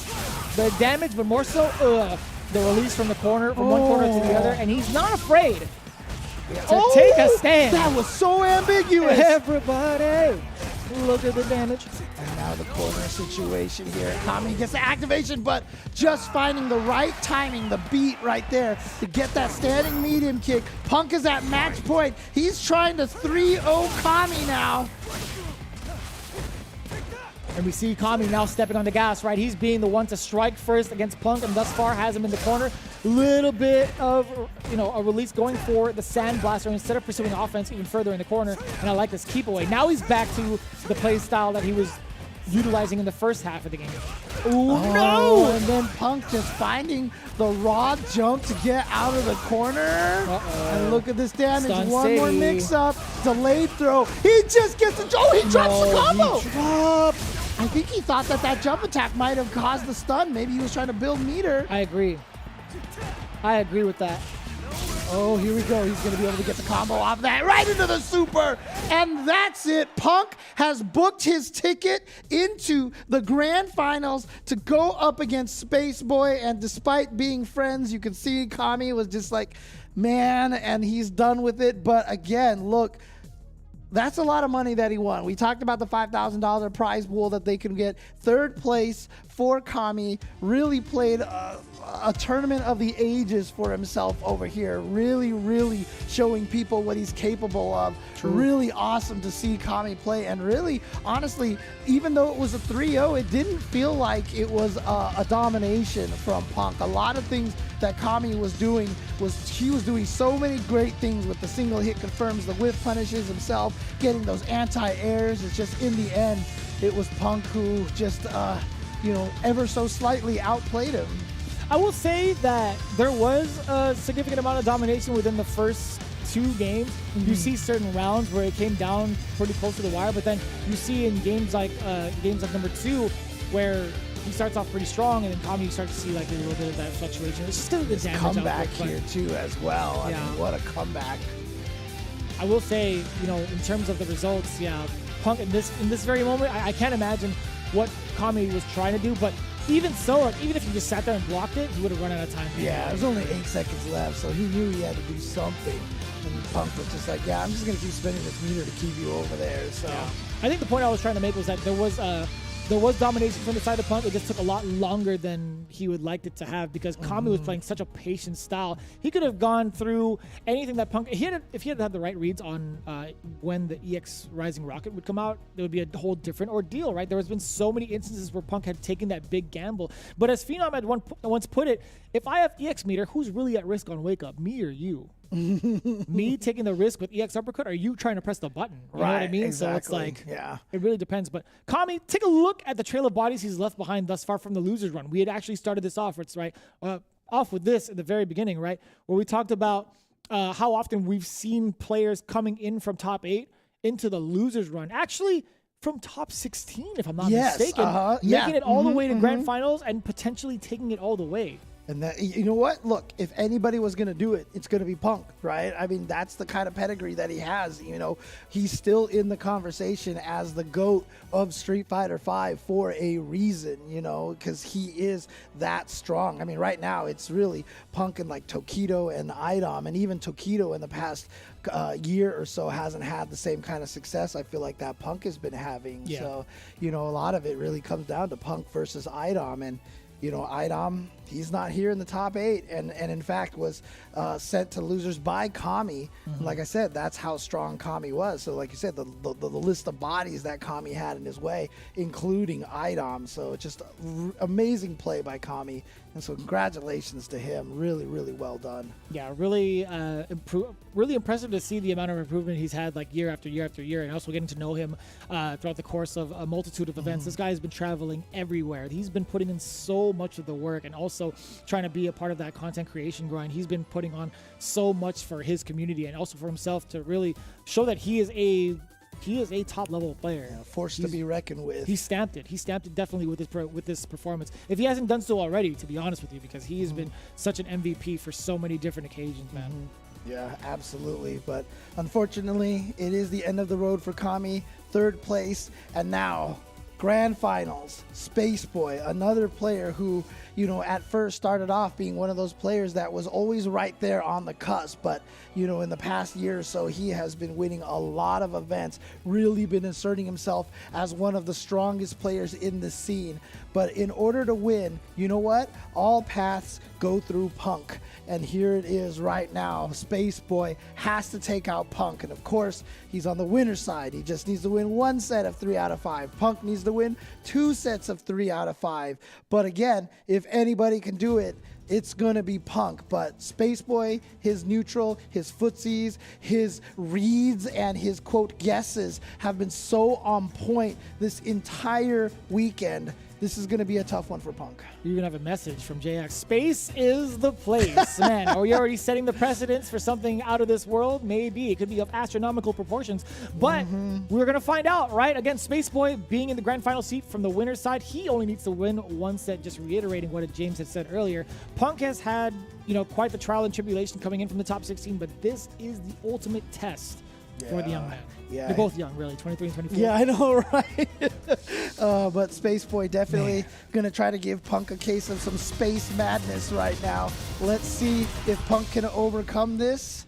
And it is going to be the Sakura. He's going to stick with the Sakura. Even though he had the Luke mirror versus Lil Evil against Kami, it was the Sakura. And against Punk, it will be the Sakura. And I don't know how often Punk has been able to play against a Sakura lately, but Punk and Space Boy have been within the same realm of competition month after month after month. How does Space Boy make Sakura's DP actually look like it has invul? I swear. Spacing. That's how. Yeah. Ooh.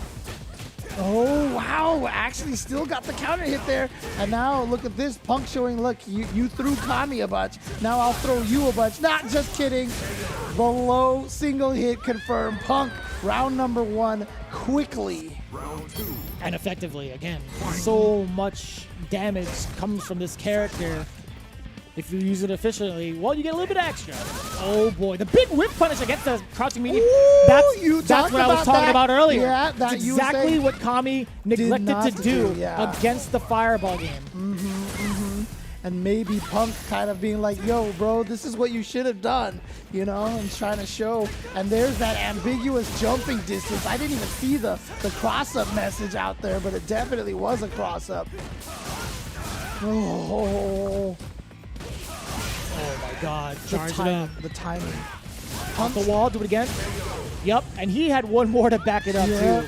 Punk's so timing at when he knows you're going to flinch is second to none, right? I mean, he makes you flinch all the time. That's the thing, yeah. That's been one of his specialties since the start of Street Fighter V, which is why the single hit confirms are that much scarier, right? Yeah. Not only was he able to do the single hit confirms, but he was always able to land them because he knew exactly when you wanted to let go of blocking or start walking forward or something. It's so difficult to come back from that. I feel like the Space Boy off to a pretty aggressive start. He got the forward throw, but now Punk, once he gets within that range, he's willing to throw some of these sand blasters. But as Space Boy gets closer, that gives Punk another opportunity to potentially uppercut through it. No, sir. Crush counter. This is going to be huge for Space Boy. EX Rising Rocket again. Yeah, Punk not scared. Getting out there, and then, too close. It's going to just miss. That is the weakness of Sakura's DP. None of the versions do not have forward movement. Oh, Punk just challenging. Not even scared about sweep activation. Should have the round off of this. Never mind. Commentator cursed him. Oh, but he still could have had that miss. Oh, he frame trapped him with that. Space Boy was not ready for that. And Punk just says, you know what? We're going to try to speed run through this right now. Has taken 3 rounds straight. Trying to perhaps do 6 rounds straight into the reset. He has the right rhythm against Space Boy. Throughout those 2 sequences, he's had so many big openings, and now it's Space Boy. No, not confirming off of the stand heavy punch. He didn't believe. Nice interruption against the heavy impact. That forward heavy punch just gets stuffed out. Forward throw now. Looking for more plus frames, but now it's his turn to release. He's playing the fireball game too. This is that fireball game that works so well against Kami. Let's see if he can keep this up against Punk. Wow. Blank fireball game from Sakura. So scary. Ooh, yeah, got through there. And I think, he checked him. Space Boy trying to get aggressive, and now Punk with the life lead all of a sudden, and the corner. Trying to get that activation. That's what he needs. He needs his pressure here, but he's almost used up his V-trigger, and Punk still sitting on a 75% V-trigger right there, 80% of his V-trigger. How does he find those moments, man? And his confirms are ridiculous. Off of the stand jab, I'm terrified. Like, he has the right spacing, and he has the confirms. Like, that's super scary if you drop that in that moment, too. Oh, yeah. You would be dead. But again, like I said, the reactions that Punk has, you know, to be able to do those single hit confirms, to be able to confirm those hits like that, to be able to whiff punish things that most other people cannot whiff punish. It's just, it's at another level, honestly.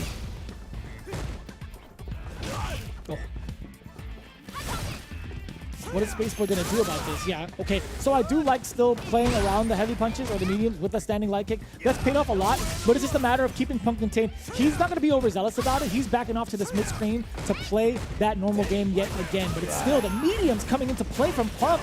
And now it's Luke City. Yeah, I mean, honestly, Punk has not been scared to fish with that towards heavy punch. He's just fishing with it right now, and he doesn't care that he puts himself into a -2 position every single time.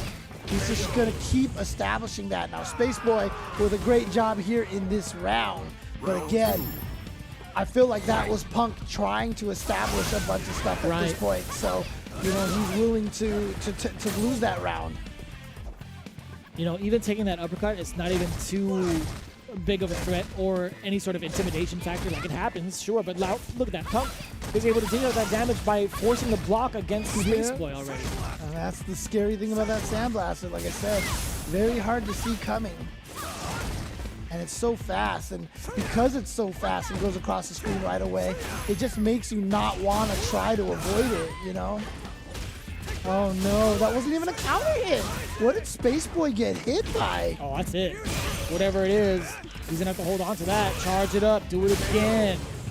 Back-to-back flash knuckles, the double up. Now Punk 1 round away already from the reset. It isn't a 6-0 in rounds. Spaceboys did get around here. And you know what? To get into, I mean, oh no! Yeah, there we go, punish right here. Even if Spaceboy doesn't win this set, he needs to get some momentum here. He needs to establish something, but Punk there with the right read on the jump. It's been so convincing this far. Oh, that's an accident. That was an accident. You want a cross-cut DP for sure. It's an activation, but it's not even close to over yet. The momentum, you were talking about it, this could be Spaceboy's time to shine, but it's all Punk so far, especially with a V-trigger pressure. Oh, man, he ran into the knuckle. He just empty jumped into heavy punch. Oh, boy, watch out. Oh, yeah, you're Spaceboy. You got to block. You're just so scared. Oh, no, out of there. Nice, nice. There's a little meter there as well. And now V-trigger activated, tries to shimmy Punk. But Punk not falling for anything. Oh, that was an execution error by Punk. He just did a raw overhead in the middle of nowhere. And the shimmy worked, but it wasn't enough to kill. That stand medium kick just lacking the damage, but he's just one touch away. It could be a stand light kick, one of the better normals that she has. Can she do it? Punk is baiting it out too, slowly. Yeah, he wants one crouch medium kick because he wins, but the light kick is going to find its mark. Spaceboy putting a game on the board. Like I said, this is important. Even if Spaceboy doesn't win this set, getting that win in there, knowing and showing that, yes, I can win in the set here, you know, that's going to give him the confidence going into, if necessary, a second set. We'll see. I mean, I got to figure out what it is about Spaceboy and how he managed to pick apart that game against Punk, because, again, it was very, very close. There aren't really some big noticeable game changers in that, right? I think he played the neutral game pretty well, letting standing light kick pretty much do a lot of the work, but there's also really good call-outs as to what Punk wanted to do on offense. He's been doing so much. Yeah, he doesn't even want to force himself into the corner because more often than not, he gets a side switch on and loses so much life because of it. I feel like one of the big changes, honestly, is that Spaceboy has just been blocking a lot more. We talked about when Punk gets that magic timing. Oh boy, side switch. When he gets that magic timing, and so Spaceboy has just been blocking. See, he's just been blocking. He's just been waiting for it. But that's why Punk has to now establish this throw. But you see, Spaceboy is just blocking. He's not letting himself get hit by those things. Oh6 buttons on wake up. Yeah, Punk was absolutely looking for the EX bust out in what, like 6 times, 6 different approaches he's had. It's been a bunch of delays against Spaceboy because of the amount of meter he had. He didn't give him that look once. That's very impressive. Yeah, I feel like that is definitely the big difference right now, is that Spaceboy is not getting hit by those little counter hit timing that Punk has. He's just says, I'm blocking. That's punishable, yeah. Absolutely. Go to the side switch. Oh, down forward. Nice. And look at this, all the way to the corner. Throw it again. Spaceboy looking strong here. Oh no! He just won't. He's like, you know what? You're gonna shimmy, so I'm gonna go low. I'm gonna catch you in the legs. And now here we go. Punk, like I said, establishing the throw because he knows Spaceboy is just gonna block a bunch. So he needs to do to Spaceboy what Spaceboy did to Kami, and that's it right there. Yeah. Just throw him as many times as you can. And that's super impressive that you called that out, because that has been the biggest form of success that Punk has had in both games. Count how many times he's thrown Spaceboy. Right. Hasn't been much, but now see, that's what he's doing. And now this is gonna start getting Space Boy to the point where he might actually start flinching again. And so those single hit confirms are gonna come into play a little bit more. Oh, no, not again. That was definitely just muscle memory. Oh, you're actually gonna be dead soon. That's There's gonna be a meaty. Okay, good. Not a Good fake call. jump. He You actually missed it. risked it. What a chase down! Oh, and he tried to doing chase it it down again. again. He was maybe expecting a V shift. And now Punk with no more V gauge at all because those are all whiffs. But the throw again, and Punk resets with the throw. So like I said, this is the key right here. It's the throw that Punk has been landing on Space Boy. This is changing the complexion of this match dramatically all of a sudden. Because like I said, Space Boy said, I'm not going to get hit on those flinches anymore. And so Punk said, all right, cool. Now I will do what you did to Kami. Like I said, he damaged Kami little by little and let it add up. And that's what Punk is doing right now with the throws. So now that the throw game has been established, even more so against Space Boy this set, there's two things that come to mind. Will Punk continue on with the throws to convince Space Boy is like, yeah, I'm going to stick to this strategy? Or will the suppressor come through? Will he switch? Will he even actually switch off into V skill 2 now that he has the chance to because of the fact that it's a bracket reset? Right. So I'd imagine it makes it that much scarier when you still continue to do the throw game and then switch off to V skill 2. Having both options in mind is terrifying. It's going to be fully armed. It's going to be fine. Sorry, it's going to be hard shot. It's going to be V skill 1. Now, the thing is, Space Boy maybe wants to hit some buttons on his wake up now because, so Punk has been doing delayed throws. He's not doing true meaty throws, right? And so buttons will stop, the shimmy or the delayed throw, but then that opens up Punk for going for the meaties, and this is the cycle right here. So let's see if Space Boy can actually be brave enough to try to hit some more buttons and try to keep Punk from throwing him. But see, Punk now going for the flinches. Never mind, actually goes back for the throw. And yeah, he expects Space Boy to hit buttons too. That's why he's going for the meaties.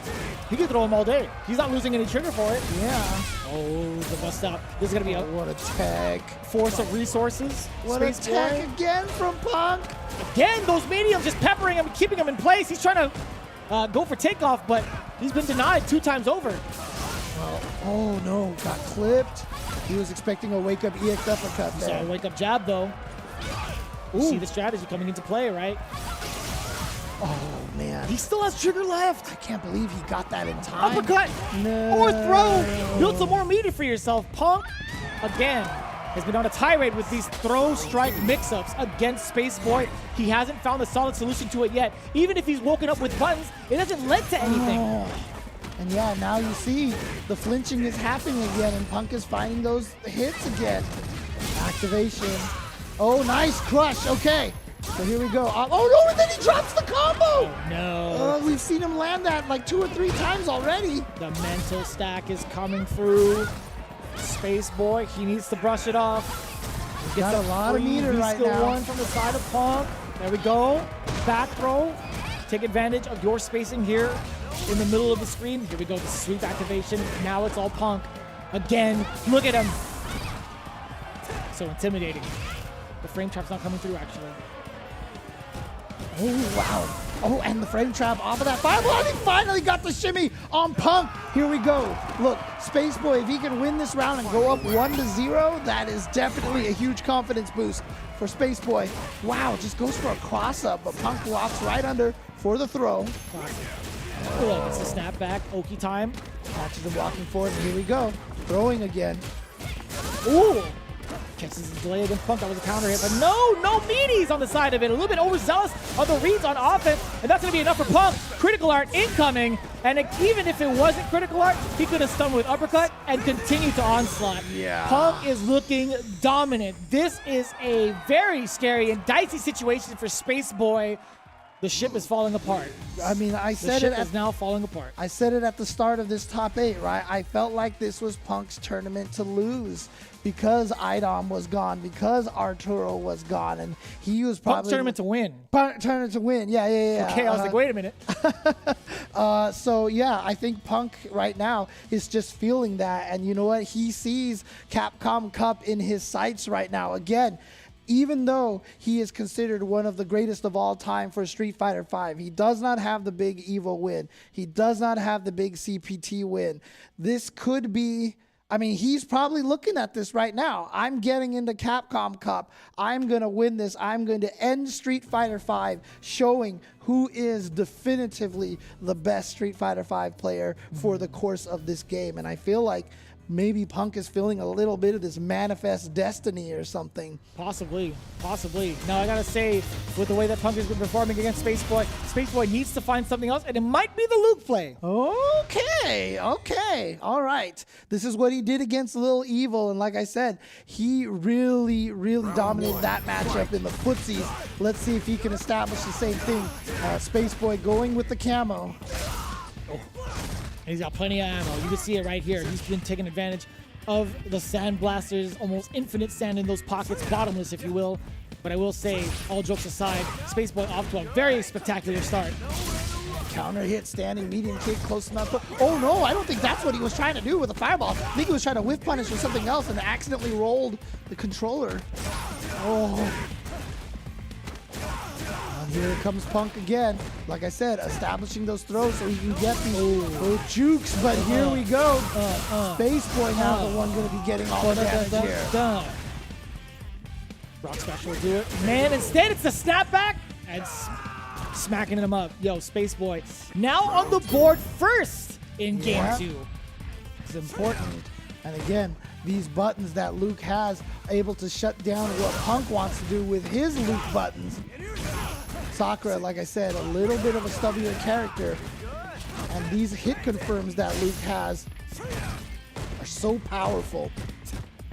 You can see both characters, both players utilizing V-Skill 2. We saw a glimpse of that from Spaceboy. Now's the perfect time for Suppressor. Single hit confirms from Spaceboy. Wow, micro walk into block. Oh no, too far away. Punk saving that V trigger. Hasn't used any of it yet. Rising Rocket, how many times has he landed that thus far in all of the games he's played? There's the suppressor! Should he be able to kill off of this? Yes! There it is! Man, do you see the giant shift and change right here? Like that is a very, very solid victory for Spaceboy. That is a 2-round victory. We've seen nothing but deficit, domination from Punk, and it's completely turned around. Unless Punk actually went for like the camo and switched the name to CFN. I don't think that's the case because, again, this is exactly what we wanted to see too. Spaceboy now finding an answer against a strike throw game with Suppressor and also being able to use offense just the same way Punk has been using it. Right, so we'll see if this Suppressor actually comes more into play here. But Punk is angry right now. Oh, he challenged, but that's not going to be able to combo into anything off of that. But he does get the V-trigger to push back a little bit. He's about to spend the rest of it. He might be able to get another one back if he can land a couple of more suppressors or block enough things for chip damage here. But he is down in life right now. He needs to catch up in life right now, and he's the one trying to catch Punk flinch. I don't think he meant to dash. I don't think so either. I think that was a micro walk into micro walk, and it just triggered the dash input instead. Yeah, instead of like covering an input with like maybe like a crouch or something. Yeah, I get that. Yeah, because that was not. Ooh, sick. We'll take that. One for one. Let's keep it that way. On the overhead, that is. Punk has the corner position again. The whip punish, but didn't get anything off of it. So here we go. Spaceboy spending 2 bars to push out of the corner. So smart to use that impaler the way he did. You also get Oki off of that. Yes, sir. Swinging away. Here's that suppressor again. Again, back-to-back suppressors. He's still there. And in fact, he has the life lead now. Plus frames. Punk spending all of his meter on the V-reverse. Oh my gosh, he almost had that jump. Just don't confirm. It doesn't matter. Spaceboy able to tie it up. It's all even now. Both of them whipping the throws at the same time. They both went for it. Oh boy, there's that whiff punish from Punk. And now, oh, the forward movement from Space Boy that time, very much intentional. Oh, he tried to go for a little mini shimmy, but you can see he's not committing fully to the, wow, that missed? I don't know if I've ever seen that miss like that Yeah, before. that happens a couple of times over, especially if you get like a counter hit because of the pushback. Yeah. Yeah, from further out. Like you it does kick a happen. limb, right? Yeah. Oh, the backdash away from the throw. Oh, The presence of mind to still wait for the Sandblaster. Good call from Punk. Getting the jump in, the counter that hit. should do it right there. Try to press a button on Wake Up. Punk says, I do have the meaty this time. And Punk still takes the game here. It was tied up, but now Punk 2-1. Space Boy definitely putting up a much stronger fight here with this Luke mirror. So he's definitely going to stick with this character.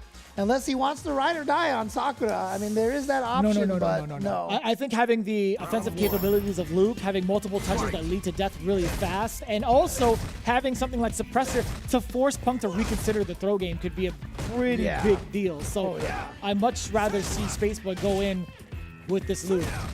Yeah, you can say, and it's one game at a time. If he wins this game, it's down to one final game. So, you know, take it one game at a time. And he knows, like, he's capable of taking a game off of Punk. He's not invincible. Despite what you saw in the previous set, he's not invincible. Take a look. Spaceboy already putting in the damage, but no meat at hand again. We're seeing the delay of the normals and Punk waking up with buttons instead for the counter hit, and now he's the one trying to apply frame trap. We're going to see a trigger activation from Spaceboy. This is going to be so tough to manage as both now have Rock Smasher available, but who's going to spend it where? Who's going to get that first hit? And Spaceboy has a lot more weight, and he's the one that catches Punk flinching this time and just chipping away at that life so that any small hit will take it at this point in time. Oh! Here comes Punk, and he's still sitting on a lot of V-triggers and 2 bars as well. This is scary, but the fierce punch catching Punk out of the air. Spaceboy, 1 round away from bringing it to a final game. Ooh! And he gets it within the range of the target combo afterwards. That really impact into the triple impact. EX, the big low forward confirmed from Punk. EX rising rocket from Spaceboy. It wasn't even a reversal. That was a delayed one, too. We're starting to catch the timing from Punk. Spaceboy's onto something. There's a sweep activation into trigger. Now it's about the layers. V-shift break. He doesn't want to be a part of any of the offense. Punk is serving him. Far away that time for the standing light punch to connect. Punk trying to get Spaceboy to flinch right now. There, got him walking forward. Dash up DP. Look at the corner carry. Not a counter hit. Not going to get a full combo off of that. See like that. Oh, that could have been it. That could have definitely been it. Low forward uppercut critical art would have been it. Yep. But he did not get the single hit confirmed. Oh no, you're dead? Well, not dead. Not quite. Back throw, do it. Oh, and there's the back throw just like you called. And now Punk, tournament point over Spaceboy. Imagine if he woke up Suppressor. Oh, dude, that would have been so crazy. I would have died. And Punk would have 2 that round. I would have been 2 of us. Ooh. Here comes Punk now. He smells blood in the water right now. You can see that he is being pretty aggressive right now. Oh no, I'm not sure what happened there. Wake up, crouching medium kick. Got the hit, but no confirm, not even into a fireball. Oh boy. No, he did it. We've seen this done by Lil Evil. We've seen the momentum shift in this manner, but not in a positive way. I don't know if this is going to be a detriment to Spaceboy or not. But he does have, quote, free meter with that V-trigger activated now. But look at all the resources that Punk has. Punk can kill you in 1 hit. Spaceboy already used up all of his V-trigger. Don't try it. Now Punk is the one being patient here, just blocking. He just needs 1 hit in the super and he can take this and he will be in Capcom Cup. Can he do it, James? Can he do it? That's one. That's 1 look. Okay, but he's used off all of his resources. It's so tense to walk up throw. He's got it! Ladies and gentlemen, he's got it! Punk is your NA East champion with a single hit confirmed. Perfect trademark of Punk the God. He is your North American East champion. how appropriate to be able to take it off of that single hit confirm. We were talking about that earlier, how Punk basically, pioneered that and turned that into a necessity to become one of the best players in Street Fighter V, and that's how he takes it. Punk is going to be in Capcom Cup. He is the final online CPT qualifier. He will be fighting for the championship in February. And it wasn't without a struggle, I will tell you that much, at least in the second half of it. He was playing just like Punk would in the first half of it. He got himself a full-on sweep against Space Boy. And you're asking exactly how did he do that? Well, he took everything that he got from Kami and implemented it, right? He got the throws going. You were talking about that. Kami was trying to utilize too many frame traps in the beginning. But Punk, he went for back-to-back throws so many times over. That led to these situations. Space Boy was not able to contest against the timing that Punk was presenting towards him. It was so difficult. Oh, I thought it was 3-1. Yeah, no, Space Boy definitely got that one right there. So it was 3-1 in favor of Punk. So again, Space Boy really putting on a fight here. And before we continue to talk about what Punk did right, I just want to talk about just the effort from Space Boy here. He absolutely positively made a lot of his opponents look completely outmatched. The way that he took out Lil Evil, the way that he took out Shine, the way that he took out Kami was really in dominant fashion for Space Boy. And he wasn't able to complete it against Luke, but against Punk. But again, Punk, we talked about it. He's one of the best players of all time in Street Fighter V. But what a performance by Space Boy. And, I really hope he tries to make it out to the last chance qualifiers and do some damage there. So, because obviously he's very, very capable. Yeah, I would love to see Space Boy kind of compete on an international scale. We have to get this guy out here because look at the performance he's had. It's a performance of a lifetime against one of the best players in the world, one of the top 5 players in the world, and that's no easy feat, man. He's actually done it before. He's actually taken games off of him in other atmospheres, but this was the one that really counted. But big ups to Space Boy for showing off prowess with both characters in an effective manner. Just look at the spacing in between and the confirms he's had against the confirmed God.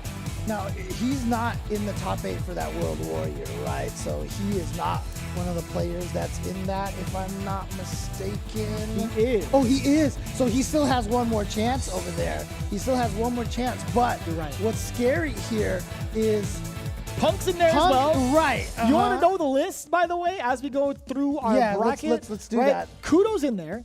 Yes. Ultimate Weapon, Punk, Idom, Arturo, Mylin, and Deadeye. And Space Boy, yeah. We're talking about Space Boy too, yeah. He has to do this. He has to do this all over again. I know, right? He's like, God, didn't I just do this already? Oh, man. It is definitely a stressful situation. But really, the question now comes down, what's Punk going to do? Does he want to just go there and ruin people's lives in the World Warrior? I mean, that sounds like something Punk would want to do. I mean, it really depends. I'd imagine he wanted to get as much practice as possible, and instead of speculating and guessing, it depends on what kind of demeanor he's going to take towards it. That's like the most important thing. We actually get the luxury of asking him. Yes, I definitely want to ask him. Hopefully we can. Yes, but again, that'll be taking place after one last break. We're going to have a chance to try to interview Punk. So before we get to that, just want to remind everybody about Street Fighter Duel coming out to your mobile platforms. Yep. Again, authorized mobile game, officially licensed Street Fighter Duel, available for download in China with the global version coming soon. The epic legend is reborn on mobile. Download Street Fighter Duel now and let's fight for each other and join the journey with the millions of players to become the best fighter. And we've seen that in a multitude of different platforms on competitive scales in the CPT. Well, we've added another one in recent years. That's correct. It is Street Fighter League with Season 5 continuing on with week number 9 happening this Friday, December 9th, Red Rooster going up against UYU. Ajax Fidelity has been nothing but a monster for Red Rooster. And this man right here, the 3-letter killer on the 3-letter team. DCQ, part of UYU. And of course, some of your other favorite players on an international scale, it's Nasser X Bandits joining forces. The brothers in arms going up against Team Panda Global. That is going to be Punk as well, facing off against some of his best friends with his own best friends. This guy's he has friends all over the place. So that's just how it works. Street Fighter League US happening this Friday, 4 p.m. PST, as well as Street Fighter League EU happening on Monday for all of us here, as well as Street Fighter League Japan every Tuesday and Friday morning. You guys do not want to miss it. We're getting closer and closer to the conclusion of each league, and we're going to see how it dukes out in Capcom Cup. Speaking of Capcom Cup, the last chance qualifier. There's a last chance qualifier. And again, this will be entirely streamed. We will see the last chance qualifier on February 12th and 13th before Capcom Cup. This is your last chance. If you are one of these players who have come so close and can taste the slot in Capcom Cup, you definitely want to show up to Burbank, register for this last chance of qualifier. So again, check it out at capcom.us/LCQ for more information on how to register. And even if you aren't registering it, keep this on your radar because you do not want to miss this. The last chance qualifier has always been one of the most hype parts of the Capcom Cup. So check that out. February 12th and February 13th coming this 2023. And look at that. It's a week's worth of Street Fighter V action to pretty much put a very, very big bang towards the end of Street Fighter V officially for the Capcom Cup. This is the one that you need to attend, ladies and gentlemen. This is the first one we've had in a long time where we get to celebrate in person and for a very long time. Personally, James and I would love to see each and every one of you there, possibly shake hands, take pictures, and just chop it up, really. It'd be a very, very nice get-together for the FGC in all walks of life. We're looking forward to seeing you all there, as well as the interview that's going to be coming up after this break. We're going to have Punk coming through to answer a couple of questions about not only his run, but what he's going to do in the future. You don't want to miss that. Come back soon after this break. Time to fight, time to fight. Never give up, we won't retreat. The ones who stand up turn defeat. So fight, time to fight. Glory waits for those who fight. We unite, we are street fighters. Hadouken! Round 1. Fight.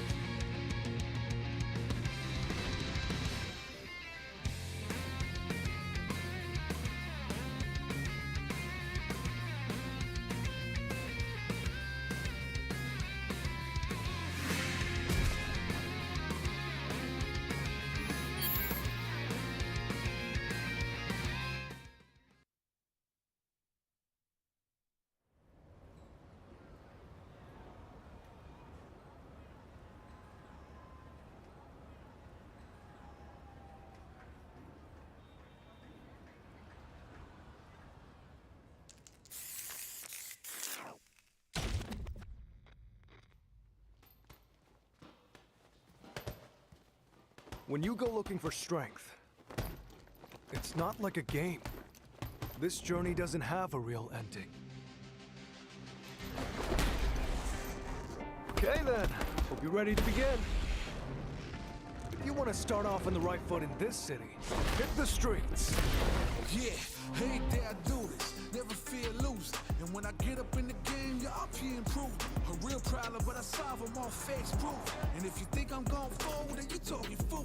Yeah, y'all wanna win, let me spin, boy. Or dunks aside, I'm super fly like I'm hanging off the rim, boy. I've been winning for my kinfolk, and I put on for my city from the intro. Fight!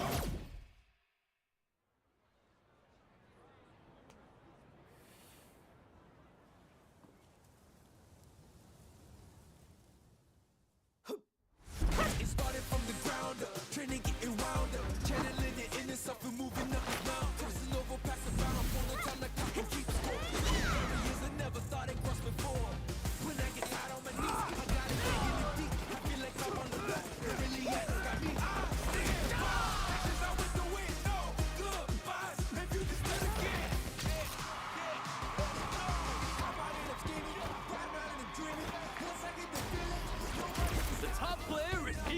have some fun. Ready? Then show me. This will be a good fight.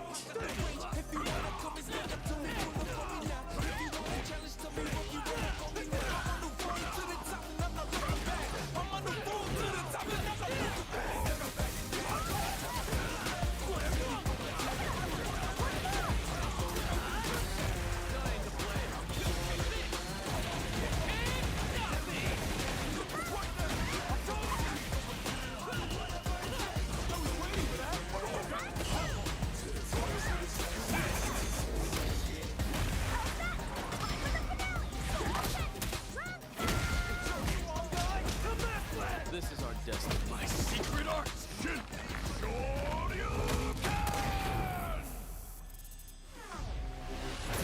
Street Fighter 6.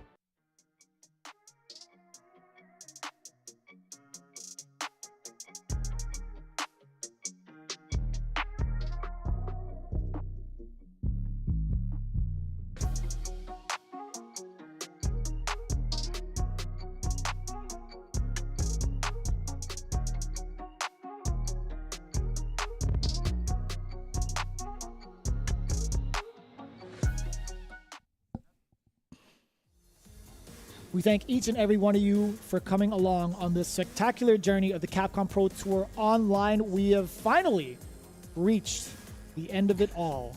And man, that is a sad thing to say. But I gotta say, we gotta end it on a high note, right? We get to see Punk's redemption in full force, making it back into the seat of Capcom Cup. My name is Vicious, here with James Chen as we prep for our interview with Punk. I gotta say, man, he's had a very difficult run. Like, even for him, right? Coming in from the loser's side, that is a very high anomaly, I feel like, going into it. It's a statistic that's really not high on the boards in regards to finding that success into the Capcom Cup from that loser side. Yeah, but let's take a look at this whole entire recap of this weekend here. I don't know if we're going to start with the top 16 bracket or just take a look at the top 8 over here. But this weekend has been absolute insanity here. Yeah, so here we go. We're starting with the top 16 here. So many great players, and you look at this winner side over here. Already, Punk, Smug, Arturo, KnuckleDu, not here in the top 8. And in fact, Kudo, not in the top 8 or the bottom 8 for the top 16 over here, not in the winner side or the loser side. So again, it was shaken up very, very early on, but as you can see, it played out over here.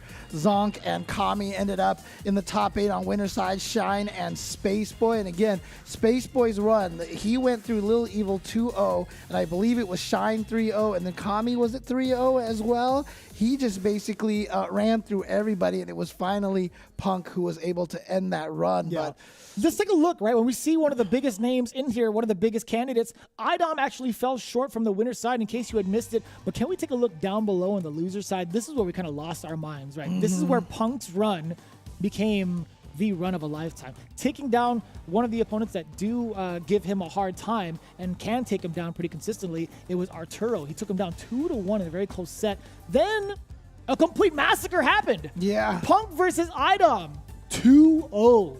yeah, and Idom falling to 2 Luke players at this point in time. So he lost to Kami 2-0, lost to Punk 2-0. And so, you know, Idom, obviously, he still has that World Warrior spot that he can try to win.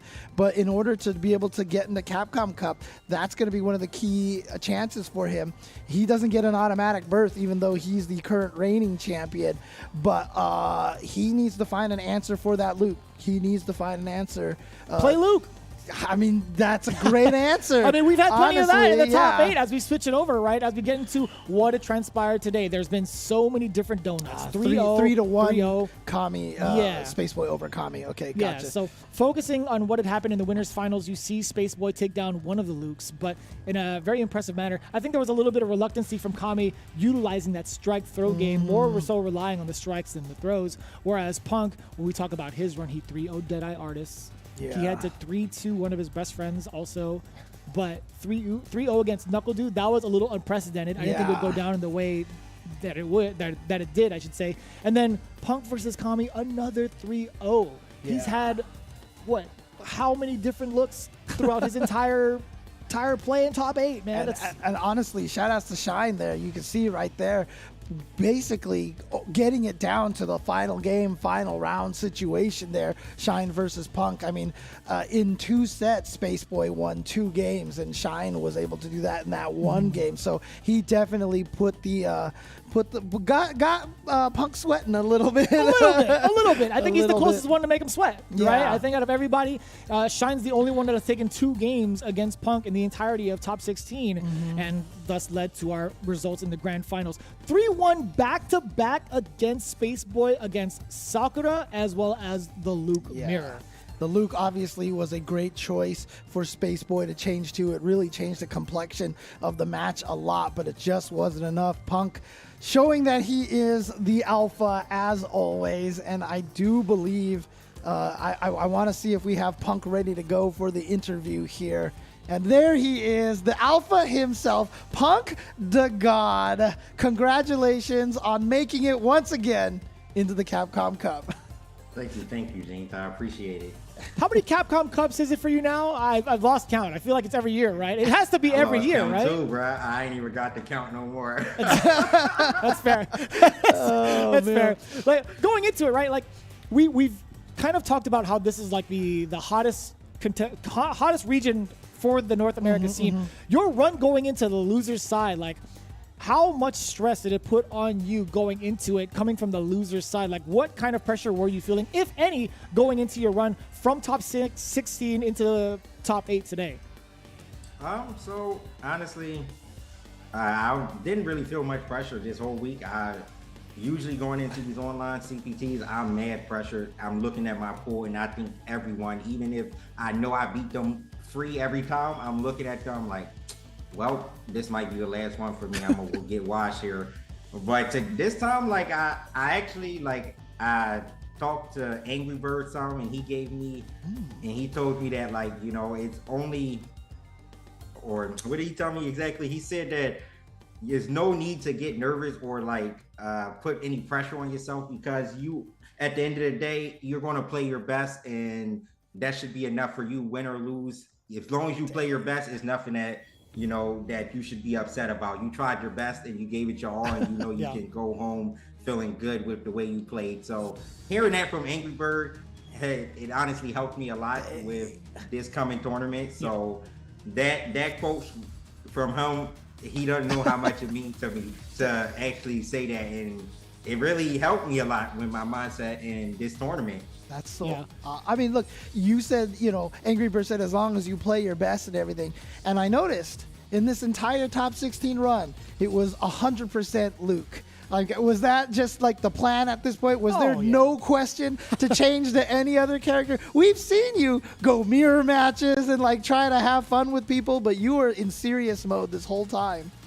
Yeah, usually I had plans on playing Cody on Kami, and if Spaceboy mirror matched me, I was going to pick Ken on him.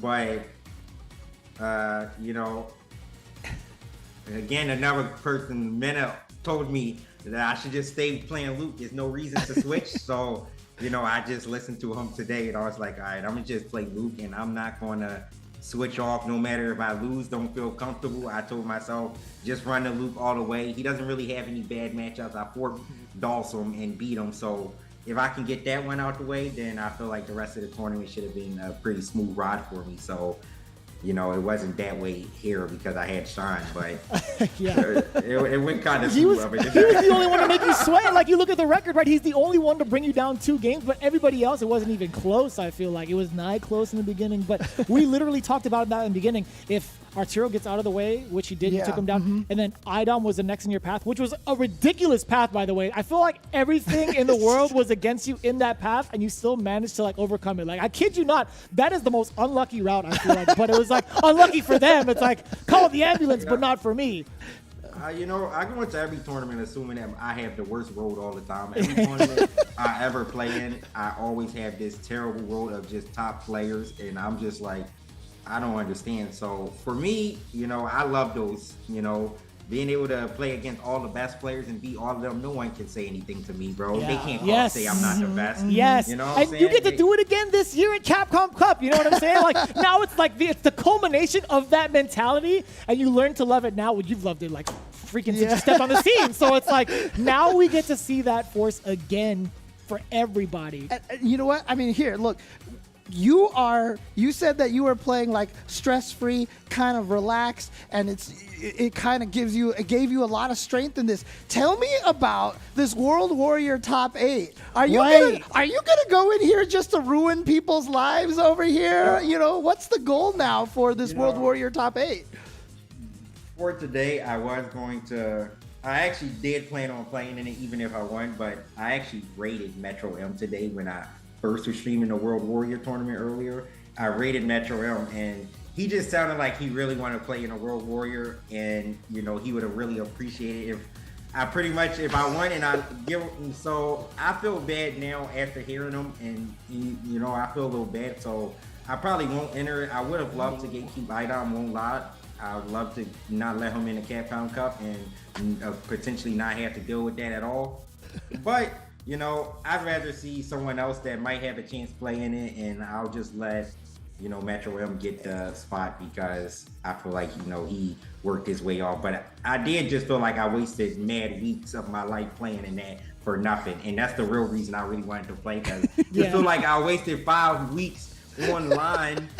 And I had to, try my hardest every time. And I'm like, bro, I can't let this all be for nothing. But I'm going to actually give up the spot, and I don't. It wasn't for nothing. You did it for Metro M. See, that's one, yeah. And then you faced off against a bunch of the players that are currently within the top 8 in your current run, too. Like one of them being KnuckleDu. You had to face off against him 2 months in a row. Got a lot of good practice that way. So yeah, that's absolutely huge. Speaking of which, all the players that you've managed to come across throughout the entirety of your career, this is the final moment of Street Fighter V. This is going to be the legacy of Punk. With that in mind, who, in your mind, would you want to face off against the most? For sure, I wanna play Crimson. I usually don't have targets when I go in the tournament, but Crimson is the biggest one that I want to play. And I would love to play Tokido one last time before the end of the game, but he's not qualified right now, and he has to try to go through the LCQ, which I looked at today. And I knew I wasn't going there because I looked at the first 10 names with straight Japanese killers. I was like, nah, they got that. I'm not going there and spend my money to go to that tournament to probably one person can make it out. They bugging, bro. They got that. But I end up qualifying, thank God, and I don't have to even think about the stress of going to that event because that might honestly be harder than Capcom Cup. I'm not even I agree. Oh, dude. 1,000%. Yeah, people say that all the time. You're going through 2 whole days of like back-to-back games. That's going to be a lot to really like message through or go through. But he also has the World Warrior event. They still have one last shot to make it too. So that's just going to be it right there too. But again, congratulations, Punk. I mean, they talked about it a little bit on the No Neutral. They talked about your loss to Tokido at Evo and how emotional you got there. And honestly, when I saw that, I knew how much fighting games meant to you. I knew how much Street Fighter meant to you. So I love watching your passion. I love seeing you succeed here. Congratulations again. You're in the Capcom Cup once again. So great job, and we will see you in February. Hold on. He has the floor now, man. Say your piece. This is exactly your moment here. Don't sign him off. He signs us off. Fair enough. The floor is yours, man. Oh, thank you, Bishop. I appreciate that. I just want to give a shout out, of course, to Angry Bird for the quote that probably got me through this tournament and to feel so stress-free. So, he's number one. And then, I want to shout out to the Alpha Academy for coming in the stream, watching with me the whole time. Ender Walker was in my stream literally cheering for me the whole time. So shout out to him. Even Mr. Crimson, they all were cheering for me. That's sick. That's so end up getting the W with, I guess, like all their power on my side too. So, it's a lot of work. So I just want to say, shout out to all of them. Shout out to my family. My brother was watching at home. So, he always supported me. So shout out to him. And yeah, I don't want to get too emotional on this call, so I got you. Hey, man, say less. Okay, hang on. End it short, but I just appreciate everyone and even the haters, because I know there's a lot of you in the chat who hoped I lost, but y'all salty, bro. I'm back, and I plan on winning the Capcom Cup for America for this last year, so I plan on putting all my heart into that one. Oh yeah, absolutely. And for those, you talked about your stream. Where is your stream? Where can people find that at? You can find it at Punk the God, not just DA. I'm a little dumb, so I didn't want to spell it's just too much work. The extra letter threw me off, so I just put DA. It's a lot easier. So, you can follow me there on Twitter. Everything is Punk the God, so, you go follow me there. Go follow James Chin and Vicious for, commentating all these CPTs and all that stuff. It's a hard job, trust me. I know. I try to do it on my stream when I can, and y'all be up at ungodly hours doing every type of CPT. So shout out to y'all. Y'all deserve it. Y'all without y'all, then a lot of people would probably be clueless in the Twitch chat on what's going on a lot of the time. So shout out to the commentators, and I appreciate everyone pretty much. Thank you. I don't really know what else to say. Hey, man, we'll see you in a few months, man. Yeah, that's for sure. Best of luck to you. Hey, live it up, bro. You deserve it. Yeah, again, go celebrate. That is Punk the God, ladies and gentlemen. The God is the emphasis, and Punk, again, making sure he lets his name known through his skill and his passion. Ladies and gentlemen, it's been... One more thing. I just want to say, shout out to the spaghetti that I'm about to go get. My favorite spaghetti. I told myself I won, I could get this. Now that I won, I can go get the spaghetti that I won. If I lost, I was not. So I'm really happy that I can Let's go go. get this. Just don't order it on the stream with your number. Listen, okay? hey, you better take a photo of it. I gotta see how banging this is. Take a photo of it on your Twitter at Punk the God. I'm gonna be looking. I want to see this pasta. Ladies and gentlemen, it is Punk the God.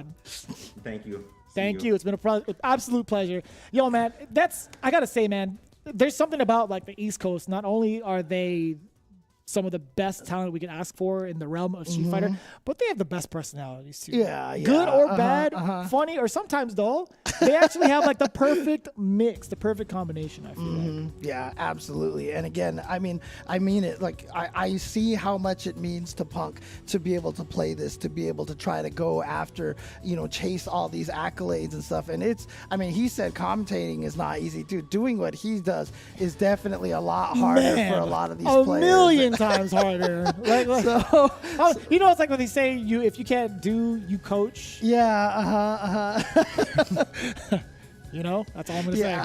But again, look, this has been such a great road. I know, I believe we started the year off on CPT this year as well, and we're closing it out here. Again, this has just been the craziest year, and Street Fighter V, as we have said, is in such a really, really cool state. Like, it is really cemented itself in the pantheon of Street Fighter games as just this amazing game. And, as much as we're all looking forward to Street Fighter VI, I'm going to miss Street Fighter V a lot. And, we should all keep playing it afterwards anyway. So, but this CPT has just been quite a run. And again, once we get to Capcom Cup, oh my goodness, we're going to blow the roof off of this building. I am going to leave it all out on the commentary desk as I do every single time, but this time I feel like I might be having no return. So I'm good. It's a good thing they've already recorded my voice in 6 because I might have no voice after this Capcom Cup. But pretty much the same sentiment, man. I wouldn't even be here without Street Fighter V and the support of everybody in the FGC, even giving us